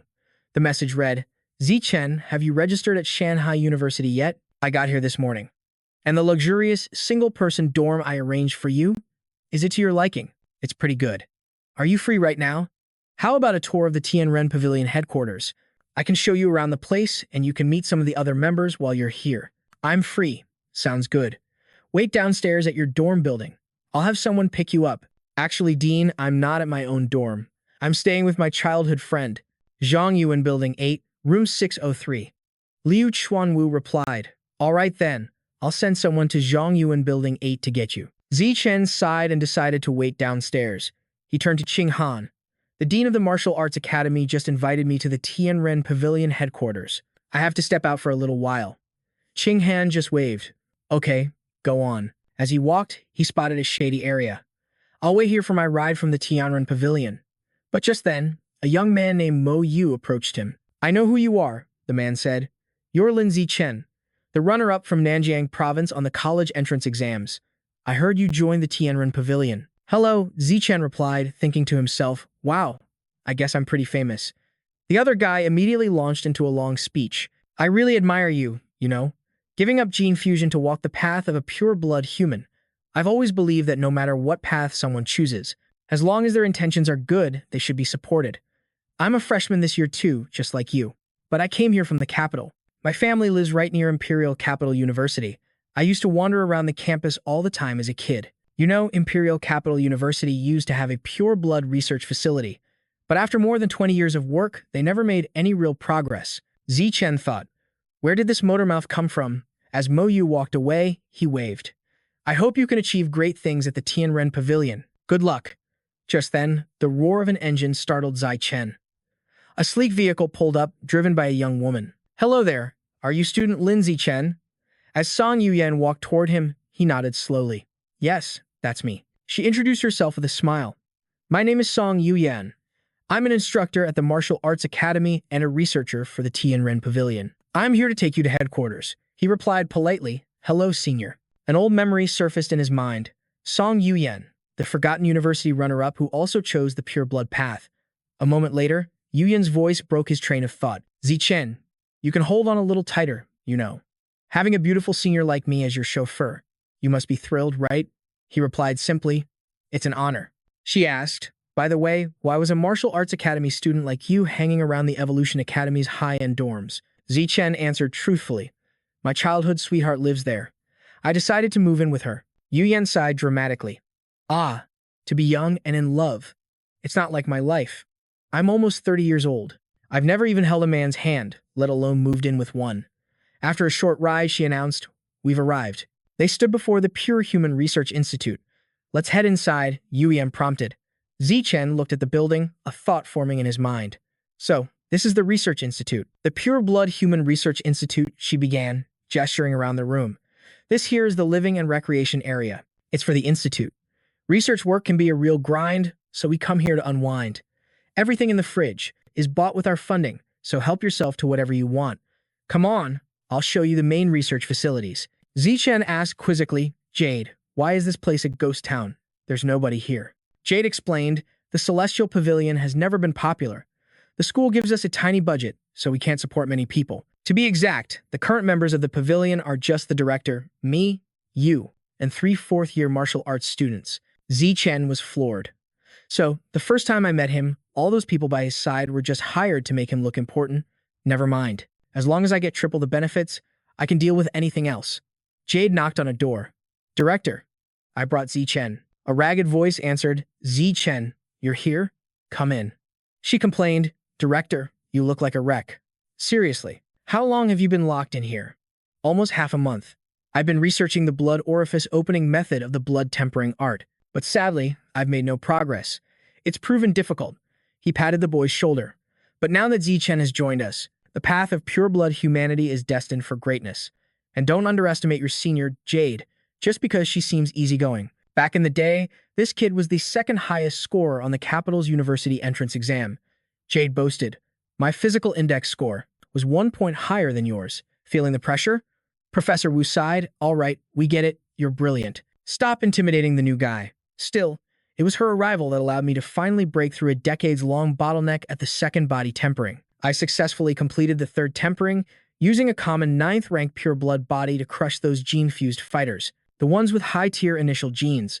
Chen, though your exam score wasn't as high as Jade's, life is a long journey. There are countless stories of people who build their foundation and then explode with power later on. You have every chance to surpass her. I see great potential in you, she agreed. The director's right. If you build a strong enough foundation, you could have a breakthrough. Surpassing me isn't impossible. He then asked, oh, right. That blood tempering art I gave you over the summer. How is your progress? Have you learned how to control your blood yet? Chen replied, I have.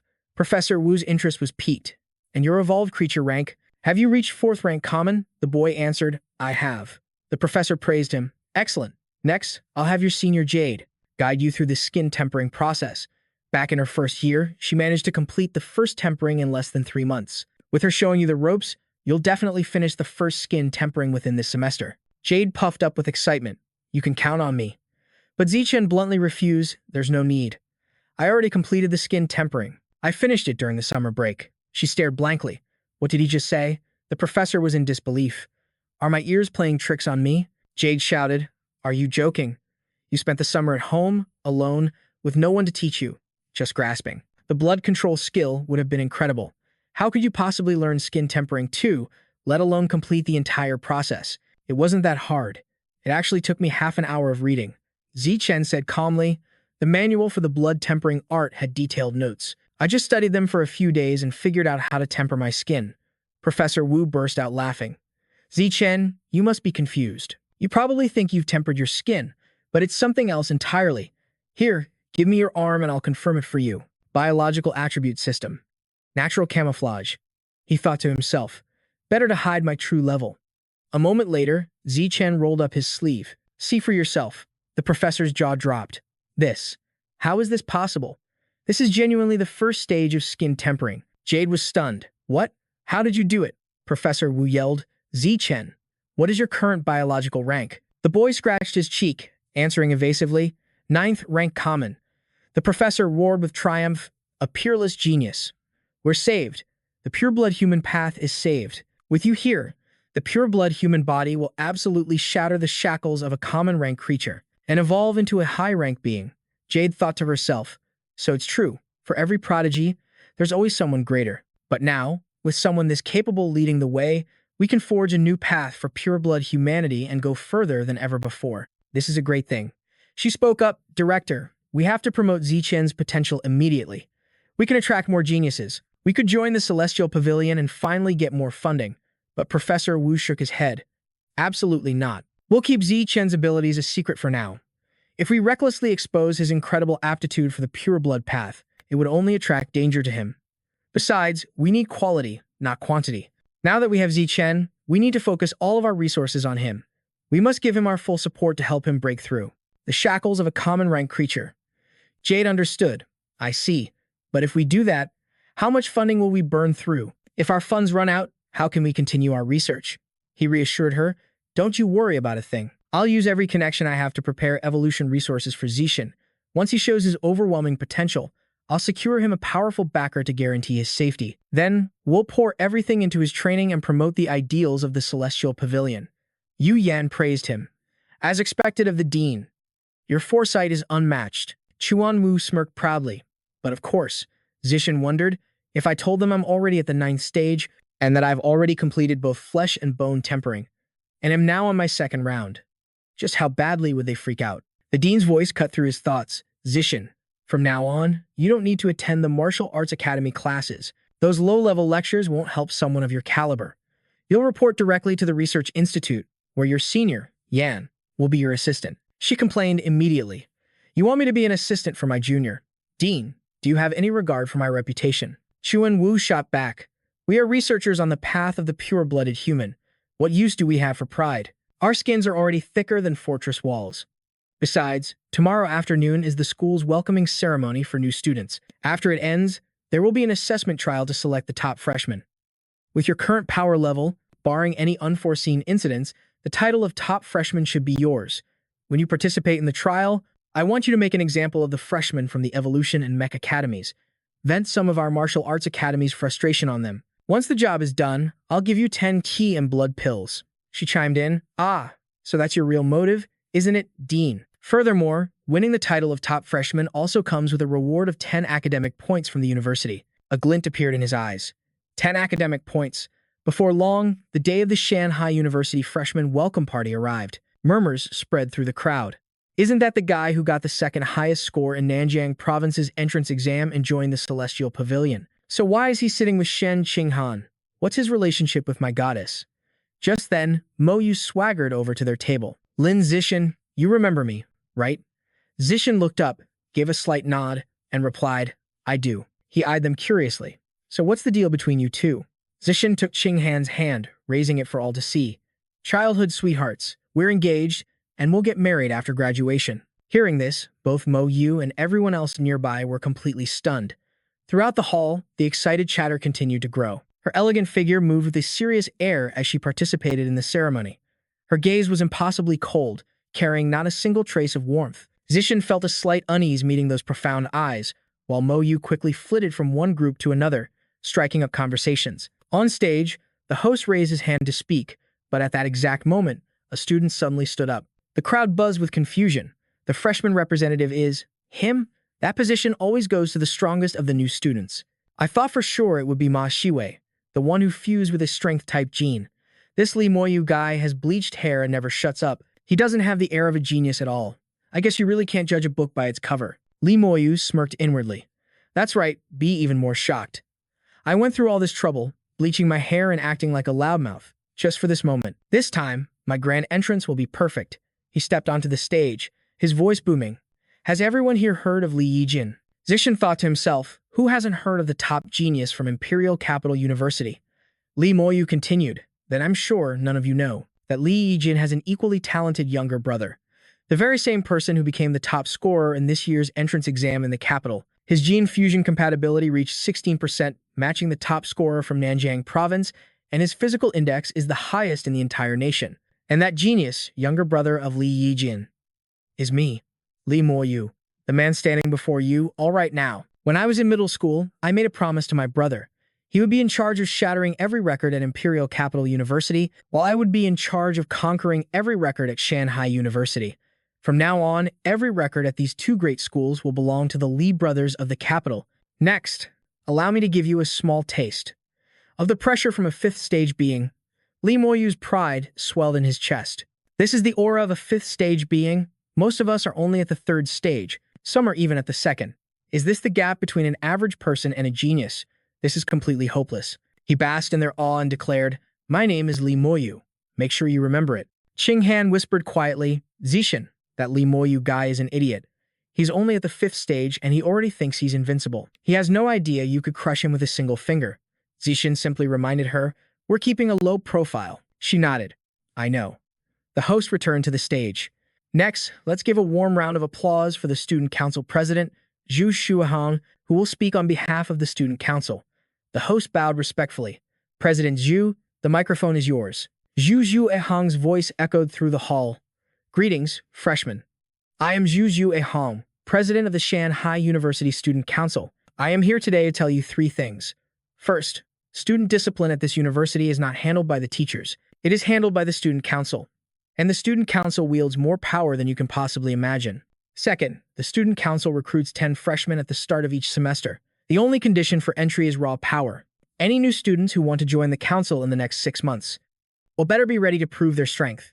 Third, within the walls of Shanghai University, power is everything. We operate under a simple rule: survival of the fittest. Upperclassmen crushing freshmen. The strong preying on the weak. That happens every single day. You need to be mentally prepared for it. That's all I have to say. But before I go, I'll give you a small taste of what a high-level creature's power feels like. An immense pressure slammed down on everyone. The aura was overwhelming. They could barely breathe. It was suffocating. Chen considered the situation. The pressure from a high-level being was indeed immense, but from this distance, it posed no real threat to a normal 9-stage user like himself. The others breathed a sigh of relief. Thank goodness he only unleashed an SS rank aura. I thought we were going to be flattened right here. So this is a high-level being. Truly terrifying. The official then announced that after orientation, everyone would remain for the entrance trial. The rules of the trial are simple. There's a large martial arts platform in the center of the stadium. Anyone who can hold the platform alone for more than a minute will be crowned this year's new king of freshmen and receive 100 academic credits. That's 10 times more than last year. The second person to hold the stage for over a minute will take second place and earn 90 credits. The rankings will continue down in this way until the final 10th position is decided. That person will receive a bonus of 10 points. The crowd erupted with excitement. In previous years, the geniuses from the elite class always swept the top 10, and this year will surely be no exception. During the trial, if even a single student from a non-genius class, meaning a normal freshman, makes it into the top 10, then every single other freshman, excluding that one top 10 student, will receive 1 academic credit. Someone analyzed the situation.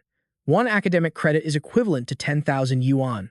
If we band together and get someone into the top 10, we all profit. Just then, a voice boomed over the crowd. Everyone, settle down. He Yu had grabbed the microphone. My name is He Yu, from Class 6 of the Evolution Department. My deskmate is Lin Zichen. As you all should know, he scored the second highest in the Nanqiang Province College entrance exam, and he was accepted into the Celestial Pavilion. His strength is undoubtedly the greatest among all the new students. We will join forces to defeat the so-called geniuses and push Lin Zichen into the top 10. The crowd roared in unison. Lin Zichen will make the top 10. Clear the path for Lin Zichen. Chuan Wu spoke with a mocking tone. President Chu, you're being far too petty. Earlier this year, you were utterly humiliated by Li Yijin on the grand stage. But why take your anger out on Li Yijin's younger brother? Chen, he sneered. Speaking of petty, among the 20,000 people at Shanghai University, who could possibly compare to you, Liu Chuanwu? He joked back, if I were petty, I'd only target the people involved, not their families.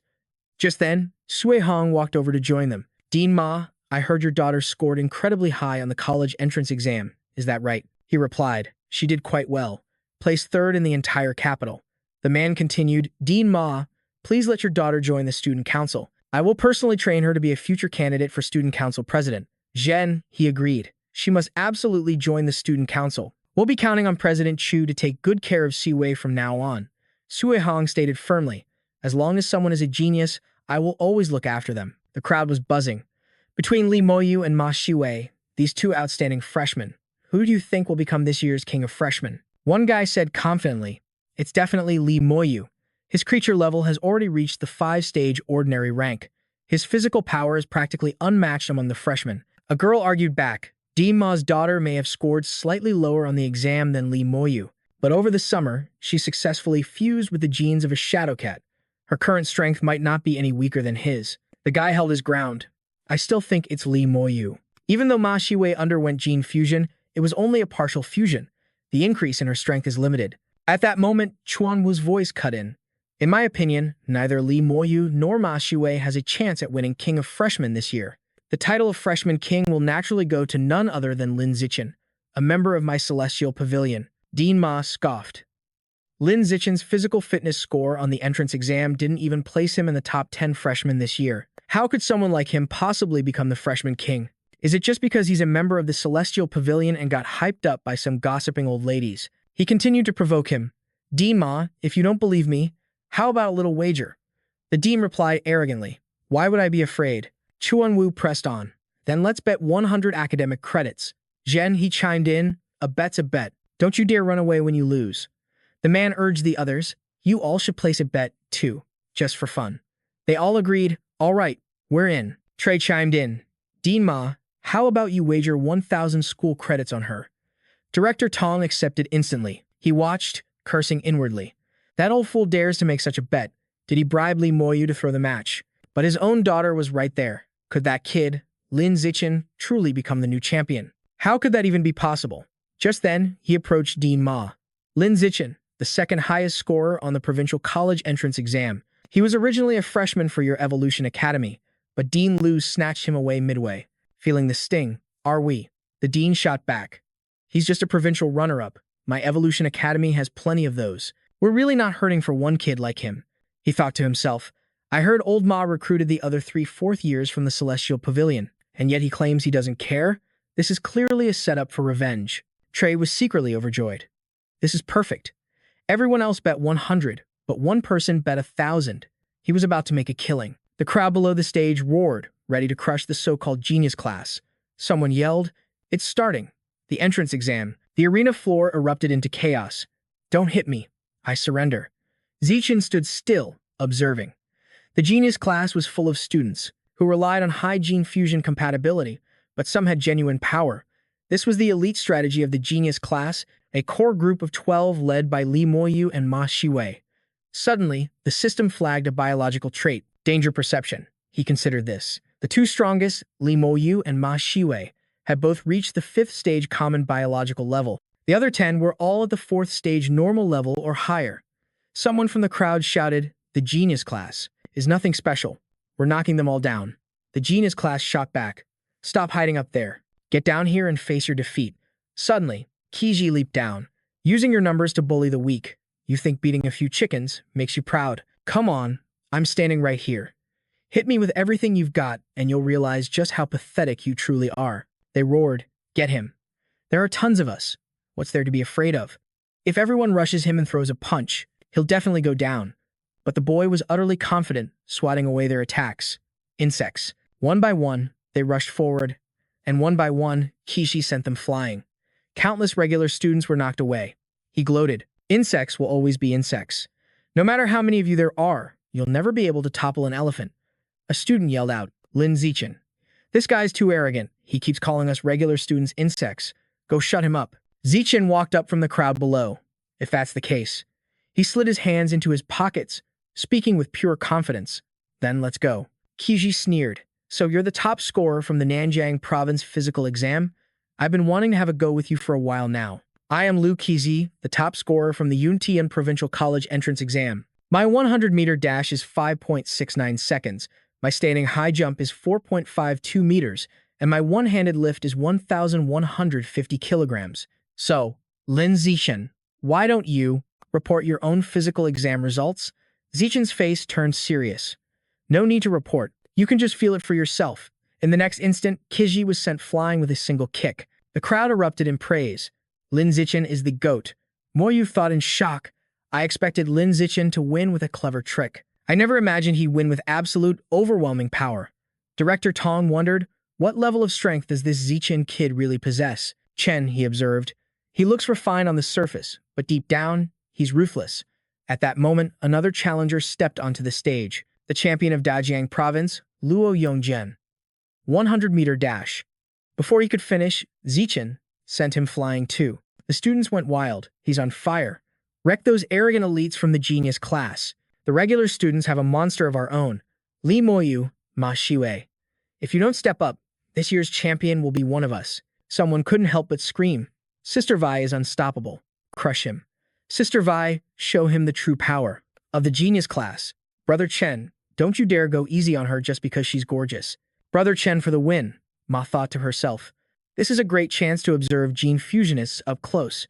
Watching Shiwei move, Zichen was impressed. She's so fast. Is this the attribute bonus from the Phantom Owl gene? She was stunned that he dodged her so easily. He just sidestepped it. Right now, I can't even pose a threat to him. Continuing to attack would be pointless. Suddenly, Shiwei spoke up. Give me 30 seconds. Let me fully activate the Phantom Owl gene in my body. Then we'll settle this for real. Zichen calmly replied. Take your time. This is a rare chance to witness a gene activation. How could I possibly refuse? From the stands, the crowd murmured. Ma, your daughter's Phantom Owl gene has already developed this far. Her talent for gene fusion is off the charts. A true prodigy. Even more talented than I ever imagined. It's no surprise he ranked 3rd in the Capital University entrance exams. His raw talent even surpasses the top scorers from other provinces. An old man watching frowned immediately. This kid. He just completed his gene fusion not too long ago. Pushing himself like this could cause his body to backlash. He's just as eager to win as he was when he was a boy. She suddenly sneered. Lin Zichen, you're too arrogant. You actually waited for me to activate my phantom owl gene. Next, you'll pay the price for that arrogance. As Shiwei launched her kick, Zichen calmly analyzed her movements. Just a moment ago, she was a standard stage 5, but now, her power is bordering on stage 6. She was stunned by his unnerving calm. None of her attacks could even touch him. Shiwei unleashed a relentless barrage, but Zichen dodged every blow with ease. Panic began to set in. Why can't I land a single hit?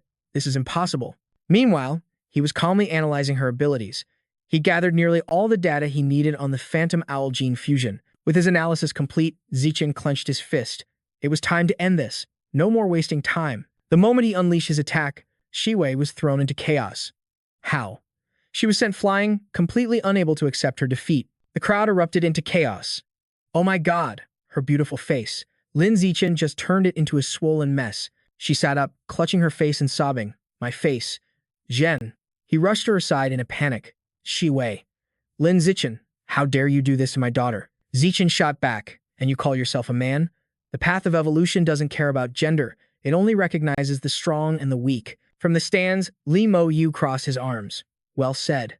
The path of evolution only distinguishes between the strong and the weak. The moment he leaped into the arena, the crowd went wild. It's Li Mo Yu. He's finally making his move. Brother Yu, you're the only hope for the genius class. Destroy him. Avenge Shiwei. Mo Yu began. Lin Zichen. I never expected you to be a master in disguise. To think you deliberately placed second in the entrance exams, waiting until the first day of training to take out the provincial champion in a single blow. Too bad for you. You're not the only one hiding their true power. He declared smugly as his body began to transform. Because I've been doing the same thing. Someone in the crowd gasped. Li Mo Yu. He's a gene fusionist too. And it's the demon eye giant ape gene. Fusing with that requires an incredibly powerful physique. His current biological power must have already reached his standard stage 6, even though he's still in the normal phase. Fusing with the demon eye giant ape gene, the Li brothers truly are geniuses. Seeing this, Chuan Wu froze, his face etched with dread. It's over. I'm gonna lose everything, down to my last pair of shorts. 1,900 credits. That's 19 million. Meanwhile, in a dark corner, Liu Gang was on a call. The organization has issued a new mission. The voice on the other end was cold. I placed a high-level demon seed in the garden just outside the school. The two of you will retrieve it, and then find a way to make Li Mo Yu ingest this high-level demon seed. Shuji, his partner, spoke up. Li Mo Yu is the young master of the capital's Li family. Making him consume a demon seed is far too risky. The voice on the phone warned them. The organization's power is far greater than you can imagine. A minor family like the Lis could be crushed with a flick of my finger. He pressed, AG, are you in or out? Shuji replied grimly, do we even have a choice? Zichen silently assessed his opponent. The demon eye giant ape. Its strength and defense are maxed out, but the beast is notoriously slow. At maturity, an average one is already high rank.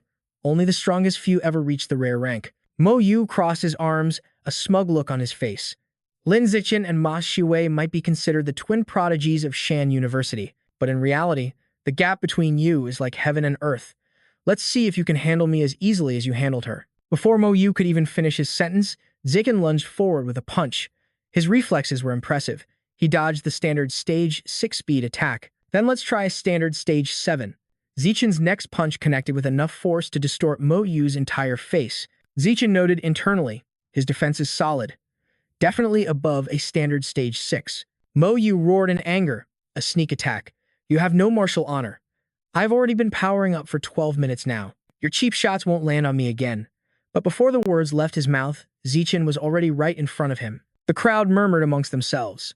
Lin Zichen is incredibly fast, but it's a shame his attacks can't deal any real damage to Li Mo Yu. Li Mo Yu is definitely slower, but his defense gives him a huge advantage, making him hard to take down. Meanwhile, Lin Zichen couldn't take a single full-power blow from Li Mo Yu.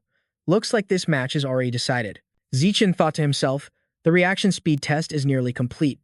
Next up, the final attribute, power. Mo Yu bellowed in rage. Lin Zichen, I might be slower than you, but your power is pathetic. You can't even scratch me. This duel is your loss. He went berserk and charged forward. Now, it's my turn. Someone in the crowd screamed in panic. Lin Zichen, get out of there. Meanwhile, Someone reminded Xuan Wu, 100 academic credits, don't you forget it. And just like that, it was over. Everyone stared at the arena, their bodies tense with anticipation. A sickening crack echoed silently as Li Moyu's hand instantly fractured. He clutched his arm in agony, screaming, "My hand. It's completely shattered." The audience was in an uproar. What just happened? How did Li Moyu lose? Did that mean Lin Zichen actually won? This was too bizarre. Zichen stood in thought. The power of a demon-eyed ape gene fusion user was immense, so immense it shattered his own bones upon impact. It seemed his offense far outclassed his defense. He spoke calmly. Li Moyu's right hand is likely crushed. Someone should get up here and help him. The medical team immediately responded, right away. But suddenly, Dong Ji appeared, commanding, "Stand aside." She examined the injury. Could his entire right hand have shattered just from the force of punching Lin Zichen's face? If so, then just how hard was Lin Zichen's face? Suddenly, a system window popped up, activating skill, natural camouflage. Zichen wondered if he should risk using his spiritual power to test his own strength. He could only hope his camouflage ability would get him through this inspection. Dong Ji glanced at him. His biological level was a normal 6th stage, but his skin's durability was far beyond his rank. The sheer strength of his bones and facial muscles was just absurd. But was that all? A man asked her, "How is he? What kind of power does that Lin Zichen really have?" She replied, "Just a normal 6th stage with enhanced physicals. Nothing else seems out of the ordinary." From the stage, Zichen watched quietly, relieved that his secret was safe. Moyu was in disbelief. What kind of miracle drug had they given him? His hand was already fully recovered. Zichen asked, "Your hand, it's healed, isn't it?" He happily replied, "It's just like it was before." Zichen then ordered, "Good, then you can get off the stage." Suddenly, Moyu shouted, "Lin Zichen, just wait until my gene fusion technology reaches the next level. I swear I will defeat you on this very stage." Immediately, the two classes erupted into a shouting match. "So what if you, confused with genes? Lin Zichen can too, and he'll be dominating you for the rest of your life." This is the first time I've ever seen a loser act so smug about it. Li Moyu lost to Lin Zichen, not to you. If Lin Zichen wins, then our entire class wins. Zichen simply looked up, realizing a full minute had passed. An announcement rang out. "Congratulations to Lin Zichen from Martial Arts Class 1 for becoming this year's Rookie King." His classmates exploded with excitement. Brother Chen is the G.O.A.T., the glory of the common classes. He then leaped down, having made his decision. "Now that I've secured the title of Rookie King," in a move that shocked everyone, Zichen swept a girl into his arms. "Isn't that Shen Qinghan from the genius class? What does Lin Zichen want with her?" Qinghan's face turned bright red with embarrassment. Was Zichen really going to announce their relationship at a time like this? But Zichen made an even more outrageous declaration. "Next, I'm claiming every single spot from 2nd to 10th place." Someone roared in protest, "Lin Zichen, you're taking this too far. Everyone from the genius class, let's go. Take him down. Cripple him. And get that traitor, Shen Qinghan, while we're at it." But one by one, anyone who rushed forward was swiftly taken down by Zichen. Ziwei, her face already swollen, charged in. "Die, you traitor." But she was sent flying with a single, powerful kick. Zhen, he watched his daughter get hurt and cried out, "Wei Wei." Zichen thought to himself, with all the genius class opponents wiped out, I doubt anyone else will dare to challenge this.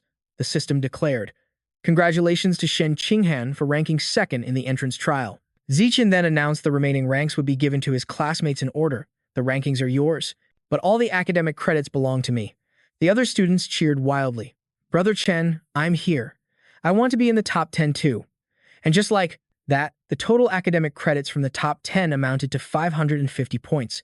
Xia Yu was thrilled to get a reward so easily, adding the 9 credits all freshmen accumulated from regular classes. The grand total was 559. An old man raged, "Principal, Lin Zichen is breaking protocol. He already won Rookie King. How can he be allowed to just take all the top 10 spots for himself?" Chuan Wu stepped forward to counter him. "How is this against the rules? When did the entrance trial ever state that one person couldn't sweep the top 10? Even if there's no explicit rule, that doesn't mean this behavior is reasonable. Lin Zichen is exploiting a loophole in the system." Dong Ji agreed. "Principal Ma is right. This is indeed a loophole in the rules. However, it can only be changed for next year's trial. Otherwise, it would be unfair to Lin Zichen." Zhen, he was furious but had no choice but to accept it. "I understand. At Lu, Gang's location, a message arrived. There's been a change of plans. We no longer need Li Moyu. Switch the target to Lin Zichen. Give him that high-level demon seed and make him a member of the organization. After the trial ended, Chuan Wu rushed toward Zichen with open arms. Zichen, how many more surprises do you have in store for me? But Zichen dodged him, reminding him coolly, you haven't forgotten what you promised me, have you? Chuan Wu laughed. Of course not. Here are 10 blood chi pills, plus triple the usual benefits, for this semester. I've already transferred 300 credits directly to you, so go buy whatever you need. After all, you just won me 1,900 credits on that bet. He leaned in and whispered, Thanatos, tell me honestly, how much power are you really hiding? What's your true level? You have a standard 6-stage reaction. You've achieved some muscle tempering in a single session, and you have that natural stone-faced expression. Liu Chuanwu was stunned. You've already learned muscle tempering? I can say with certainty, you'll evolve into a higher life form. Beyond a pure-blood human before you even graduate. You must stay firm on the pure-blood human path. Great achievements will surely be yours. Thanatos promised. Rest assured, Dean, I will. Later, in his private room, he wondered, is this a blood chi pill? Thanatos decided to swallow it down and test its effects. The system announced blood chi plus 108. He sighed in disappointment. That's all the blood chi it gives? This boost is worse than jogging a few kilometers. What a waste of money. He decided it would be better to give them to Ching Han. Just then, Ching Han appeared, curious. Little Thanatos, when did you get back? He replied. About half an hour ago. Here, eat this blood chi pill. Let's see how it works for you. Her eyes widened in surprise. A blood chi pill? Thanatos asked with concern. How do you feel? Ching Han responded, my body feels warm and my internal blood chi feels so much richer. Little Thanatos, the effect of this pill is amazing. He explained, this pill doesn't have much effect on me. You take the remaining 8, just take 1 per day, maximum. She agreed, okay. The next day, Thanatos greeted someone. Hello, Miss Yan, she replied. Hello, Rookie King. I heard from the dean that your biological level is actually at a normal stage 6, and you've even mastered muscle tempering. He simply answered, that's right. Yu Yan gasped, my goodness, Thanatos, you're an absolute genius. With you joining the Celestial Pavilion, we'll definitely shake the world and change everyone's perception. Thanatos accepted his fate. All right, let's work hard together. Later, he thought to himself, Liu Chuanwu and Song Yu Yan have studied the orifice opening blood tempering art for years without grasping it. Looks like I'll have to decipher the original text myself. With the boost from my celestial wisdom root attribute, researching this should be a piece of cake. She spoke up. Thanatos, the student council members are looking for you at the Research Institute's gate. They probably want you to join because of your outstanding performance yesterday. Thanatos flatly refused. Not interested. Yu Yan reminded him, as a member of the student council, you get bonus credits every single month. At that moment, Zhu Hong spoke up. Hello, I'm the student council president, Zhu Hong. Thanatos replied, hello, president. He continued, I've come to invite you to join the student council as a seed candidate for the presidency. You'll be groomed as a future leader. Joining has many benefits. Besides 3 specially prepared meals a day, you can participate in major school decisions and receive extra credits each month. Are you interested in joining? His eyes immediately lit up. Of course. Zhu Hong then said, however, I have one condition. You must abandon the pure-blood human path and choose gene fusion instead. Thanatos was shocked. But why? The president crossed his arms and explained, the student council only accepts future geniuses. Right now, you have talent, but if you don't pursue gene fusion, even talent like yours will be cast aside. The path of a pureblood has no future. Dean Liu and instructor Song are living proof of that. Thanatos questioned him. So, are you saying I have to follow the gene fusion path to join the student council? Zhu Hong nodded. Correct. Then forget it. I'm not joining. In his mind, the benefits of the council couldn't even compare to the Celestial Pavilion. The students behind the president immediately started whispering, is there something wrong with that Rookie King's head? He still wants to walk the pureblood path. He got the Rookie King title and now he's arrogant. What a foolish freshman. He'll live to regret this one day. President, I told you before, the Celestial Pavilion's brainwashing is powerful. We shouldn't have wasted our time coming to find him. Zhu Hong turned to leave. Forget it. Let's go. Let's recruit other geniuses. A genius with no future isn't a genius at all. He's just trash. Over on the side, Yu Yan was fuming.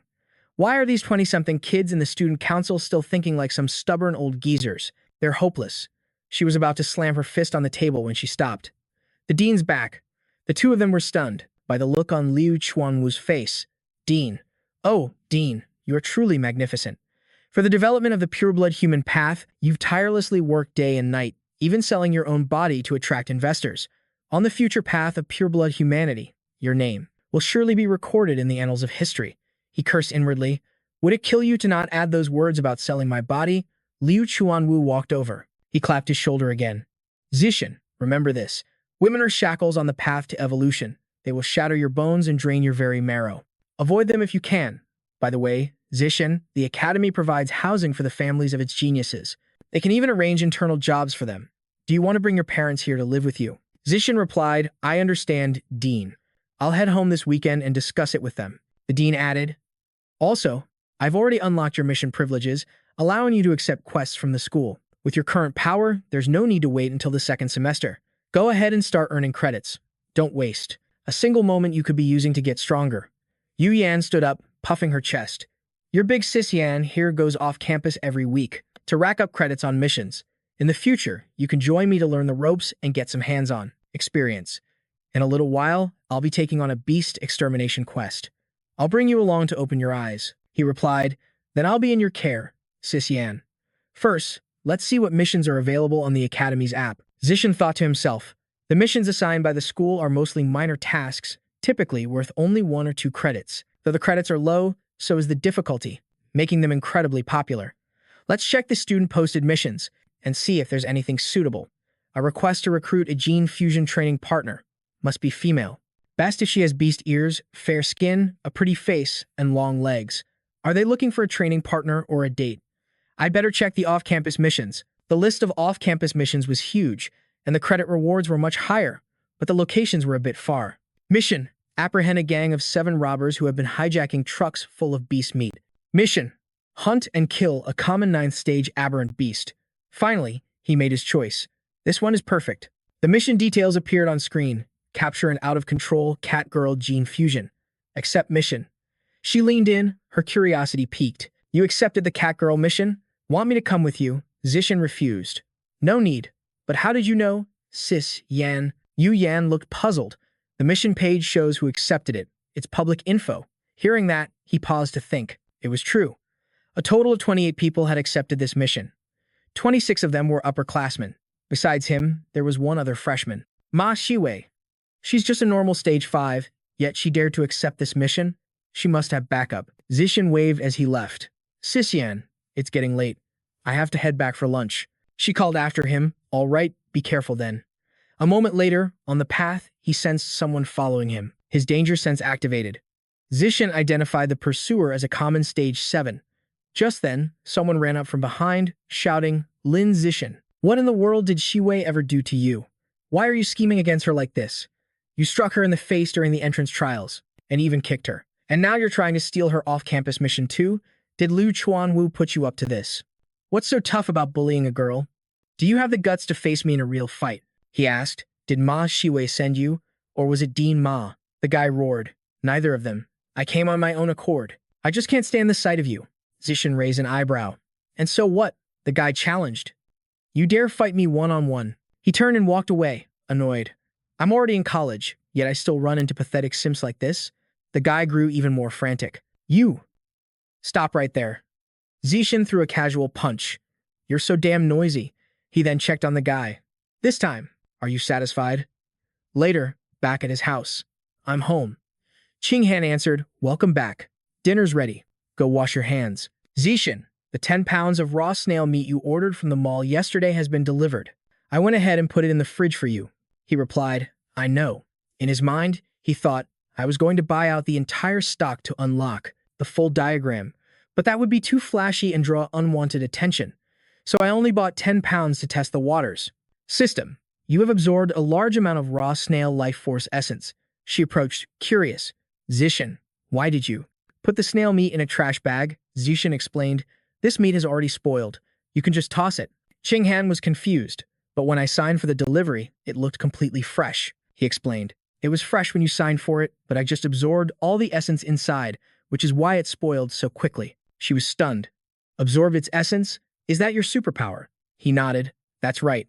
I can absorb the essence from the meat of aberrant beasts, which allows me to gain some of their abilities. Qinghan was shocked. Is this even science? No wonder you chose to be a pure-blooded human instead of a gene fusionist. With a superpower like this, you don't need gene fusion at all. Zishan then recalled, oh, right. Dean Liu told me the school can relocate the families of genius students and arrange jobs for them. Do you think we should consider bringing? Should my parents come here? Qing Han hesitated for a moment. An offer this good? Of course, she wanted in.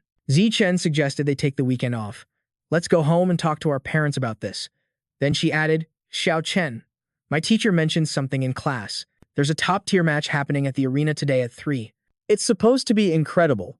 It's a challenge match between the 9th-ranked mech student and the 8th-ranked gene fusionist. Do you want to go watch it with me? Chen readily agreed. All right, let's head over right after we eat. The arena was packed not just with students and faculty, but also with representatives from the Mech God Corporation.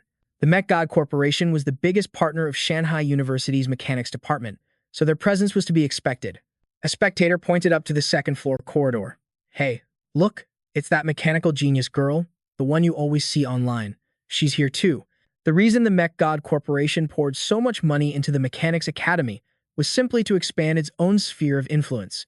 Qing Han broke the silence. Chen, who do you think is stronger? The genius from Jing University or that mechanical prodigy? He replied, that all depends on who wins this next match. It's impossible to say for sure. If the 8th-ranked evolved student wins, then the Jing University genius is probably stronger. But if the 9th-ranked mech student wins, then the mechanical prodigy takes the crown. An alarm blared, signaling the start of the duel. The mechanical genius immediately soared into the air, seizing the high ground. Instantly, a hailstorm of lightning-fast bullets rained down upon her opponent. The announcer's voice boomed over the speakers. The 8th-ranked fighter is completely overwhelmed. He has absolutely no room to counterattack. Is she switching to close-quarters combat? In that very instant, the battle on the stage below intensified. A furious barrage of punches was unleashed. In the center of the ring, the 8th-ranked fighter's face was quickly beaten into a pulp. He collapsed to the ground, unconscious. An instant defeat. The crowd erupted in shock. Oh my god, the mech user actually won. Meanwhile, Xu Yun was giving a report. Second miss, the area surrounding Origin Site 36 has been unusually quiet these past few months. It's unclear if the other side has abandoned that passage, or if they're plotting something big. Dongji asked, and what of Tian Shui? How is she faring at the Origin Site? Has she adapted? Xu Yun responded, she's adapted extremely well. Her growth is explosive. She's about to evolve to a high-level stage 2. Second miss. Who exactly is Tian Shui? Why is her physique so special? It doesn't feel like she's from Earth at all. Dongji warned her sternly. Do not ask questions you shouldn't. Fear gripped Xu Yun. My apologies, second miss. I overstepped. Dongji commanded, enough.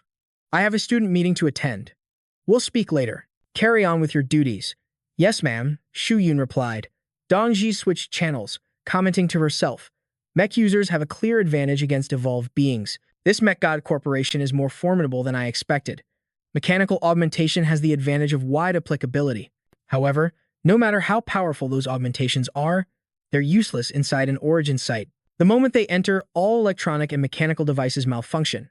With that thought, Dongji powered down the comms. Even the strongest android becomes nothing more than a pile of scrap. That weekend, Chen and Qing Han headed home for a visit. They brought up the idea of their families moving onto the school campus. And to their relief, everyone agreed. With that settled, it was time to tackle the Catgirl Mission. The target, a common Stage 6 creature, known for its incredible speed. It frequented Shanghai City's red light district, luring men to their doom. After seducing them, it would torture and kill its prey. The mission profile appeared on screen. Target is a master of disguise and extremely cunning. Specializes in the use of various drugs. Chen thought to himself, a public square, a cunning and elusive enemy. No wonder this mission has been on the board for so long. First, I'll use my Sky Eye and Danger Sense to do a thorough sweep. His presence immediately caused a stir on the street. That guy's stare is terrifying. What do you think he's doing? He's handsome, sure, but his eyes are chilling. Just then, a burly man stepped out from the crowd. Hey, punk. Who are you staring at? Move. Chen commanded, his voice cold. He silently activated his creature suppression ability. I've finished sweeping this area, but found nothing suspicious. Time to move on to the next section of the red light district. Suddenly, Chen's eyes widened in surprise. He'd run into someone he knew, Ma Shiwei, and with her were two stage 7 upperclassmen. They must be here for the Catgirl Mission, too. One of them whispered, "It's Lin Chen." Shiwei scoffed in disgust. "What terrible luck. Let's keep our distance from him." Her two companions agreed. Right. Chen could only watch, feeling a bit helpless. One of the seniors seemed confused. Shiwei explained, "Lin Chen also accepted the Catgirl mission. He's obviously here to find our target. We have to find her before he does and make his efforts a complete waste." One of the upperclassmen spoke up. "Leave it to me. I've fused with the demon hound gene.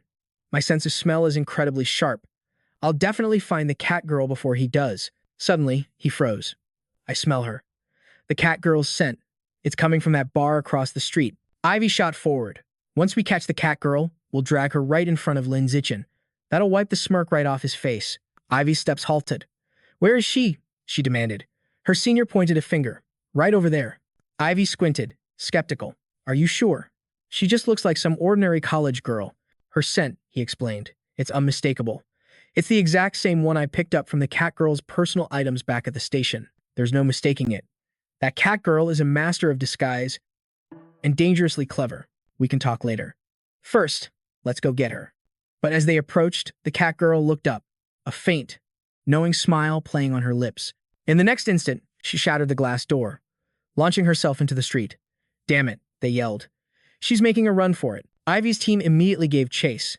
"It's no use." Ivy realized, the Catgirl is too fast. We're losing her. "Don't worry," he reassured her. "I can still track her scent.